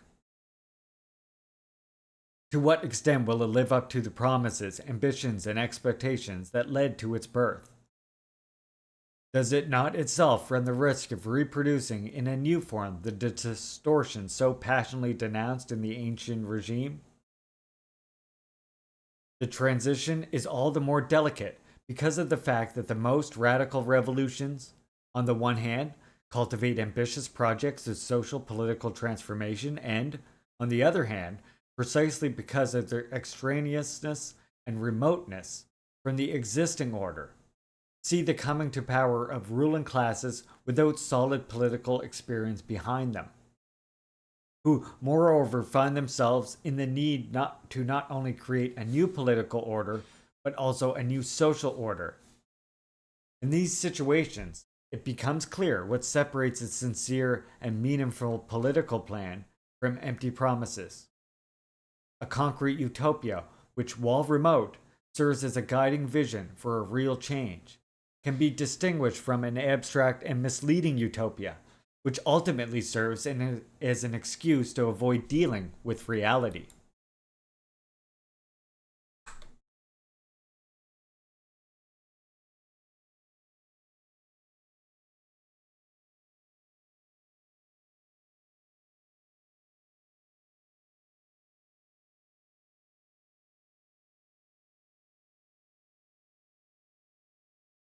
For a revolution to be victorious not only in the short run, but also in the long run, it must be able to give concrete and lasting content to the ideas of equality and universality, on the wave of which it came to power.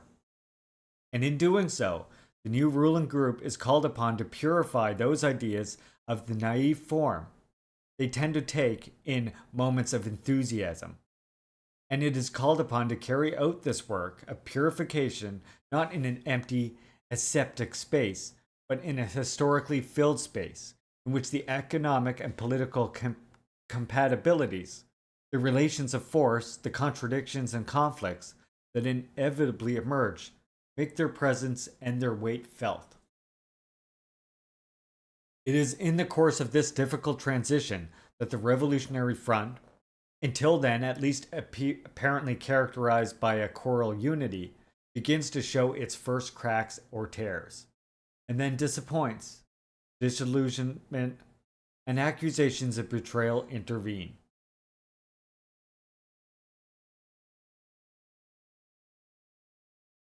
It is a process and dialectic that Hegel analyzes with great lucidity and depth in relation to the French Revolution.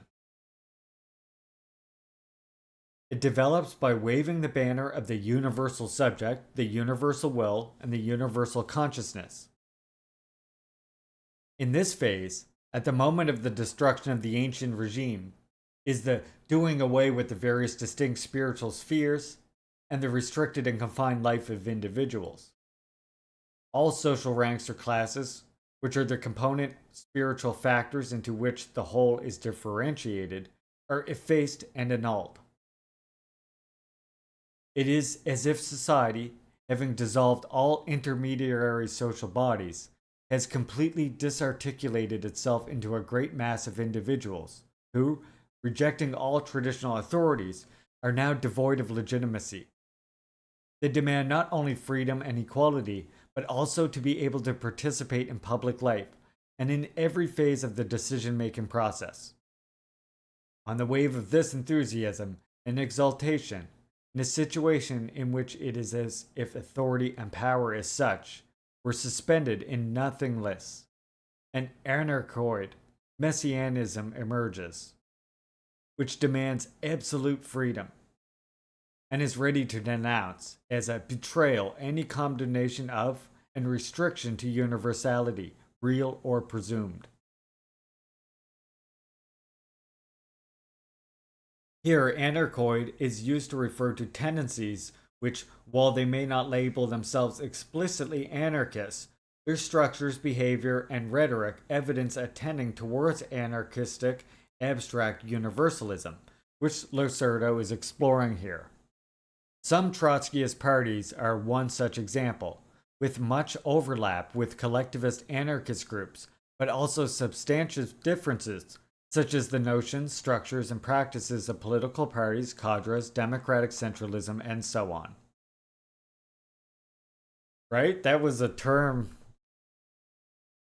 I do like Lucerdo's writing, I gotta say. Even though I gotta sort of like stumble through it. I think it's working out right? We're reading it. Everybody's getting it. I hope.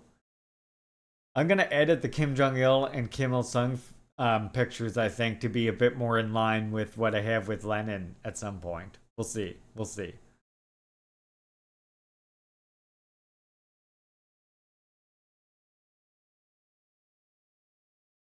A new order presupposes redistribution of individuals into spiritual spheres, into social organisms, into intermediate bodies, albeit constituted and organized according to different and new modalities, respectful of the principles of the revolution. True, I would have been friends with Stalin. Very good translation, I feel like.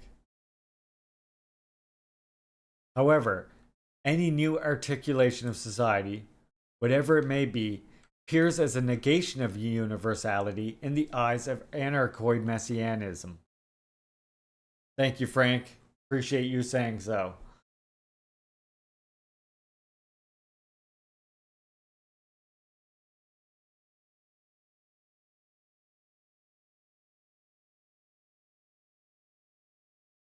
Or that we can do the one that's popular in the South. Hearts. In fact, the activity of being of individual personality would, however, find itself by this process confined to a branch of the whole, to one kind of action and existence. And therefore, when placed in an element of existence, personality would bear the meaning of a determinate personality, and would cease to be the reality, universal self-consciousness, unquote. This is an enlightening analysis of the dialectic that develops in the wake of the French Revolution, but also, even more clearly, of the October Revolution,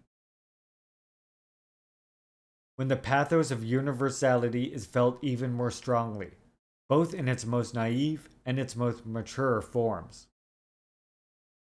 In the situation of exalted universalism, which presides over the overthrow of the ancient regime, every division of labor, however articulated, becomes synonymous with exclusivism, of seizure of universal self-consciousness and universal will by a bureaucratic and privileged minority. This is true for social relations and for political institutions. No existing order can fulfill the anarchoid messianist desire for the immediate and unmediated realization of universality. The way in which the anarchoid messianism poses itself emerges clearly once again from the memorable pages of the Phenomenology of Spirit. Neither, Quote, neither by the idea of submission to self-imposed laws, which would assign to it only a part of the whole work, nor by its being represented when legislation and universal action take place. Does self-consciousness here let itself be cheated out of actual reality? The fact that itself lays down the law and itself accomplishes a universal and not a particular task. For in the case where the self is merely represented and ideally presented, there is not actual. Where it is by proxy, it is not. Unquote. My buddy just sent me the Mitch McConnell video with the caption, "Have you tried turning it off and back on again?" I always think about the sound of like your modem back in the 90s booting up, remember? Those awful sounds it used to make? That's what it always reminds me of. Yeah, I'll happily reboot. I'll try a reboot. Sure. Reboot, that's what it'll be. Yeah, exactly, Frank, exactly. That red screen of red what was the the one that the Xbox had, those 3 red lights.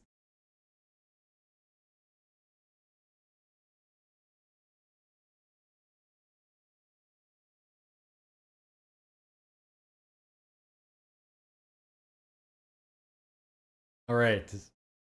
We are reminded at this point to the workers' opposition definition of bureaucracy in Soviet Russia. Someone else decides your fate. Against this inadmissible expropriation is claimed a direction that is collective in every single phase of the decision-making process. AOL login noises, yeah. With the subsequent condemnation of any representative body.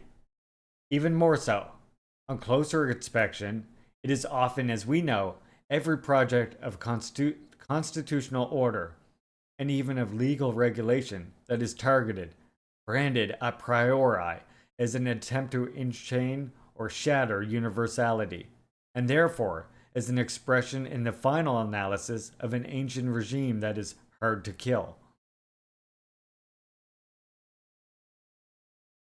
To pass into a deed to achieve reality and efficacy and become actual concrete will, Hegel continues, universality must find expression in concrete individuals. It must put an individual consciousness in the forefront. But here is where messianism and anarchism cry scandal. Thereby, however, all other individuals are excluded from the entirety of this deed, and have only restricted share in it, and that the deed would not be a deed of real universal self-consciousness. The tragedy of the French Revolution, but also on a larger scale October Revolution, consists in this. If it wants to avoid being reduced to an empty phrase, the pathos of universality must give itself a concrete and determined content. But it is precisely this concrete and determined content that is perceived as a betrayal. On closer inspection, it is particularity as such that is branded as an element of condemnation and negation of universality. As long as this vision continues to prevail, the liquidation of the old regime is not followed by the construction of a new concrete order. Quote, universal freedom can thus produce neither a positive achievement nor a deed. There is left for it only negative action. It is merely the rage and fury of destruction. Unquote.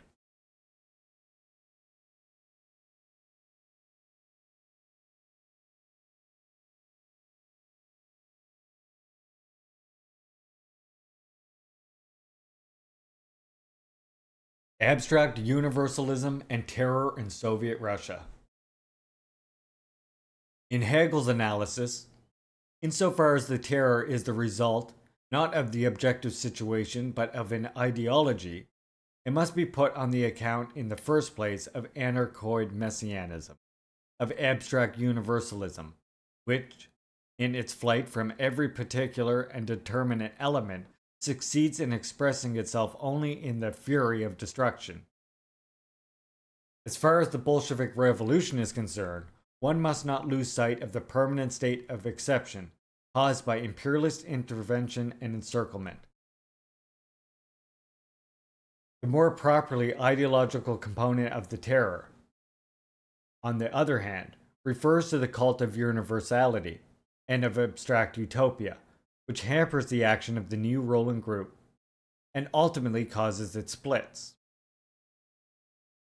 It is interesting to see how the mid-1930s Trotsky, having left behind the wise criticism of Kollontai, mocks the Stalinist rehabilitation of the family.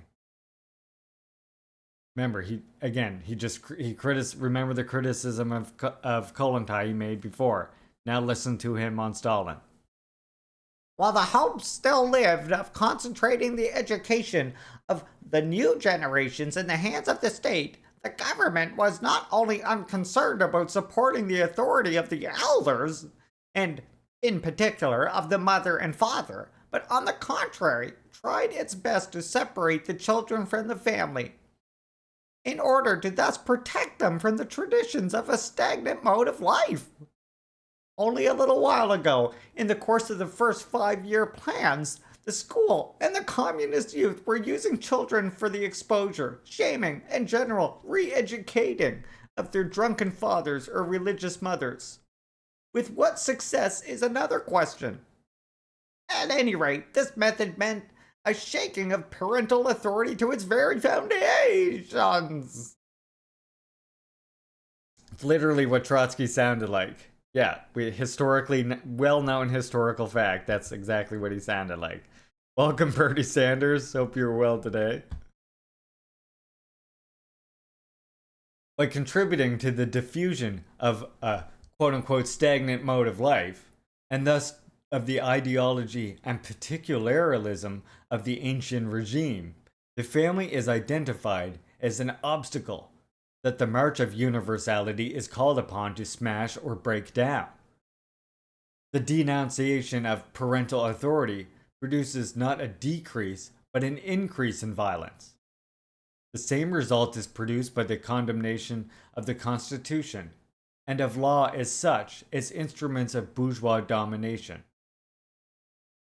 On the basis of these assumptions, it is impossible to realize or even to think of a socialist state based on the rule of law. There is, of course, a contradiction between the homage paid to the ideal of the extinction of the state and the call for the state to intervene even in the sphere of family relations. But it is the contradiction that invariably manifests itself between the libertarian rhetoric of abstract universalism and the practices of violence that it ends up stimulating.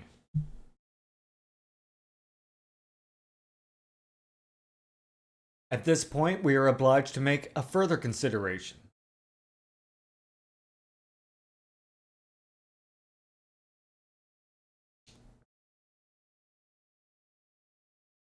The tendency to see in the particular such an element of disturbance or condemnation of universality is manifested well beyond the Bolshevik leadership. One thinks of the diffidence or hostility with which Rosa Luxemburg generally viewed the national movements, which were accused of neglecting the international cause of proletariat.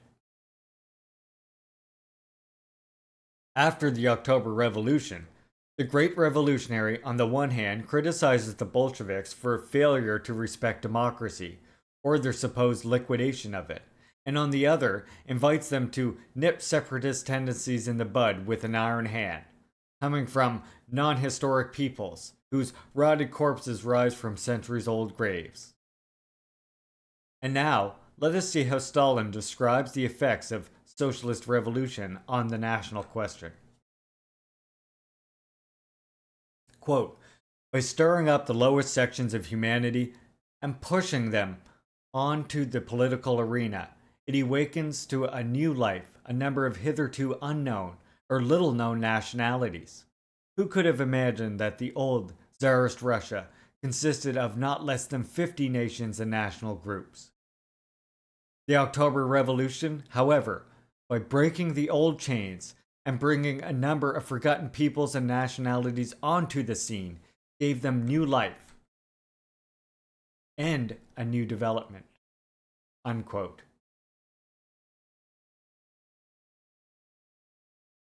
Here we come to a paradoxical result, at least from the point of view of the usual historical balances and the ideological stereotypes dominant today. With regard to the peoples who rise from century-old graves, according to Luxemburg's language, or of the forgotten peoples according to Stalin's language. It's the former who manifests a more threatening and more repressive attitude. Naturally, as far as the judgment of who really exercised power is concerned, it is a question of seeing if, and to what extent, the praxis corresponded to the theory.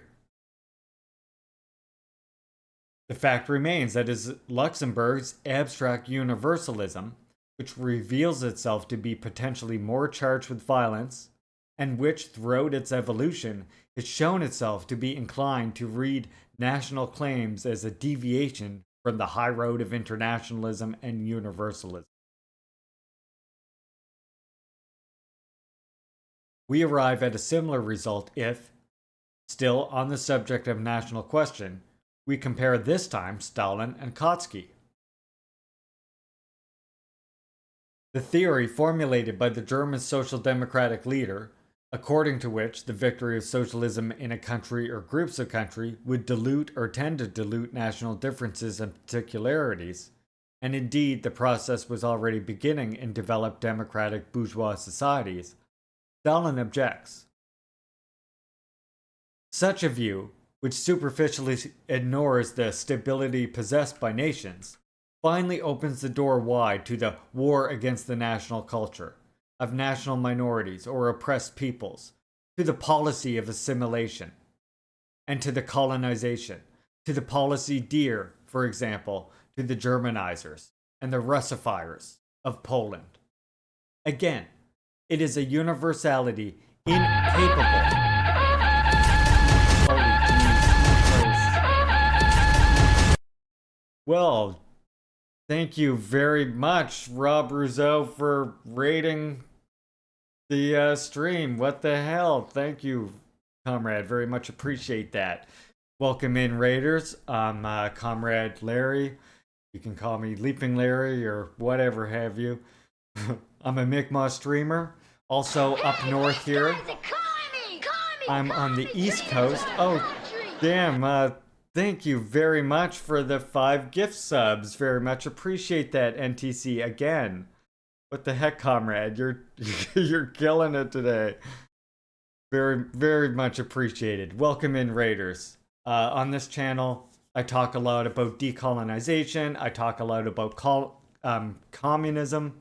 Tuesdays and Thursdays, we read theory. Today, we're actually reading History and Critique of a Black Legend, which is a fantastic work by Domenico Lusardo. If you're familiar with my work, I have run the Juche Gang YouTube channel for a very long time now. And I have done some work over here at Iskra Books as well. And what is it called? Peace, Land, and Bread. I'm just absolutely baffled by the raid. Thank you, Rob. Seriously, fucking appreciate it, comrade. So I do a little bit of contributing editing work over here at Peace, Land, Bread. And I do the Juche lessons as part of that. You can see my Juche lessons on YouTube, or if you come here and check out our journals, which I highly recommend. Not because I'm just biased, I'm telling you, they're good. Like here, this, if you come to this one, I'm in the first 2 journals, and then I will be in the next one, the next upcoming 5th journal, hopefully. So if you come to this one, here we go. You can catch my articles right down here at the bottom. On page 74, if you're looking at the PDF. or on page 147 if you're looking at the physical copies. So you can check out, you can check those journals out. And I recommend, I mean, the whole journals themselves are very informative. A great number of comrades have contributed fantastic work. And Ben, just look how good Ben's graphic design is. Just makes the articles pop, you know? Yeah, and of course I'm Juche Gang on the YouTube and the Twitters and stuff like that. You can find my socials here. Oh, right. What? there it goes. You can find my socials here as well. And I recommend you checking out, like, for example, I have the Comrade Stalin Socialist Schoolhouse here, which I have ran for quite a while. And this is like an archive, essentially, for all kinds of footage that has been taken off of YouTube. So if you come to the video section here, you can see I got some footage of Comrade Lenin. All kinds of little Parenti clips as well. Just bite-sized 10-minute Parenti clips for your easy digestion. And we feature lots of articles on here as well. So yeah, check out my socials. Welcome in, comrades. Thank you very much for the raid. Thank you for the follows. I very much appreciate that. I don't tend to call out follows because being a neurodivergent comrade myself, I know I always kind of feel a little weird when I follow someone and they call me out. I might want to just be lurking, so I don't tend to call out follows, but just know that I do appreciate you. And thank you so much for the support, NTC, the amazing amount of gift subs. Welcome, Kat. How are you today? Hope you were well. Welcome, Moss World, Frozen Basalt. Comrades, gather round. We're reading about Stalin, okay? It's a very touchy subject, as you know. So, follow us Tuesdays and Thursdays for a read on Stalin. I saw it mentioned above. On Mondays, we watch socialist movies, so a movie from one of the 5 communist countries. We would absolutely be friends with Stalin. Wednesdays and Fridays, we sort of just wing it. I love that Dan Simpson meme. By the way, we're huge, we're big fans of Dan Simpson also on this channel. Very honored to have gotten the Rob Rouseau raid. Thank you so much. I'm sorry I'm flabbergasted. I swear I will compose myself. We have lots of redemptions here, by the way. I get all kinds of funny sound clips. If you happen to be up north like I am, you might recognize the Trailer Park Boys. Yeah. See ya. Wait, that wasn't the one I pressed. Hold on. You might be familiar with the Trailer Park Boys. It's all for one motherfucker and one motherfucker for all motherfuckers everywhere. You know what I'm saying? You know? And my favorite one, of course, Bubbles. This one from Bubbles is just me to a T right here. I always gotta play this one. Hi there. Yeah, I haul shopping carts out of ponds and sell them back to the store for a living. I've been doing it for 18 years, so give me a fucking check, please. And I do appreciate the checks. Thank you, comrades, for your support. I feel like we should... I feel like that's not enough celebration. Should we, like, listen to Burpa? Should we listen to the famous Malma chant? I feel like we should, right? It's just such a banger. And then we'll return to this. I'll start at the beginning of this paragraph again. All right, one more. Kichi, kichi, kichima. Sipram Konto Alliance. Shoot to kill. Yamaza. Kill the poor. The farmer. Kill the poor. The farmer. Brr, pa. Pa. Brr, pa. Pa. Attention. Welcome in, everyone. Oh yeah, and of course, don't forget about my most underused redemption, the communist quote. When I first was getting radicalized about 10 years ago, I noticed how often, of course, we would run across fake communist quotes, right? Nothing worse than like you search like a Stalin quote and you see that one where he's like, oh, what matters is who counts the votes. Not a real Stalin quote. All kinds of other ones, right? So when you spend 300 labor vouchers, which you earn by, of course, committing labor on this channel, which means watching along and participating in, we do predictions and stuff sometimes. So you do have a chance to win more labor vouchers sometimes, or I guess you're kind of gambling it, but shh, in a socialist kind of gambling way. So when I kept seeing these false quotes, I decided, you know, I need to start making my own quotes. And so I have just a huge library of quotes. I read this one already today, but I'd like to share it with you comrades again. Because, you know, we on this channel, we denounce and decry and isolate Pat Socks and Knots Bowls or whatever the hell you want to call them throughout the years. So I always like to show this quote by Stalin, who we're reading about right now, because, you know, they like to sort of use his image sometimes. And let's listen to what Stalin has to say about decolonization, shall we? Communism knows that the union of peoples in a single world economic system is possible only on the basis of mutual confidence and voluntary agreement, and that the road to the formation of a voluntary union of peoples lies through the separation of the colonies from the integral imperialist whole, through the transformation of the colonies into independent states. Comrade Stalin. And that's right, on this channel, we're all about that decolonization. All right, I'm gonna have a drink. While we, oh yeah, by the way, comrades, on the weekends and late afternoons, I do play games as well. We play crowd control games, which means, like, if I'm playing Zelda, comrades can turn the floor to ice or something. It's been fun.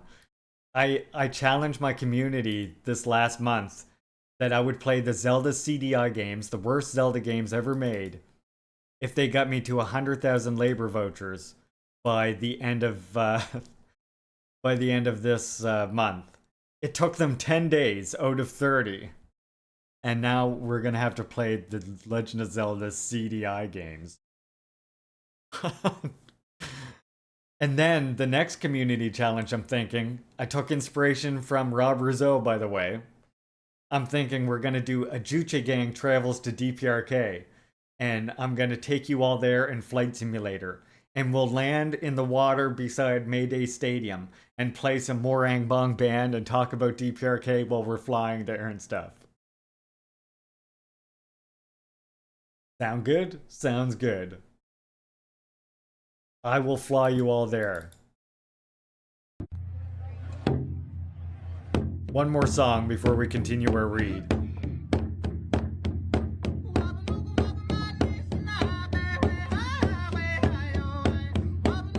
Thank you again, Rob.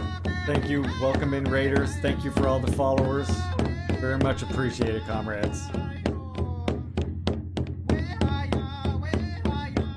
Just gonna nurture my throat with some bridge water, and then I'll be ready to read. Also, you gotta hear my comrade here.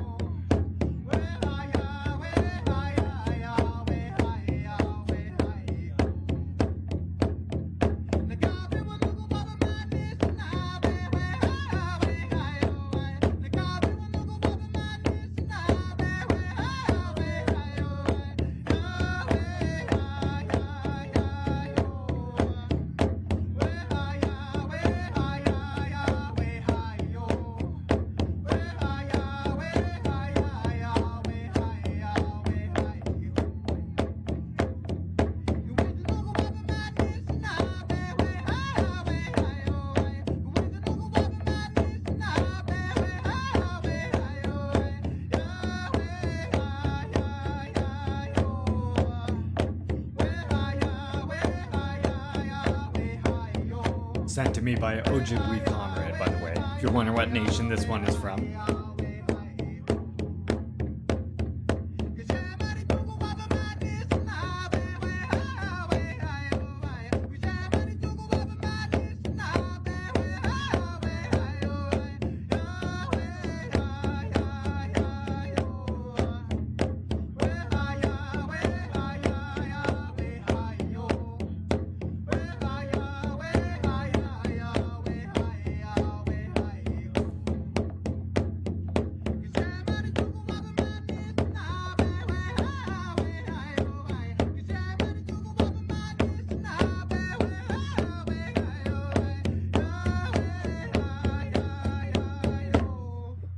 Such a good track. When we're done our read, whenever we're done our read of this chapter of the Stalin book, I will show you a song from my own nation, from the Mi'kmaq Nation. And I do want to start reading this on the channel once we're done the Stalin book as well. This is the Mi'kmaq Anthology. I pointed out this is a collection put together by Rita Joe and Leslie Choice, but as you can see, it's a whole collection of different authors. There's even anonymous poems in here.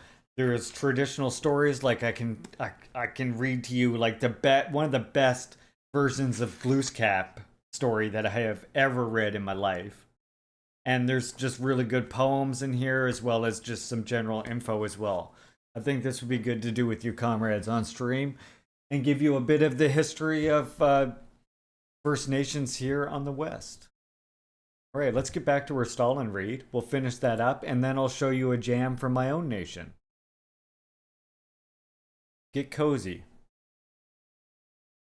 So the chapter we're on right now is on the origins of Stalinism, and we're essentially examining how similar Kautsky's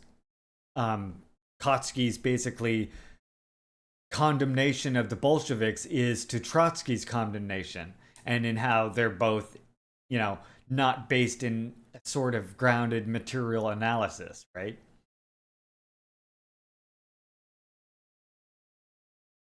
So, and even more so, he's also condemning, I should mention, he's also here condemning universalism, which, of course, we're using this term because it is not something that's just among the anarchists and the libertarians, although it is among them as well, but it is also expressed in many ways in Kautsky and Kollontai and some other people that has been pointed out during this read.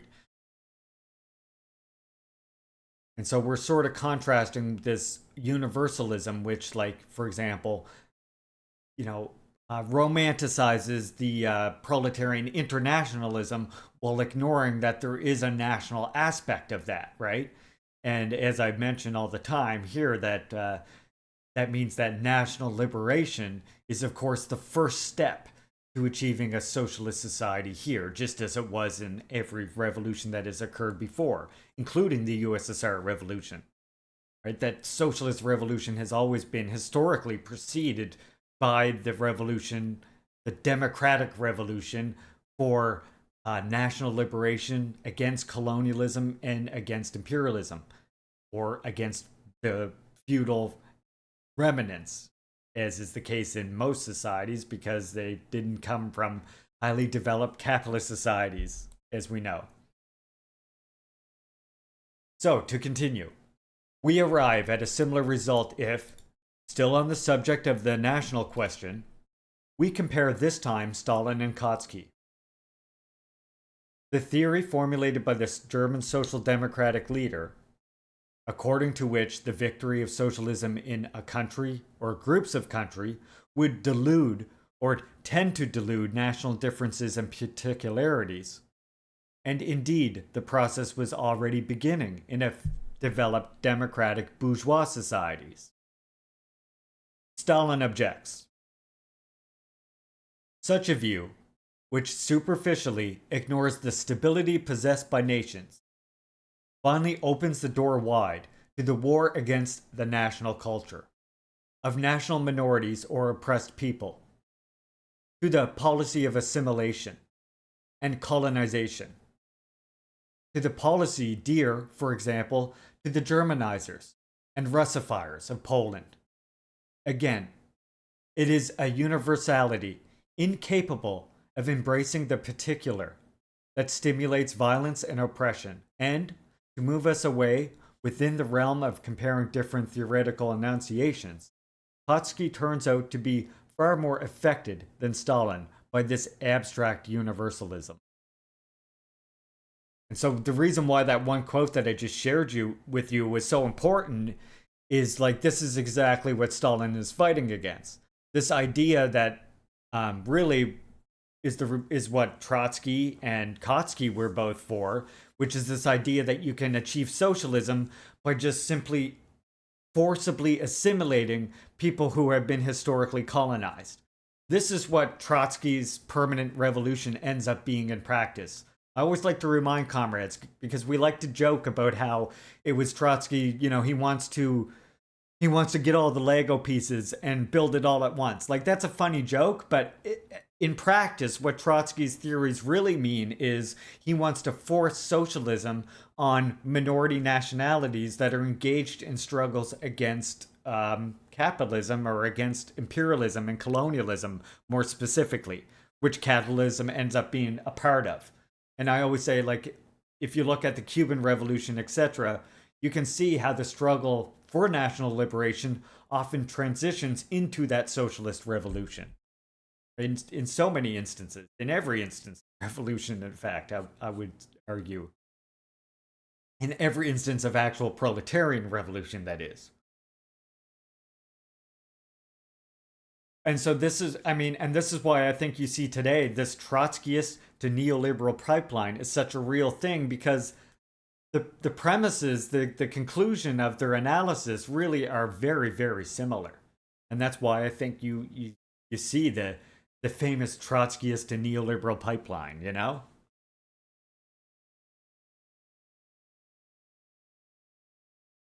And it comes from, of course, as we know, a misinterpretation of Marx, but a misinterpretation of Marx that we have to nonetheless fight against. And we see it today manifested in these pat socks and these mecha incels, or the whatever the fuck you want to call them, moppets, knots bowls. It's the exact same way with them, right? Every single one of them. And in fact, about 10 years ago, I noticed before Caleb even had CPI, or before he was known as a patsock or anything like that, he was just some reporter for RT. And I noticed way back then, he had this anti-liberation stance for First Nations in the West, where he believed that you could just build socialism without first achieving national liberation for all the imprisoned nations of Turtle Rock in the USA and Canada.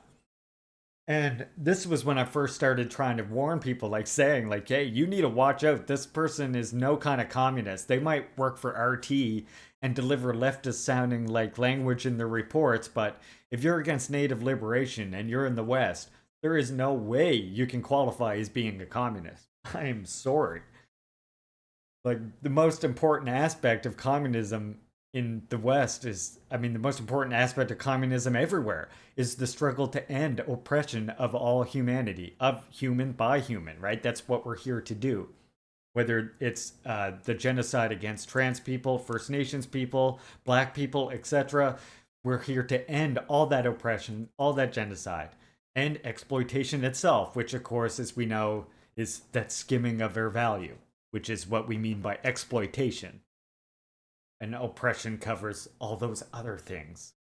And of course, which is part and parcel of the genocide, which in Canada continues today.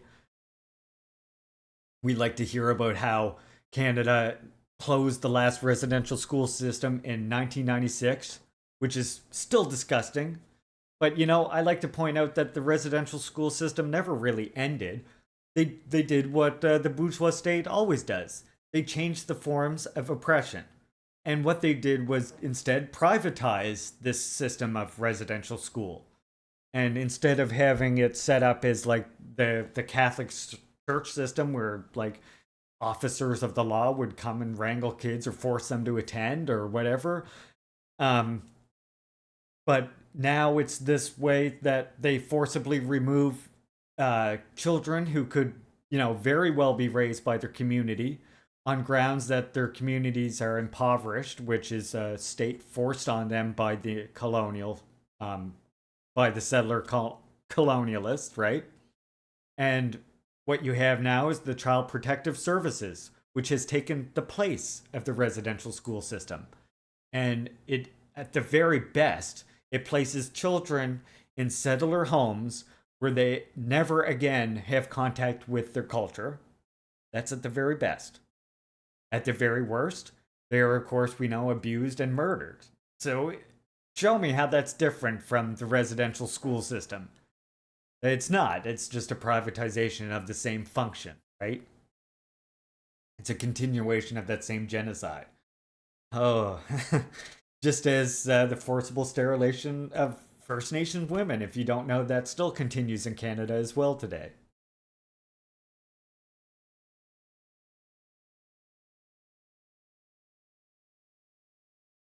To continue, like the German Social Democratic leader, Luxembourg also harshly criticized the Bolsheviks for their petit bourgeois land reforms, which gave land to peasants. This view can be contrasted with that of Bakunin, according to whom, in the conditions of Russia at the time, with the monopoly of political power firmly in the hands of the Bolsheviks, it was precisely in the private interests and the drive for enrichment of the peasantry and other social strata that could have contributed to the development of the productive forces and, ultimately, to the cause of socialism and communism. A significant change took place in Bakunin. If, on the occasion of Brest-Litovsk, with regard to the national question, he had demonstrated abstract universalism, now, on the other hand, in relation to the NEP and the agrarian question, the process of constructing universality is also called upon to advance through the appropriate use of particular interests. We are in the presence of a learning process and a self-critical reflection of extraordinary interest, which helps us to understand what in our day is happening in countries like China and Vietnam. Bakunin thus continues, quote, "We imagine things in the following way. We assume power, we take almost everything into our own hands. We immediately set a planned economy in motion. It does not matter if difficulties arise. We partly eliminate them, partly overcome them, and the things end happily. Today we see clearly that the matter is not resolved in this way." Unquote.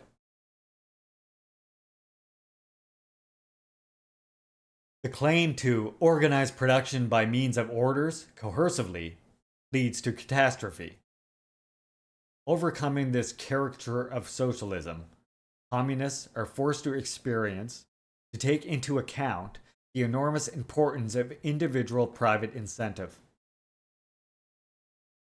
For the finance of the development of the productive forces, and, it is understood, for development of the productive forces that leads us to socialism and not to the full restoration of the so-called healthy capitalism, to shout instead, as Trotsky and the opposition did, about degeneration of Soviet Russia, because of the persistence of the private economy in the countryside and the class collaboration, quote-unquote, of the communists with the peasants. Yeah, Trotsky was very anti-peasantry, if you did not know that. He did not like the idea of there being a land reform program and giving land to peasants, and with the bourgeois strata tolerated by the NEP, would have led to the collapse of civil peace and to a gigantic St. Bartholomew's Night. St. Bartholomew's Night, more commonly known in English as St. Bartholomew's Day Massacre, was a series of assassinations and Catholic mob attacks specifically aimed at the Huguenots, French Calvinist Protestants, in 1572 during the French Wars of Religion.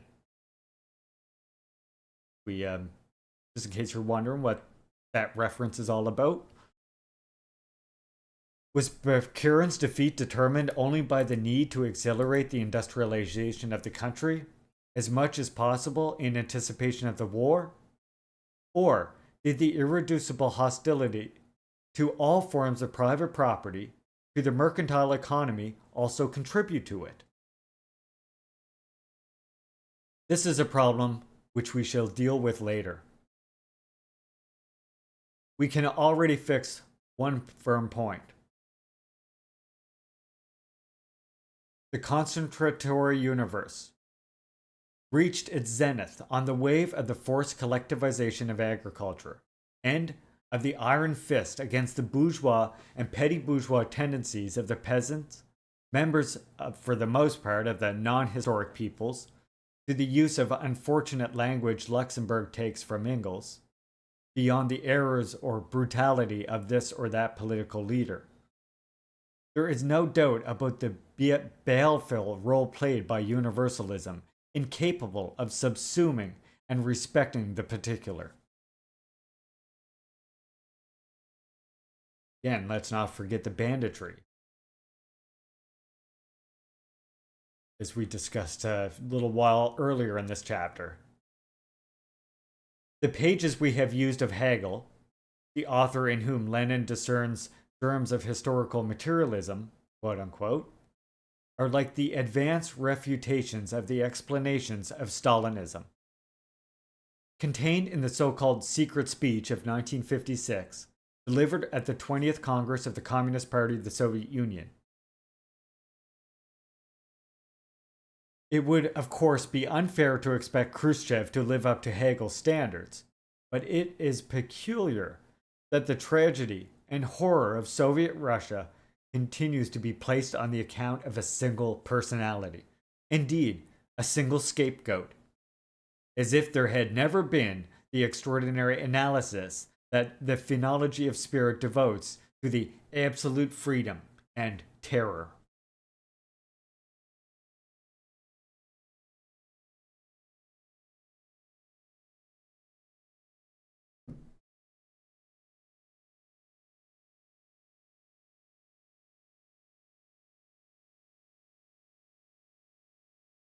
What it means to govern.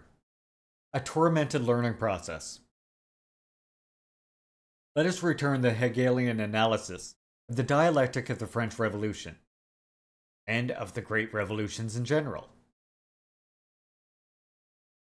Starting from the concrete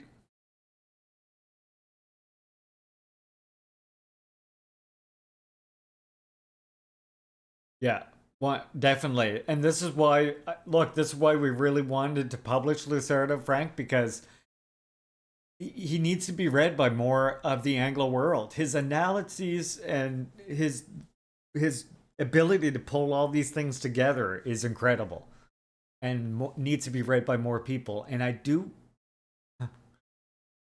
believe there is more coming from us on his stuff. Do believe. Stay tuned. I'm nothing official. I'm not announced. That's not an official announcement or anything. Just saying. Possibly. Who knows, right? The stars might align. We did get this one out. What it means to govern. A tormented learning process. I'm just going to restart it just so that... Let us return to the Hegelian analysis of the dialectic of the French Revolution, and of the great revolutions in general. Starting from the concrete experience of the ruinous consequences to which the fury of destruction leads, individuals understand the need to give a concrete and particular content to universality, putting an end to the mad pursuit of universality in its immediacy and purity. By renouncing absolute egalitarianism, individuals accept again negation and difference. That is, the organization of the spiritual masses, in which the multitude of individual consciences are articulated. These, moreover, return to a restricted and appointed task, but thereby to their substantial reality. That is to say, we can now understand the inconclusive and ruinous character of the myth of the universal will. To use the language, this time not of Hegel, but of quite a few Russian revolutionaries, of a direct democracy, of a collective leadership, which, without mediations and bureaucratic obstacles, expresses itself directly and immediately in the factories, in the workplaces, in the political bodies. As we can see, more than Jacobinism, Hegel's target is radicalism and anarchoid messianism. And that is that, if you weren't here when I explained what we read about what that was before, that's this anarchist tendency to basically see themselves as the savior, and any deviation from the, not even themselves, but this abstract of the collective as the savior, and any deviation from that as being a betrayal of the revolution. As I'm sure any of you communists out there, if you struggle and try and teach people stuff and you come across anarchists, I'm sure you're familiar with dealing with this similar sort of rhetoric, right? Where you'll be like, oh, well, they had to industrialize because the Nazis were about to invade. And anarchists, or they had to pull out of Spain because the Nazis were about to invade. And anarchists take that as a betrayal of revolution. And the reason why we use anarchoid messianism again is because Trotskyists and others do this as well.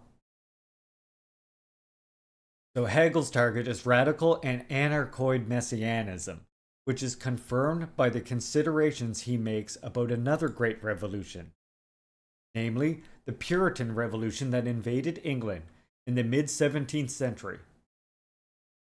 By putting an end to a period of inconclusive religious and pseudo-revolutionary exaltation, by giving a positive political outcome to a long years of travail, Cromwell shows that he well, quote, knew what it meant to govern.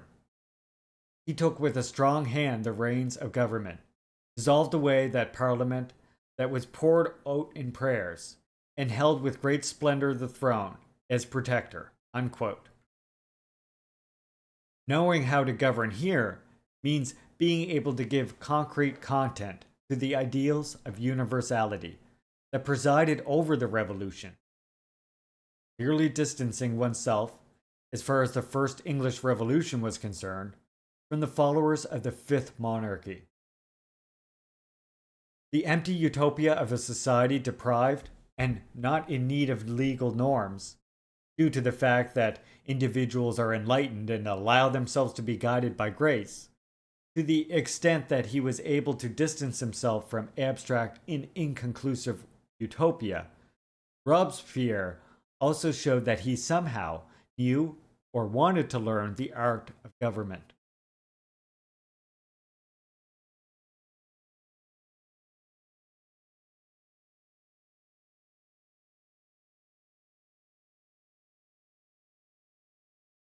After a great revolution, especially when its protagonists are from propertyless, ideological, and political social classes, are therefore lacking the political experience associated with the enjoyment of property, learning to govern means learning to give concrete content to universality.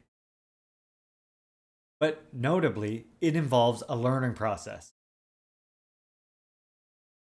As far as the socialist revolution is concerned, it neither begins nor ends with Stalin. On the contrary, the most serious limit of this statesman, but also to a different extent of the other statesmen who still today refer to socialism, is to have left this learning process unfinished, or seriously unfinished. And that is, again, the most important thing. We talk about that all the time on this channel. I just want to make sure I'm not right at the end before I get off on a thing here.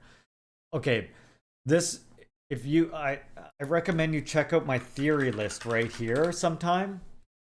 On this channel, as you know, I'm the Juche gang comrade. That's why Comrade Kim Il-sung and Comrade Kim Jong-il are right there, in between Fanon and Lenin. We're going to read Juche works on here as well.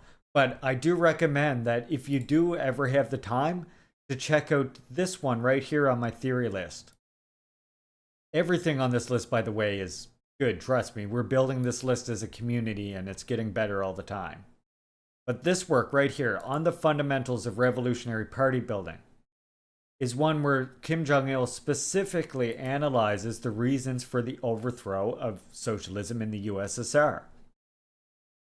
And one of the main factors he points to is the failure of USSR to develop new theory according to the new situations that emerge in a socialist society, which, as we know as scientific socialists, Marx and Lenin didn't have data to create new theory for, as neither of them lived in a developed socialist society. Lenin came the closest, but, he died very early on. So we can get a very important analysis here from Kim Jong-il.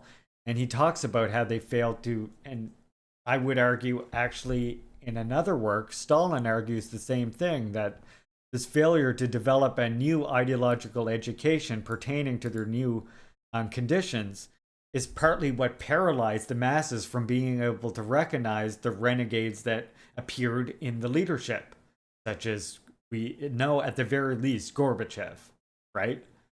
And potentially, as we're seeing with this work we're reading now, potentially also Khrushchev was part of a fifth column. And I know Grover Furr, he also is one of the opinion that Khrushchev and others were part of some kind of fifth column that was looking to expunge Stalin's leadership from the early days, right? And yeah, I would say that Stalin, I also have Stalin works linked right here. Stalin in this work right here, I believe he also mentions it very briefly in Economic Problems of Socialism in the USSR. Talks about how this failure to develop new theory pertaining to the conditions in a socialist society that no other country has experienced before was going to be a serious hindrance to the revolution, and they needed to overcome it. But with the de-Stalinization campaign that we're learning about here, they completely ignored that work. And I would say also in many regards throughout Lenin's work by extension of that. And then that leads to these other problems that Comrade Kim Jong-il points out in this work, which is the problems of failing to get over a bureaucracy, which he says happens because although the masses were united with the party early on, with this de-Stalinization campaign, they became disconnected from the masses and therefore became more and more compelled to resort to this old ruling method under capitalist society of bureaucratism, where they should have been developing like what DPRK, China, Vietnam, and all the other socialist societies have, which is this mass line, and you have to integrate this mass line with the class line, of course. So that's what is important to know, that like this is what is meant by the most serious limit of this statesman, Stalin, but also to a different extent of the other statesmen who still today refer to socialism, to have left this learning process unfinished or seriously unfinished.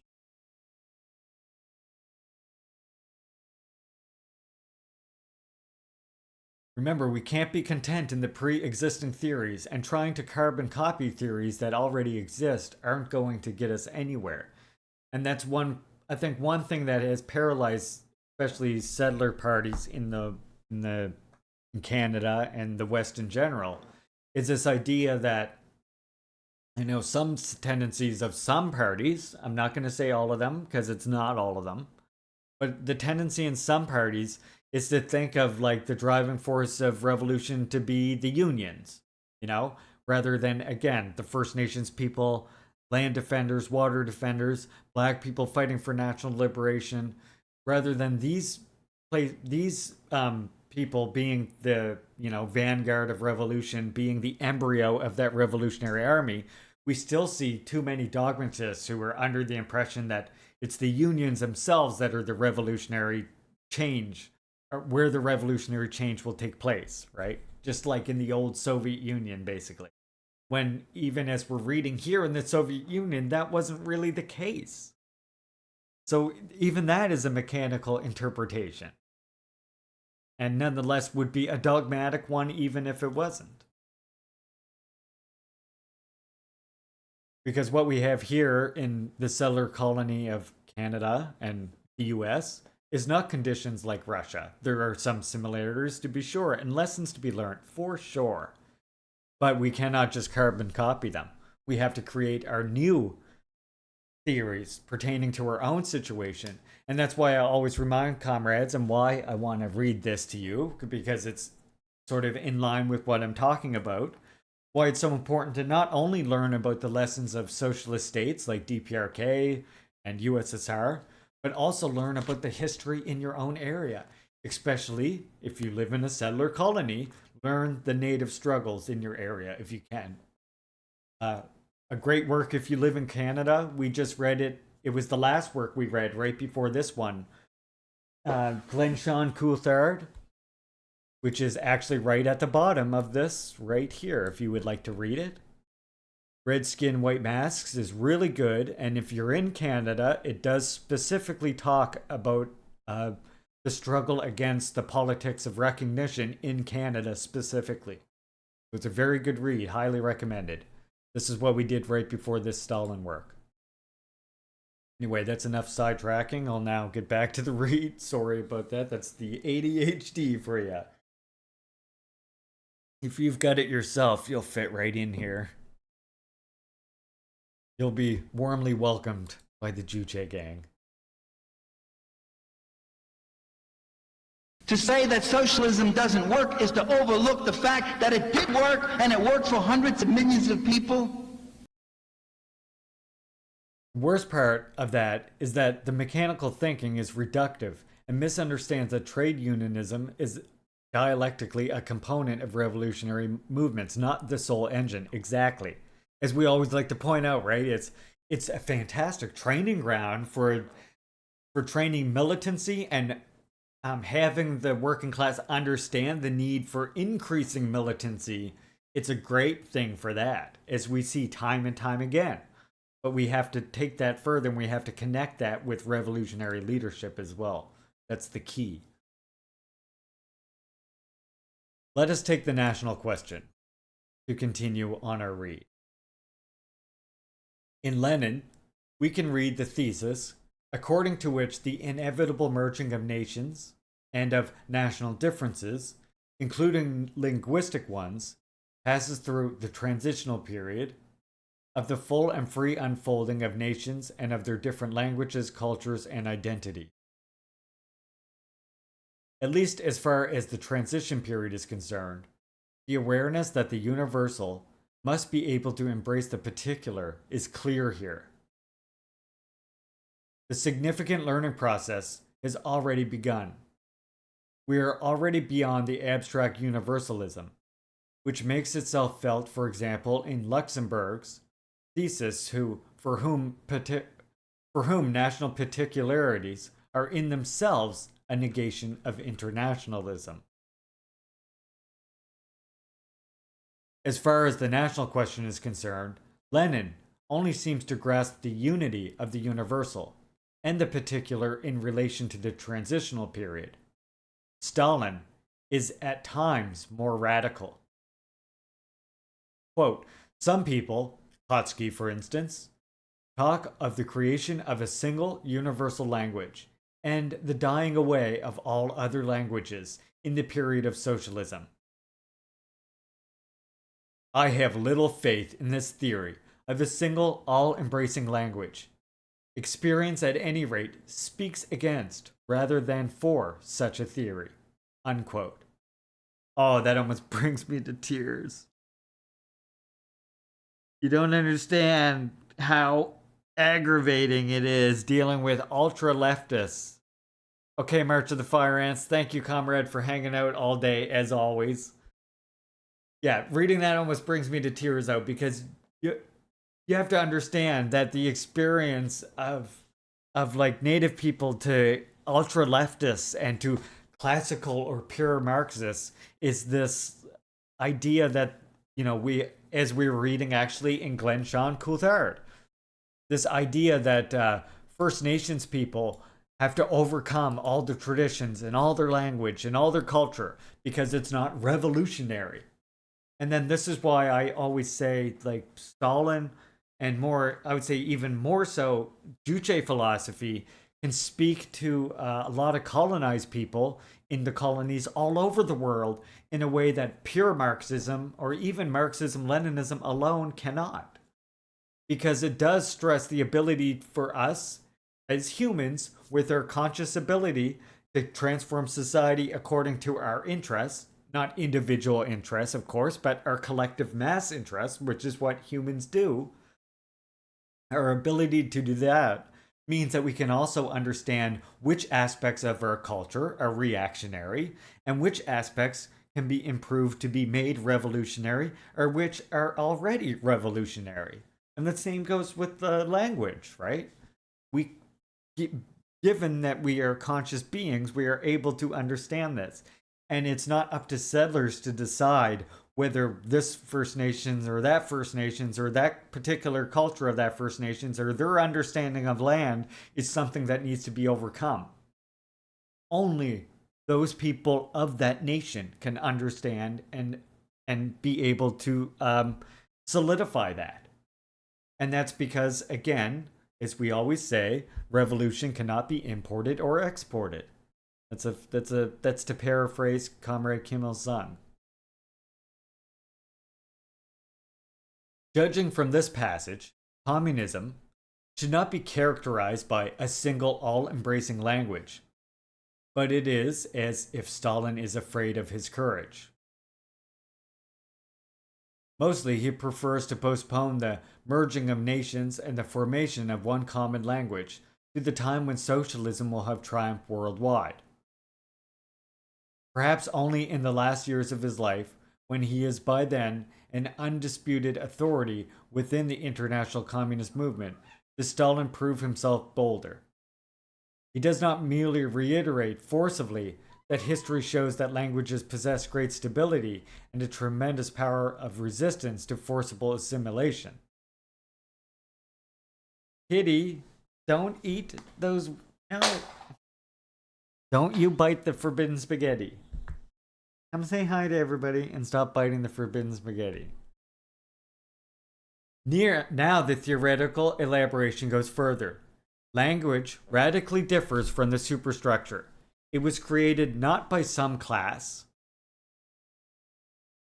but by the entire society, by all the classes of society, by the efforts of hundreds of generations. So it is absurd to speak of a class character of language. So then, why should national languages vanish? And why then should nations as such vanish? Again, remember when the state. Well, okay. If it is true that linguistic commonality is one of the most important distinguishing marks of a nation, and yet despite everything, orthodoxy prevails, communism continues to be thought of as the triumph of the common international language, and ultimately of the one nationality. At least as far as this mythical final stage is concerned, the universal can again be thought of in its purity. Without the contamination of a particular languages or national identities. Kitty, could you quit it here? Come here, why are you being so bad? Why are you being so bad?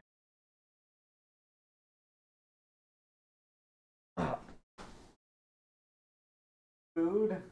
Let's go. Food? Buddy, say hi to Soda. Hyper. Quit biting the cords.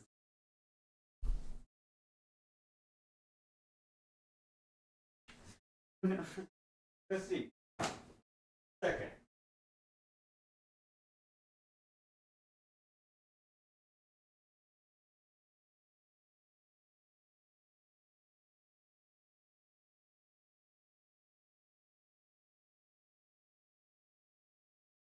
All right. My goodness. That dang cat. She's like, please carry me to my food and show me that there's food in there. Thank you. Thank you very much, common opponent.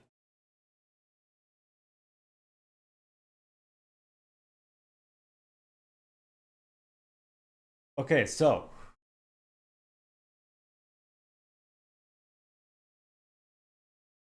I'm going to continue. I'm going to just back up a tiny bit and continue from right here. So, then, why should national languages vanish?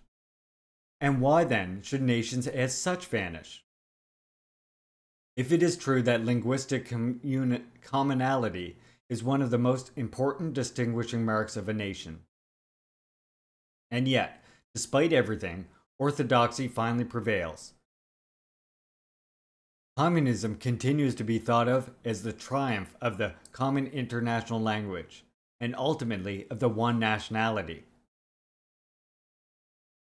At least as far as this mythical final stage is concerned, the universal can again be thought of in its purity, without the contamination of the particular of languages and national identities. This is not an abstractly theoretical problem.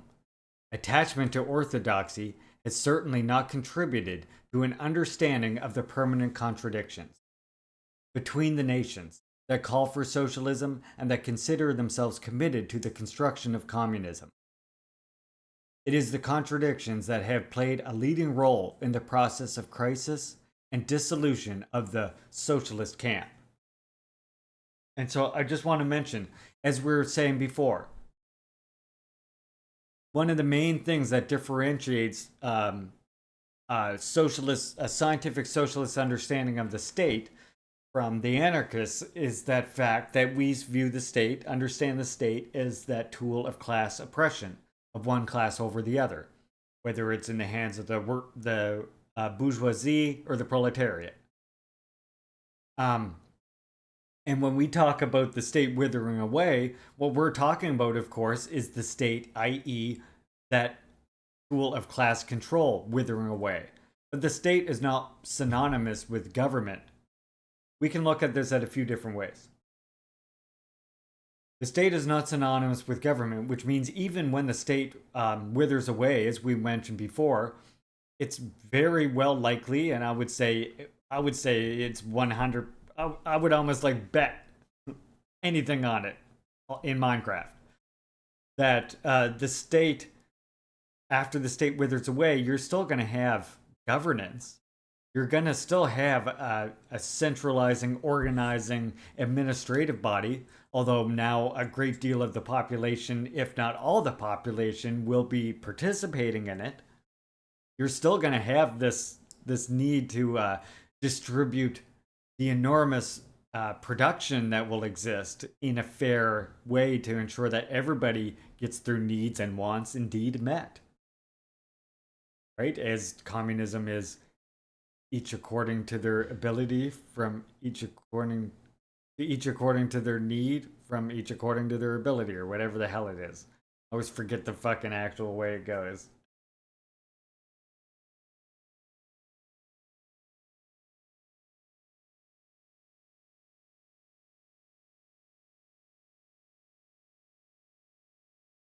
And then I would say that applies not only to just the government, but again to nations. And the idea that, like, the way settlers go on about, like, oh yeah, in communism, nations will just cease to exist. You understand why that doesn't sit right with First Nations people and other colonized people, right? They're like, isn't that what colonizers are already trying to do to us? Just saying.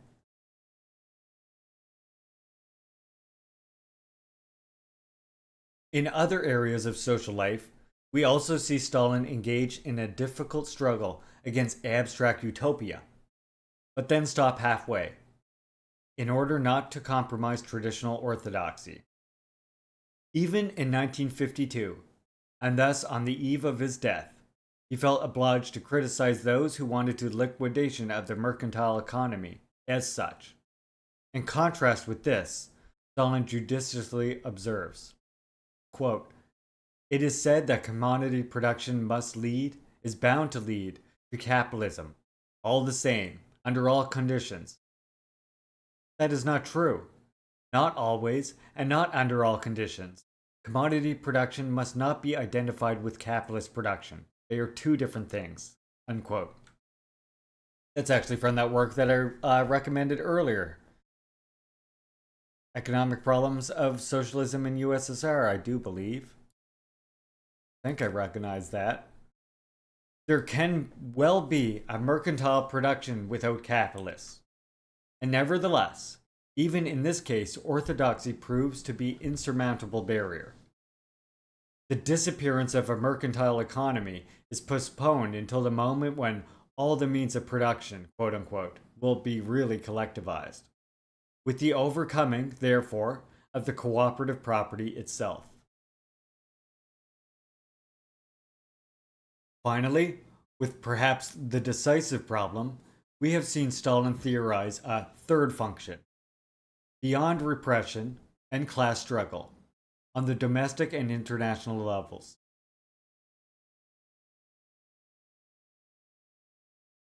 A great jurist was right to point out that the report to the 17th Congress of the CPSU puts us in the presence of, quote, "a radical change in the doctrine developed by Marx and Engels," unquote. It was a change that Stalin was arriving at starting from his experience of government, from a concrete learning process that had already left traces in the thought and political action of the late Lenin, but which was now taking a further step forward. Trotsky argued quite differently. He thought he could summarize in the following terms the lesson of Marx, Engels, and Lenin: the generation which conquered the power, the old guard, quote unquote, which would begin the work of liquidating the state. The next generation will complete it. If this miracle had not occurred, who could be to blame if not the treacherous Stalinist bureaucracy?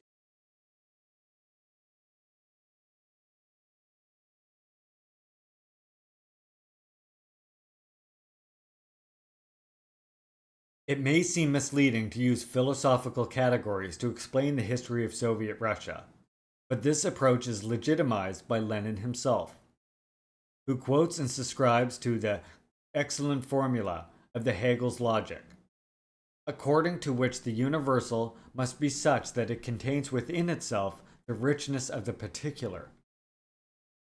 In expressing himself thus, he is thinking above all of the revolutionary situation which is always determined and which reaches the breaking point at the weak link of the chain in a particular country.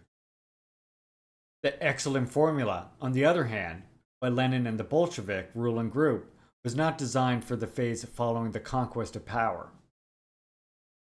When faced with the problem of the construction of a new society, the attempt to make the universal embrace the richness of the particular clashed with the accusation of betrayal. And it is well understood that this accusation particularly affected Stalin.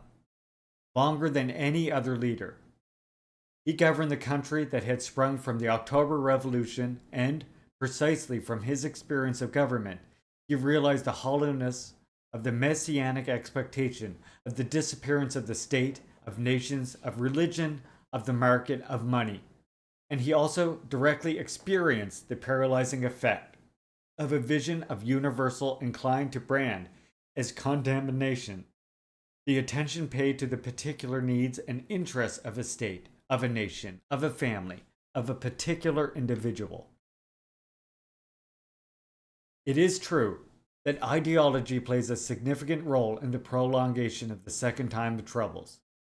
It should, however, be pointed out that it calls into question Stalin's antagonists in particular. The latter, thanks also to the concrete experience of the government, seriously engaged in the learning process, through which, according to Hegel's teaching, the leading group of a great revolution is forced to pass.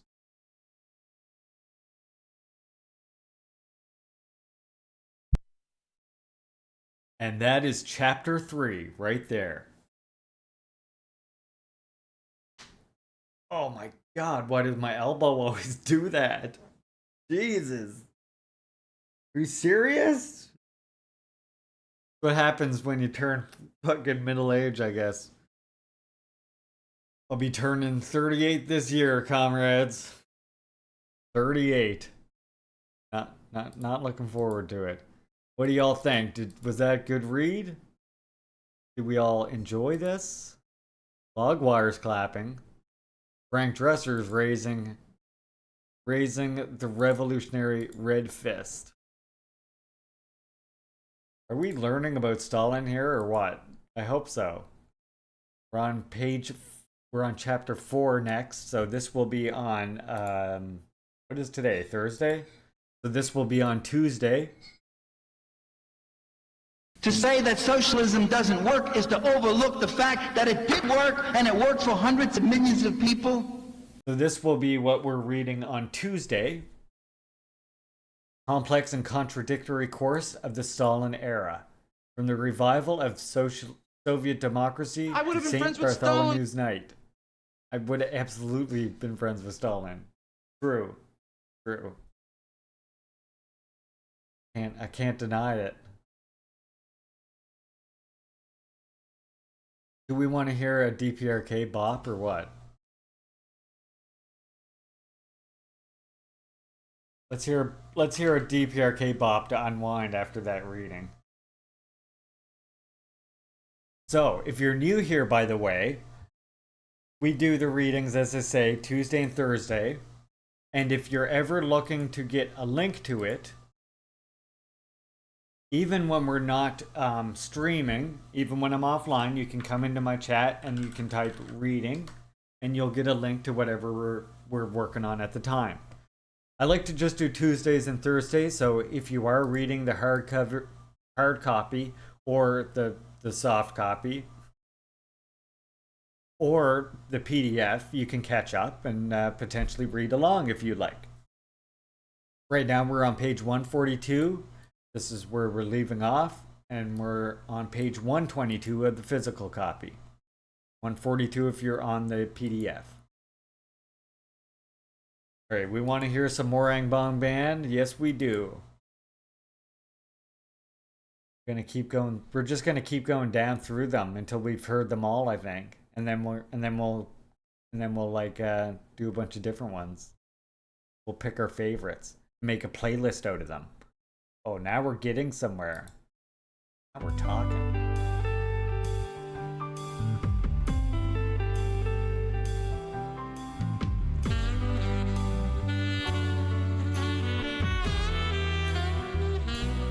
That fucking saxophone.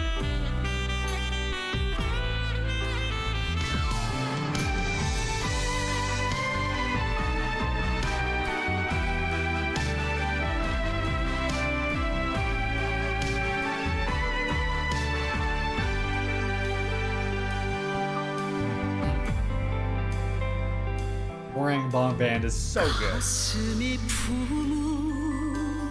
모든 생각은 어머니께 아뢰니다. 꾸밈도 없이 가식도 없이 진정을 터칩니다.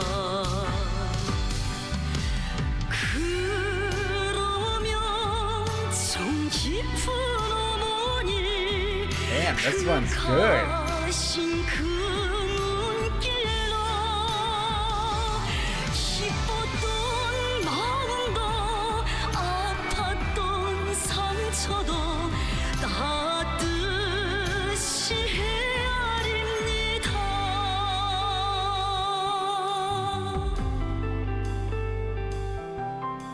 사랑 아니면 둘수 Get out your lighters. I'll use this as my lighter.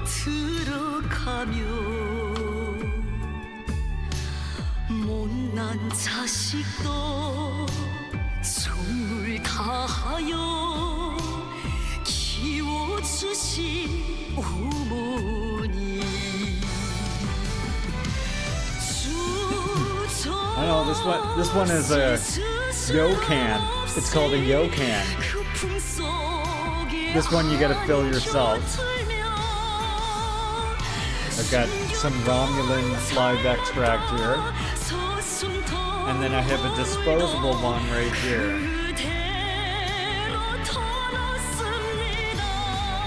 I don't know what brand this is. Forget. Oh wait. Extreme. This one's Extreme.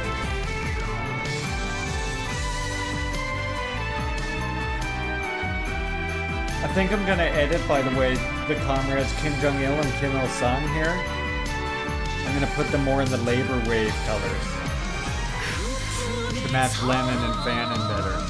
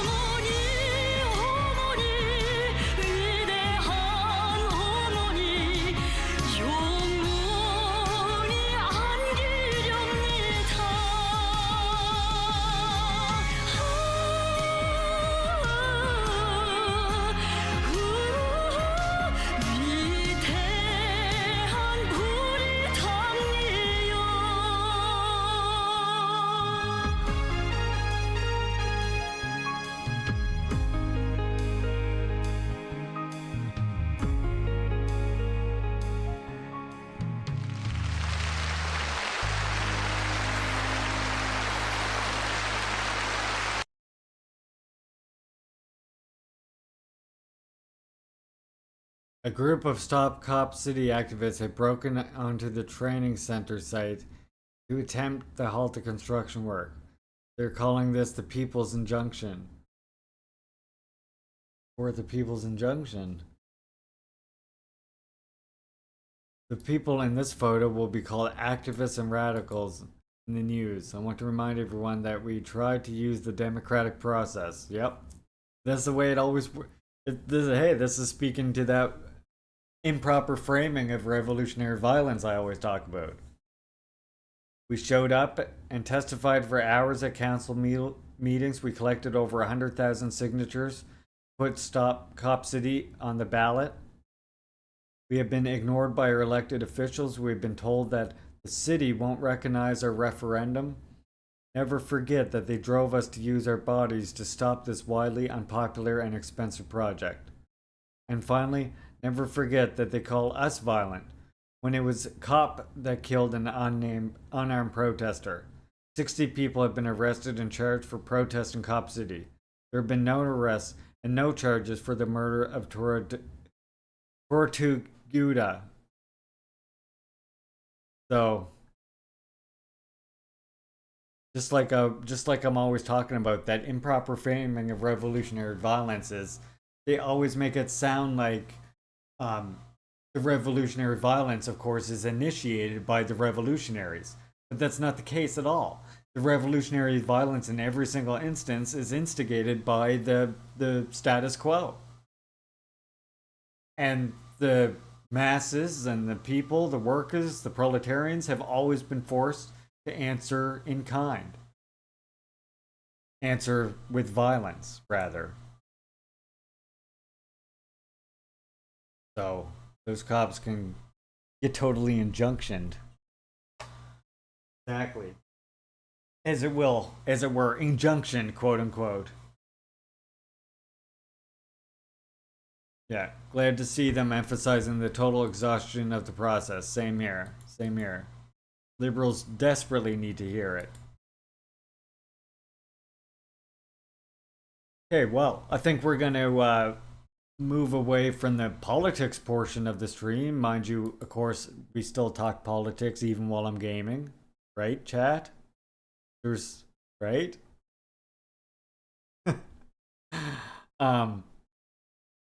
And in light of that, also, wait, what was I saying? Uh-oh, the weeds hitting me. Oh yeah. Before we switch though, I want to tell you that tomorrow, which is Friday. Long live the People's Revolution! Tomorrow, our main feature is going to be this Loisy Lushaba lecture, or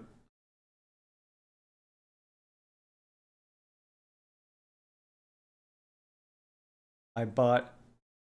Okay, babe, sounds good. Love you.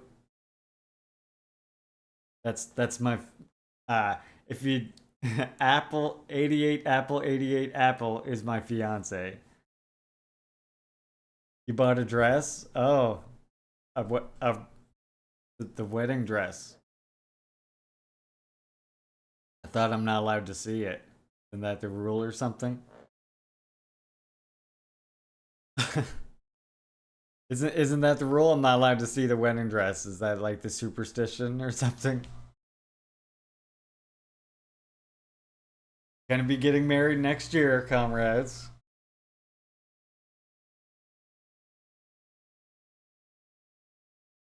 I'm sure you'll see a picture, so don't fret too much. I'm not allowed to see it. Okay, I didn't think so. See, I knew. I knew what was up. I've heard of the stories about the traditions and not being allowed to see it or whatever it is. I've heard of this before. I'm down with that.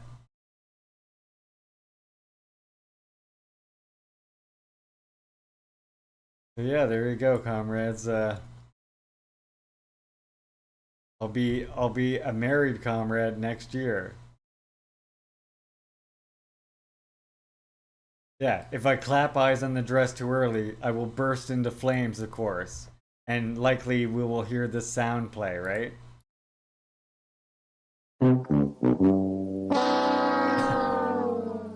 Right? That's the sound that would play. Oh, so there you go. Yeah. See ya. Oh my god. Okay, we got a bunch of comrades left in here now still. Do we want, before I have to go, before we raid out, sorry, I don't just go, we raid our comrades around here. But before I do that, do you comrades want to see that clip? I'm just gonna look and see who's online.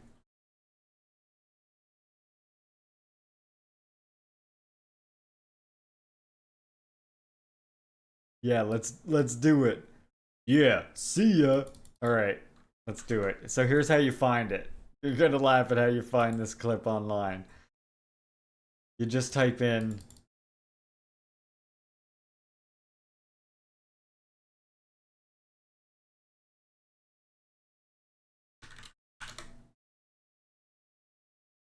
best fight scene of all time. Literally, look, it's the first one that comes up.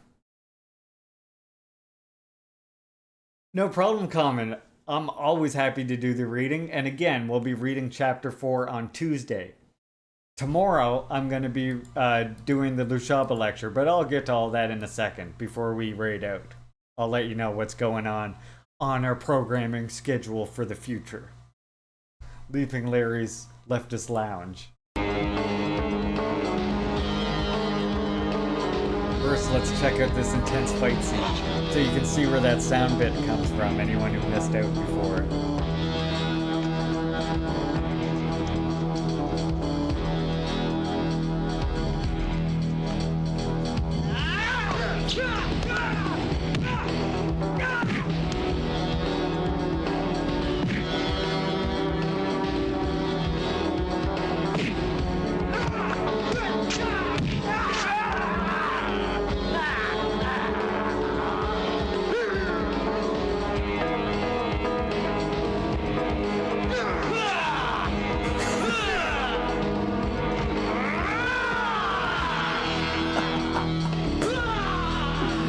I love the way they both just rip off their shirts and grunt, yell at each other.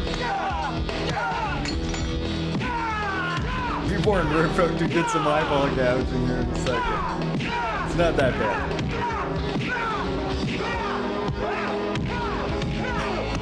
Make the jiggle.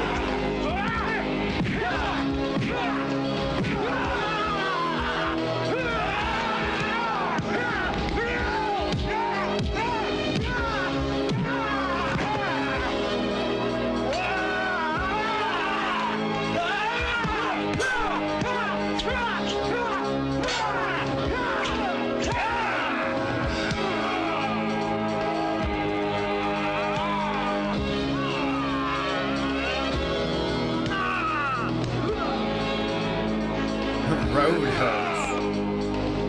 Oh boy, it's about to get good.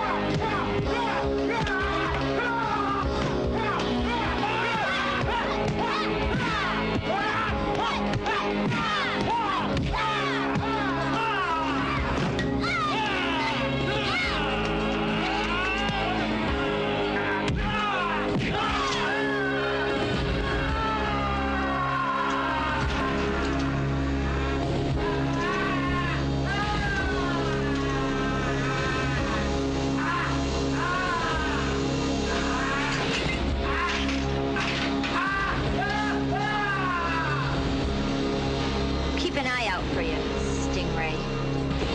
Yeah. See ya. Yeah. See ya. The eyeball pun. It had to be the eyeball pun. So fucking good. So fucking good. It's a movie from Hong Kong, actually. I can't quite remember the name of it. I'm sure someone in the comments here posts what it is. Undefeatable, 1994 Hong Kong movie. Yeah, 1994 Hong Kong movie.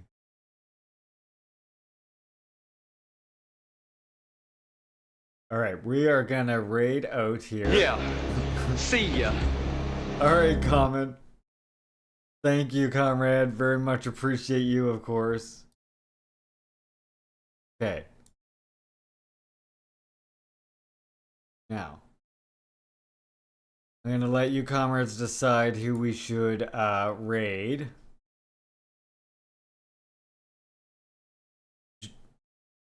Oh wait, maybe I won't because I can't do a poll. Well, god damn it, Frank, are you able to do polls? For some reason, it's broken on my end. Actually, I might be able to do it on the browser instead. Think of it. And why? I don't know why the one on OBS here breaks all the fucking time. Ridiculous. I think I can get it from.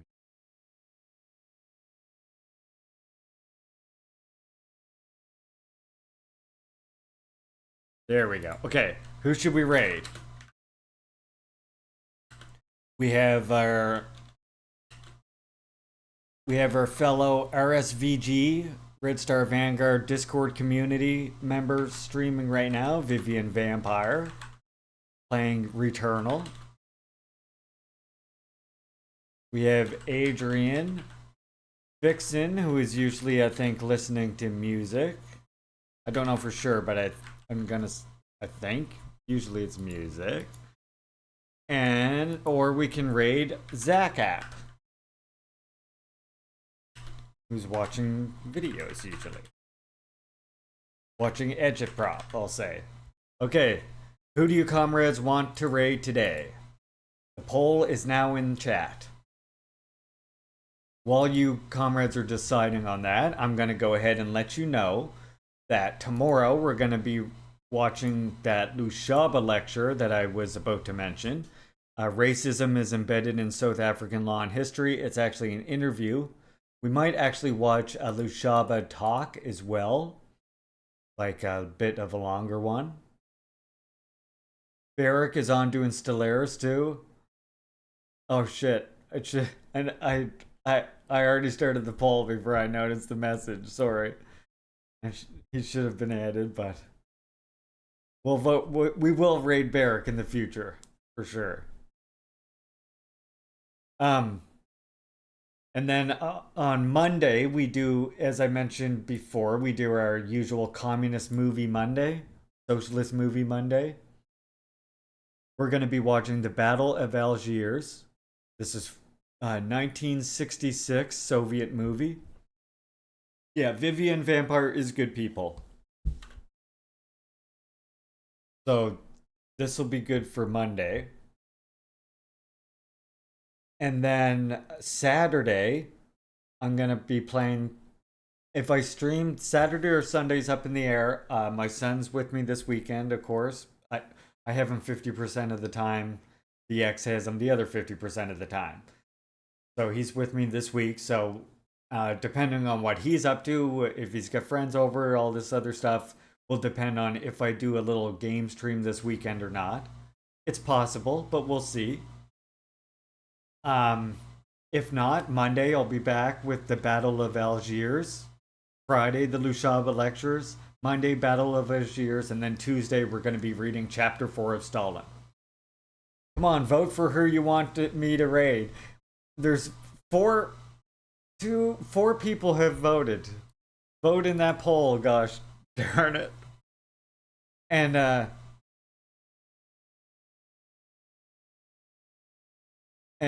by the way, if you haven't already, I do encourage you to check out our Discord community.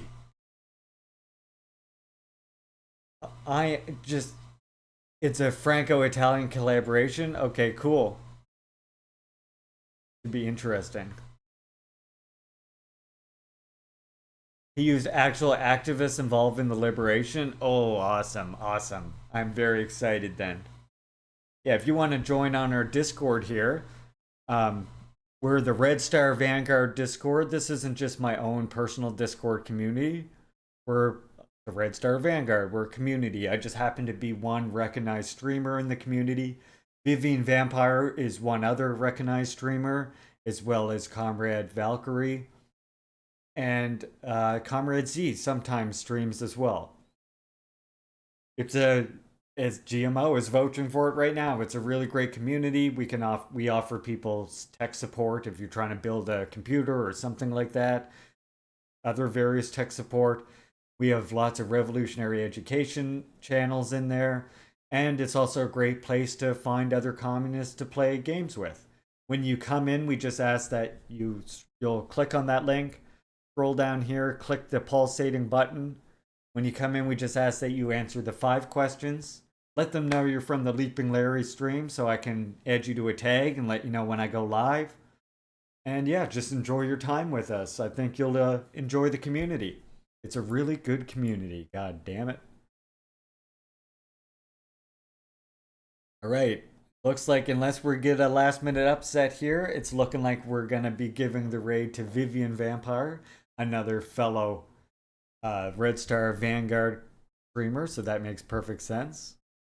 And of course, if you do appreciate my work, I do encourage the support. It's very much appreciated. And I appreciate all the support that I have gotten today, by the way. This is probably this probably beat out yesterday for the best day I've had in terms of like the support I've received from people, and I very much appreciate it. The raid from Rob and all the comrades from Rob's raid who stuck around, even though we were in the middle of the read, I very much appreciate that. It does mean a lot to me and does keep me going and does encourage me to keep improving the channel, which we will do. Again, I know we got a little hokey setup right now. I just have this like crappy light and stuff, but eventually we will get better lighting. I might be back on later today, yes. I might be playing video games tonight. So if you want to come hang out while I play a video game, feel free. And then, not this weekend, but the next weekend, we're due our next crowd control game, which is going to be Super Mario Brothers 2, Yoshi's Island. I think that'll be fun. So if you don't know what crowd control is, you can use your labor vouchers, or you can use labor vouchers, aka channel points, or you can be generous and send some biddies my way. And you can either cause me all kinds of pain or all kinds of joy in the video game. As Frank can, I'm sure, attest to, it's a hell of a lot of fun to cause me pain in video games. I have an infinite well of patience, so comrades like to see how far they can stretch it, I think. And I like it. Twist those nips harder, comrades. Yes. Oh, yes, of course, Frank. No, you've never redeemed Ice Floor or causing me to get stuck in a cave. That's never happened, and that's why I love you, Frank. And I love all you comrades. Thank you so much for spending your time here. Thank you so much, Rob, for the raid today. Thank you so much, NTC, for all the fucking support. Enormous amount of bombs. A 5-bomb and a 6-bomb. My God, thank you, comrade. That means an absolute ton. We got all the raids and all the friends and comrades hanging out today. Please come back tomorrow. We'll do another stream. Probably a little bit longer stream tomorrow. We'll see. Salute, comrades. Oh yeah, I forgot the raid message because I suck. You'll never copy it in time.